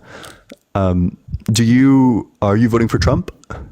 Yeah, 100%. Why? Why exactly would you be voting for Kamala? Because Donald Trump attempted an insurrection against the U.S. government. Are you aware that Donald Trump created 7 fake slates of electors and then pressured Mike Pence into selecting them first No, with he words and came then with out- violence? I mean, he came out and said a speech, and he said to go there in peace, but yeah, I'm unaware of any of that, of any kind of where he says there's violence or anything like that. He came out and preached peace. So there's a couple of things. First, the insurrection is not like the people storming the Capitol. That's part of the insurrection, but that's not the insurrection. The actual insurrection is the 7 fake slates of electors that Donald Trump created. So if you're unaware of that, then you probably want to look up the Eastman memo in relation to that. But are you aware that Donald Trump doesn't contest a single fact of what I just said, that his defense in court is that he can't be prosecuted for the things that he did as the president? Not that he didn't do a coup, that he didn't do an insurrection, but that he can't be prosecuted for it. Are you aware of that? I mean, it's irrelevant now. I mean, to be honest, Why is that irrelevant? When you really sit here and look at things like BLM and you want to compare that to January 6th, I mean, there was a lot more property damage, a lot more lives lost. So, I mean, if you want to go to something like that, that's... And which one am I voting for in the upcoming election?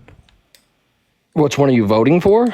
Yeah, which one am I voting for in the upcoming election? Neither one, but I'm making a comparison there. You are voting for one. I'm making a because comparison. Donald Trump is the mastermind, or we use mastermind loosely.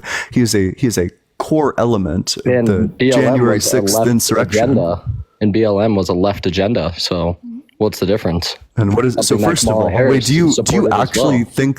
Do you actually think that one, the BLM protests could have resulted in the American government being gone, or two, that the majority of BLM protests were violent? The Do you American actually government believe was that? never gone. He's already had a 4-year term, and it was our greatest 4-year term we've ever seen. But With the we economy could and have everything lost our democracy. Do you understand that if Mike Pence selected the fake slates of electors, or if he shrugged his shoulders and said, "Well, I'm only going to count the ones where it's unambiguous," or if he shrugged his shoulders and threw it down to the House, that in any of these 3 scenarios, Donald Trump would have been selected as president against the will of the American people? Are you aware of that? I mean, did he though? Did he? Did it happen? Yes, It it's happened. well documented. It never happened. Well, We that still have a the democracy. plot was put into place. Wait, so why no did plot Donald put into Trump get a new place. running mate? Why is he not running with Mike Pence? Because Mike Pence was not running. He didn't want to run with him. He dropped out of the race with him. He dropped out of the race with him. What are you talking about? Prove it. Source it. Prove it. Source it. I mean, source it. Prove it. Computer right now. So. Okay, we can just look this up. Did Trump try to pick Mike Pence as vice president in 2024?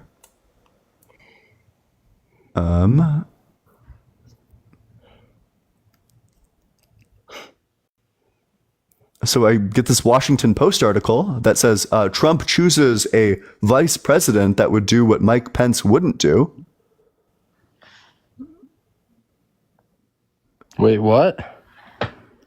So I have literally no source saying that he tried to pick Mike Pence as his running mate. So why did Donald Trump not pick Mike Pence as his running mate? I'm not saying he did. I'm saying, like, why would he choose? Like, why? Well, I'm giving you the reason why he wouldn't choose it is because Mike Pence didn't go through with his coup attempt. There was no coup attempt. So do you wait? So what of what I've said either doesn't qualify as a coup, or isn't true? Which of what I just said, or do you have no idea and do you admit that you need to go back to the drawing board before you even begin to have an opinion on this? I don't have an opinion on it because I'm not familiar with the vice president. I'm familiar with the president. You said that it didn't happen. That there was no. You literally said there was no coup. You do have an opinion on it. What the president has already done, though. Yeah, it was an attempted coup. No, there was no attempted coup. There was a great economy, and then he had a great 4-year term, greatest 4-year term we've ever seen. So which of which of the facts that I've laid out? Either I'll give you the options again. There's no fact option of one. That. There's no fact. You tell me which facts don't qualify as a coup. 2, you tell me which of the facts I've laid out aren't true. Or 3, you admit you have no idea what you're talking about. No, I'm saying I'd love to see the facts of the coup that you're. What? Yeah, pull those up and show me then. Yeah. So the facts of the coup are that Donald Trump created 7 fake slates of electors that he sent to state capitals and pressured Mike Pence to do one of 3 things: 1, select the fake electors and declare Trump the winner; 2, refuse to evaluate any of these electors and declare Trump the winner; or 3, pass it down to the houses where it gets voted on by state. Majority of states are Republican. Therefore, Donald Trump wins in this scenario as well. So, and he pressured him first with words and then with violence to do this action that was against the will of the American people to steal power.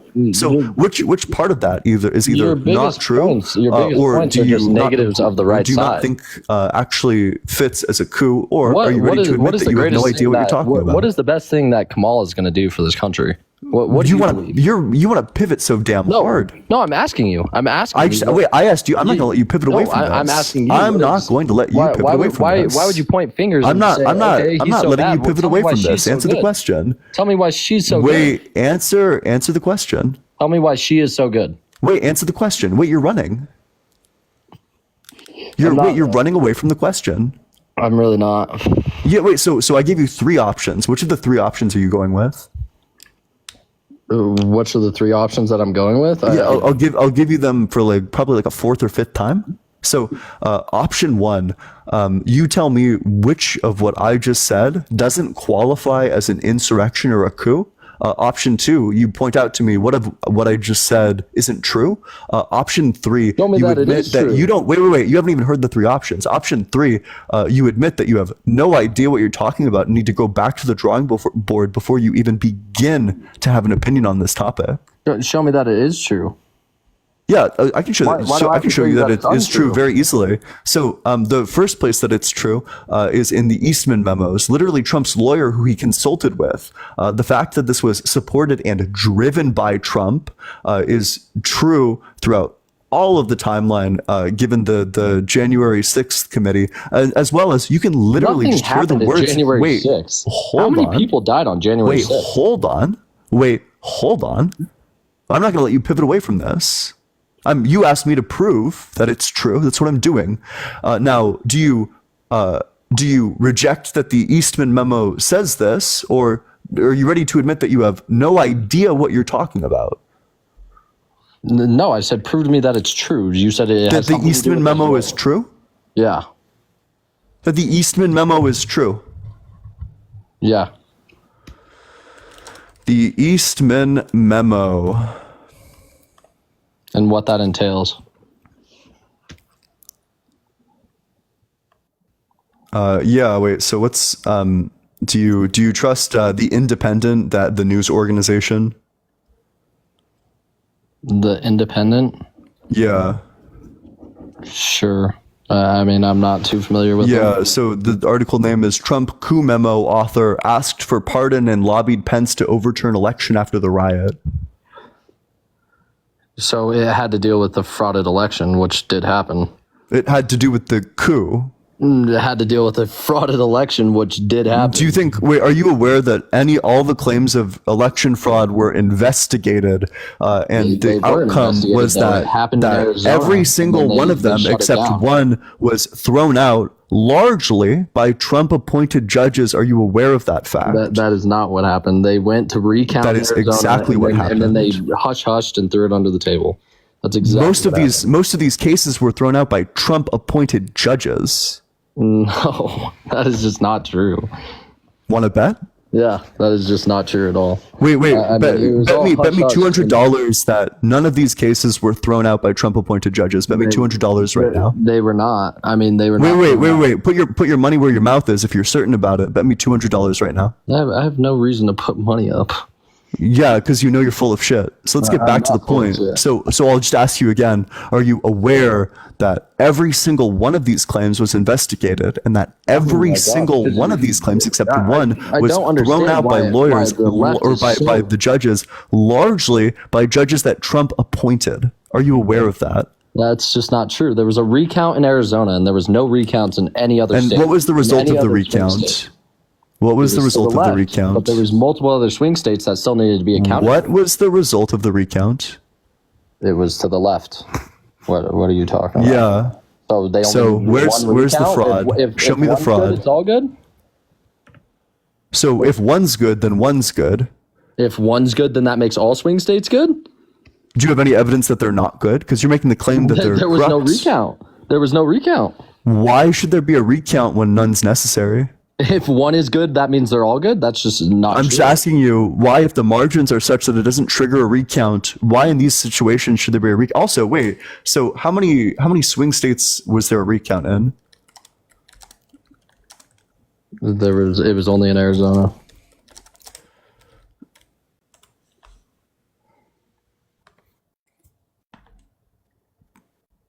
Recounts were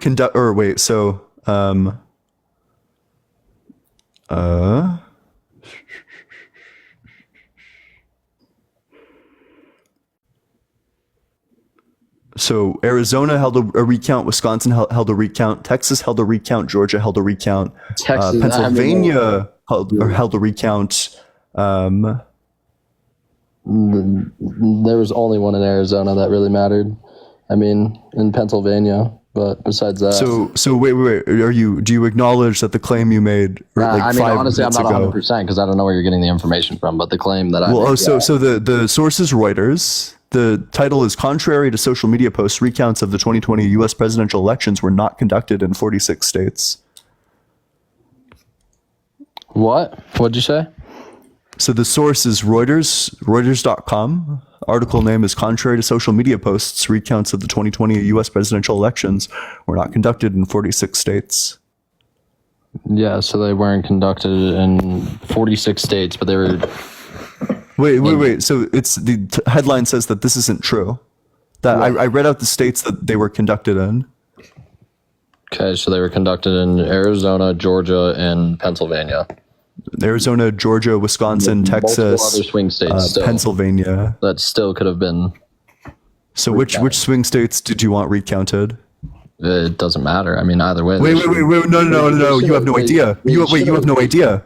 You have no idea. Which swing states? What would it matter? I mean, wait, you have no idea. You're clueless. It should have been. You're absolutely floundering. You have no clue. It should have been which recounted as a which whole. swing states? It should have which been swing recounted states as a do you want to whole. recount in? It should have been You're recounted as a whole. clueless. You have no idea. It should have been a federal instituted recount. So I mean, I don't know. So who was president at the time? Who was president at the time? Yeah, Donald Trump. What do you? Yeah. mean? So you're saying that Trump failed to do the federally instituted recount? No, I'm saying that it. So he succeeded in doing the federally instituted recount? Through. That's not something that a president can just sign off on. That's not something that a president can just pass to go through. That has to go through multiple. That has to go through Congress. Like, what are you talking about? God, wait. So you wanted a federally instituted recount? Do you think that we should have a federally instituted recount for all of our elections? No, I think we should have it for that one specifically. Why? Huh? Why? Because it was something that swung overnight, which was very astronomical. Like it was something that was never seen before in an election. No, we know exactly what happened here. It's that we know that that the mail-in ballots were going to break heavily for Democrats because they were following COVID protocols, so they weren't going to in-person voting booths. Which, like, everyone knew that this was going to happen. Literally everyone. There's literally a Bernie Sanders speech from I think November 3rd, where he calls it bar for bar. He says, here's what's going to happen.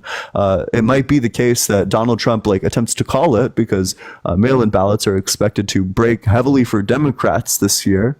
And in this case, then slowly it's going to trickle in all of the Democrat-leaning votes from the mail-in ballots. This is well known. Nobody contests this. COVID protocol, which was also a hoax, but okay. Do you have literally any evidence? Any evidence of what? COVID being a hoax? Yeah. I mean, how many boosters do you have, man? I don't know. I've lost count. 4? 3, 4? You want to keep getting those? Wait, how many flu shots have you gotten? None. Not a single None? Damn, bro's a biohazard. Not a single one. There's no. Yeah. Bro is a menace to society. I'm a menace. Yeah, wait, so what's your evidence that all these people, what would they die from? More people died from the flu that year. Wait, what did all these people die from? More people died from the flu. So I think you're a bit confused about this. So the problem, so first of all, COVID carries with it long COVID, which is a debilitating disability. For some people, it's lifelong. And how many people died from COVID? How many people? We can look that up. That's an empirical question. And then how many people died from the flu in the same year that COVID hit? From COVID. So I think what you don't understand is, one, all the side effects of COVID, and two, the fact that when it infects somebody in a certain age group or status, that it is very certain to kill them, that there is a high probability of it killing people. That's what made COVID so deadly. That's why all the masking was about, is because of the efficacy that COVID had at unaliving these groups with compromised immune systems. The top doctor even came out and said the masks were wrong. Like they were completely wrong. Why don't we wear masks now if they're so important? Because, well, so first of all, lots of people would probably say that you should be wearing masks still. But second of all, so do you wear a mask? Oh, no, I don't, but that's because I don't live up to my ideals. But so specifically, when it comes down to the masks, there's good data on the masks, and I'd be happy to cite you some if you're interested. Good data on the masks. There's not good data on the masks. There's Do you want to bet? Successful. Wait. So, wait. Let's just look it up. Peer-reviewed studies on mask efficacy. So are you willing to accept effectiveness of face masks for reducing transmission of SARS-CoV-2, a rapid systematic review? Sure. I mean, I guess we'll go with all your sources.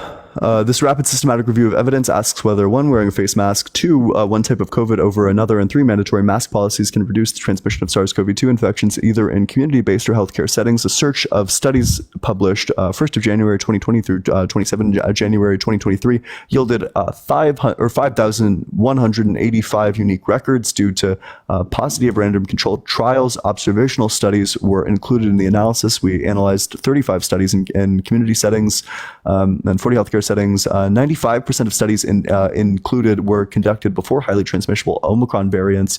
91% of observationals were at critical risk bias in at least one domain, often failing to separate the effects of masks from concurrent interventions. More studies found that masks and mask mandates reduced infection than found no effect. We have 83% of these studies finding that masks and mask mandates reduced infection, and we have 8 of this 65 we have 12% saying that they have no effect, and we have 2% saying that they're harmful. So systematically, if we look at the data, 83% of studies on this topic, the overwhelming majority find that masks are effective. So what's your evidence? Go. So it was a small study that was done. Small study. No. This is a systematic review. This is a study of studies.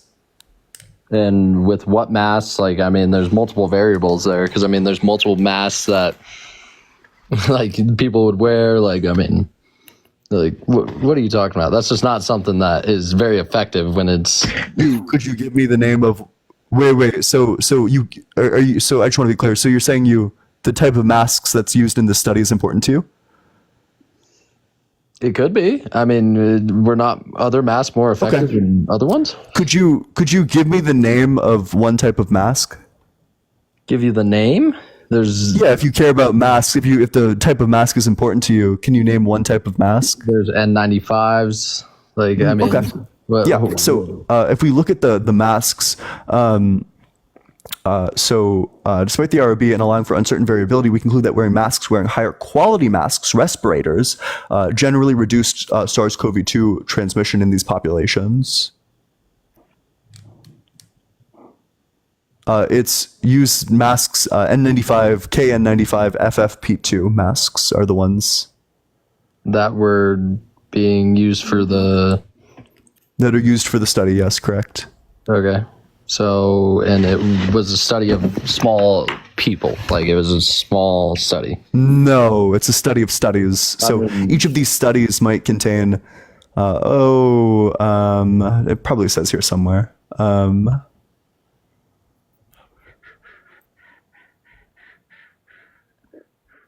Either way, it's different variables in the small studies. The small studies but it's like evaluating them as a whole. So,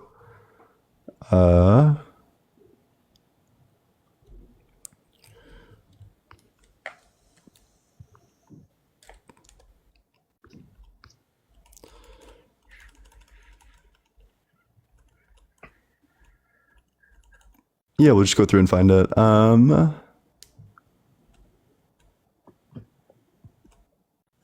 Okay, wait. So it says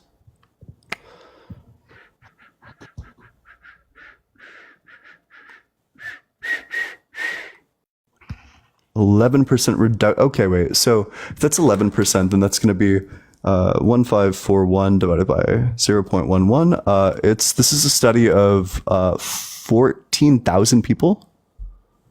Okay, so a small study. A small study of 14,000? Are you kidding? I mean, it affected all of America. Do you know anything about studies? Below 1% of. Do you know? Wait. Do you think that for a study to be effective, that it needs to study literally every single member of the population? Do you actually think that? That's below 1% of the population. Do you understand how statistics work at all? That's below 1% of America's population. Okay, so. Let me break this down for you. So the way statistics work is that we evaluate the likelihood that this would happen just by chance.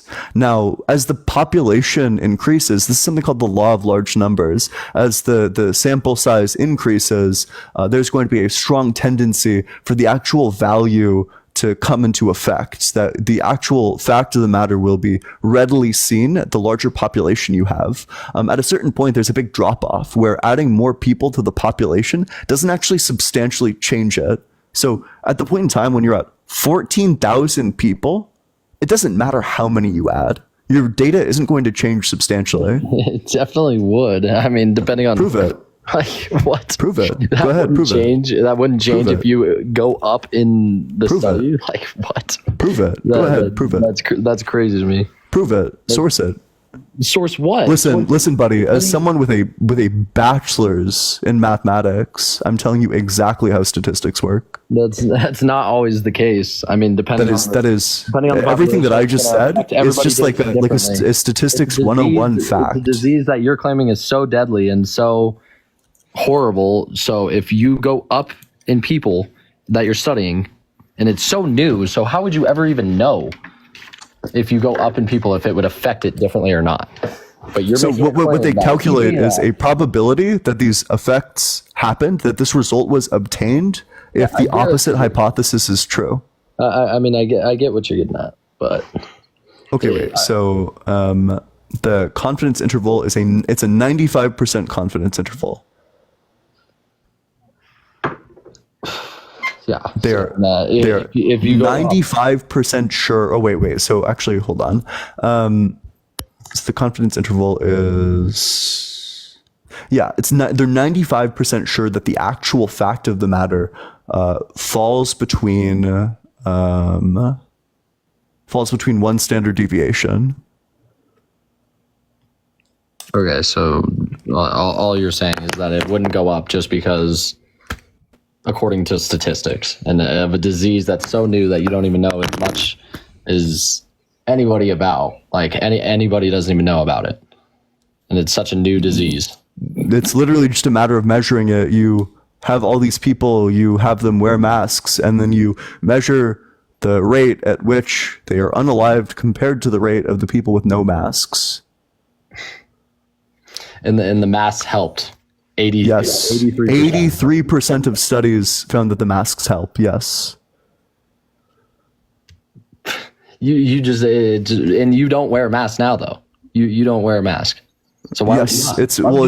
First of all, it's become like, why would you not wear a mask? Well, wait, because first of all, COVID is still happening. There's still tons of new cases, but because I'm vaccinated, I'm less worried about getting a severe case of COVID. But you could also pass it on to somebody else. So why? And that's true. That's true. Which is why, I mean, there's like a million ways that people are going to fail to do like the moral successful thing. If it's so successful and it's so mathematically correct, pivoting to a like meta commentary. Why would you personally not? Yeah, what this is called is the tu quoque fallacy, wherein you try to escape the argument by attacking the other person. No, I'm asking. Like whether or not the way I personally live my life is consistent with the facts of the matter is irrelevant to the facts of the matter. Why can't you answer that question? Why don't you wear a mask if it's I already answered it. The reason why I don't wear a mask is because I'm vaccinated and I'm less worried. Vaccinated. And it still could be harmful to other people, but you're okay with that, I guess. Yeah, totally could. Yeah, it's mostly harmful to unvaccinated people like yourself. So I don't know. Maybe it's a moral good to not wear a mask. Yeah, well, I haven't had COVID-19 one time, so not that you know of. How many times have you tested for COVID-19? Like 2 or 3 times. Okay. So I've tested way more than that. So there's probably you very well may have had COVID and you just don't know about it. Way to waste your time. What's the waste of time? It's like 5 minutes. 5 minutes of time that you ain't getting back, that you wasted on a COVID test.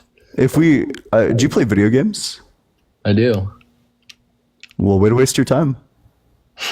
Why does that waste my time?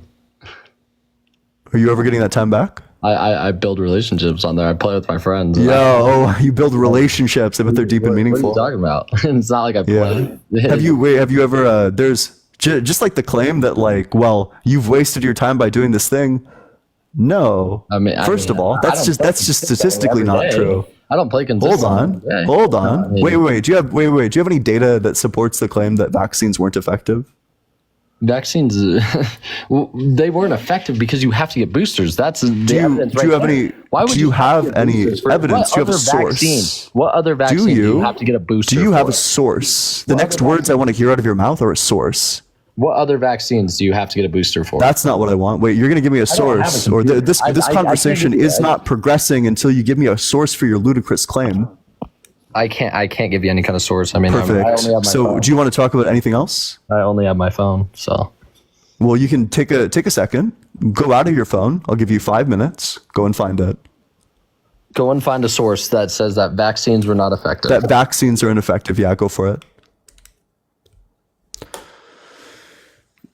Make sure you're double tapping on that screen, sharing it with your friends. If you want to support the stream, make sure that you are, or the Venmo's allegedly -Ian and the Cash App is just allegedly Ian. Both are in my bio. Make sure you're dropping a follow if you never want to miss a debate in the future, if you're enjoying the debates. Double tap on that screen. Let's get all the way up to 200K. Make sure you're filling up that bar. Get the bar all the way up. It's going to be fun. It's like a little bit of dopamine for you. If you want to join the community, as many already have, there's a link to the Discord in my bio. We talk politics, religion, philosophy. We can do really anything that you want to do. I notify you every time I go live, so you'll never miss a live because you'll always be notified. Excuse me, Squish Love. Thank you so much.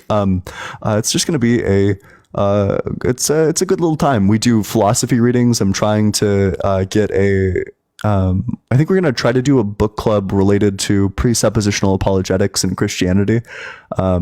A paper that I really like. We're going to try to do that. And it might be 2 Sundays or 2 Saturdays from now insofar as I try to give people like a week to read it.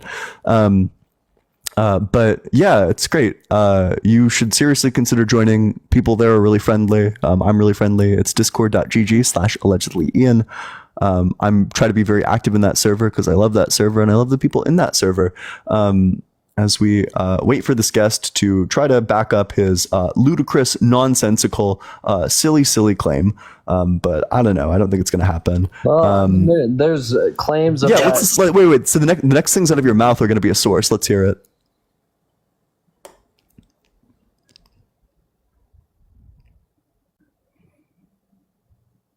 If you're off the app, I can't hear you. You got to come back to the app and read the source. Okay, the vaccines are completely ineffective against Omicron. I mean, there's multiple variants that it's ineffective against. Is this the name of a source?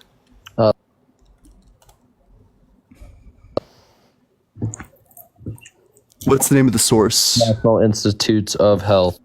Yeah, so National Institute of Health. What's the name of the article?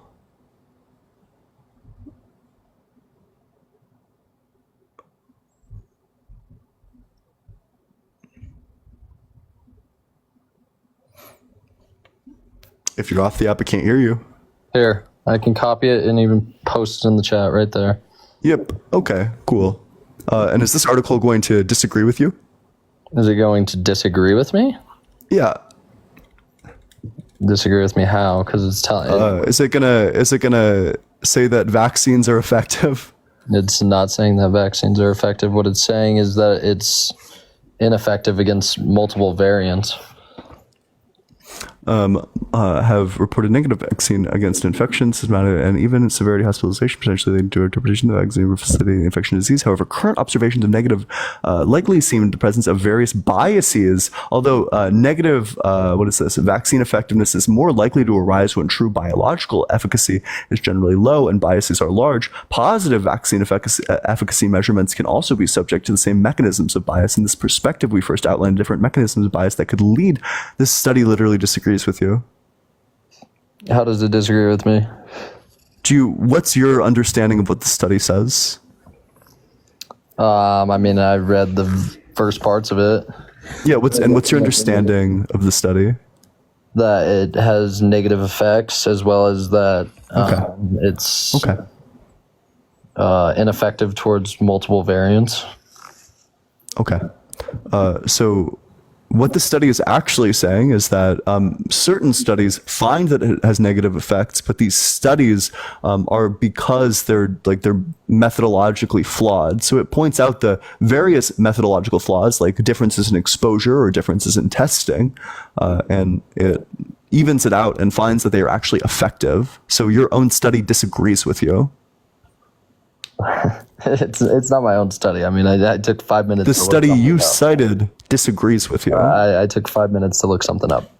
Wait, do you agree that the study you cited disagrees with you? You have evidence locked and loaded. That's good for you, man. I mean, well, I actually don't have evidence locked and loaded, but I just know that it's true. So it's really easy to find evidence.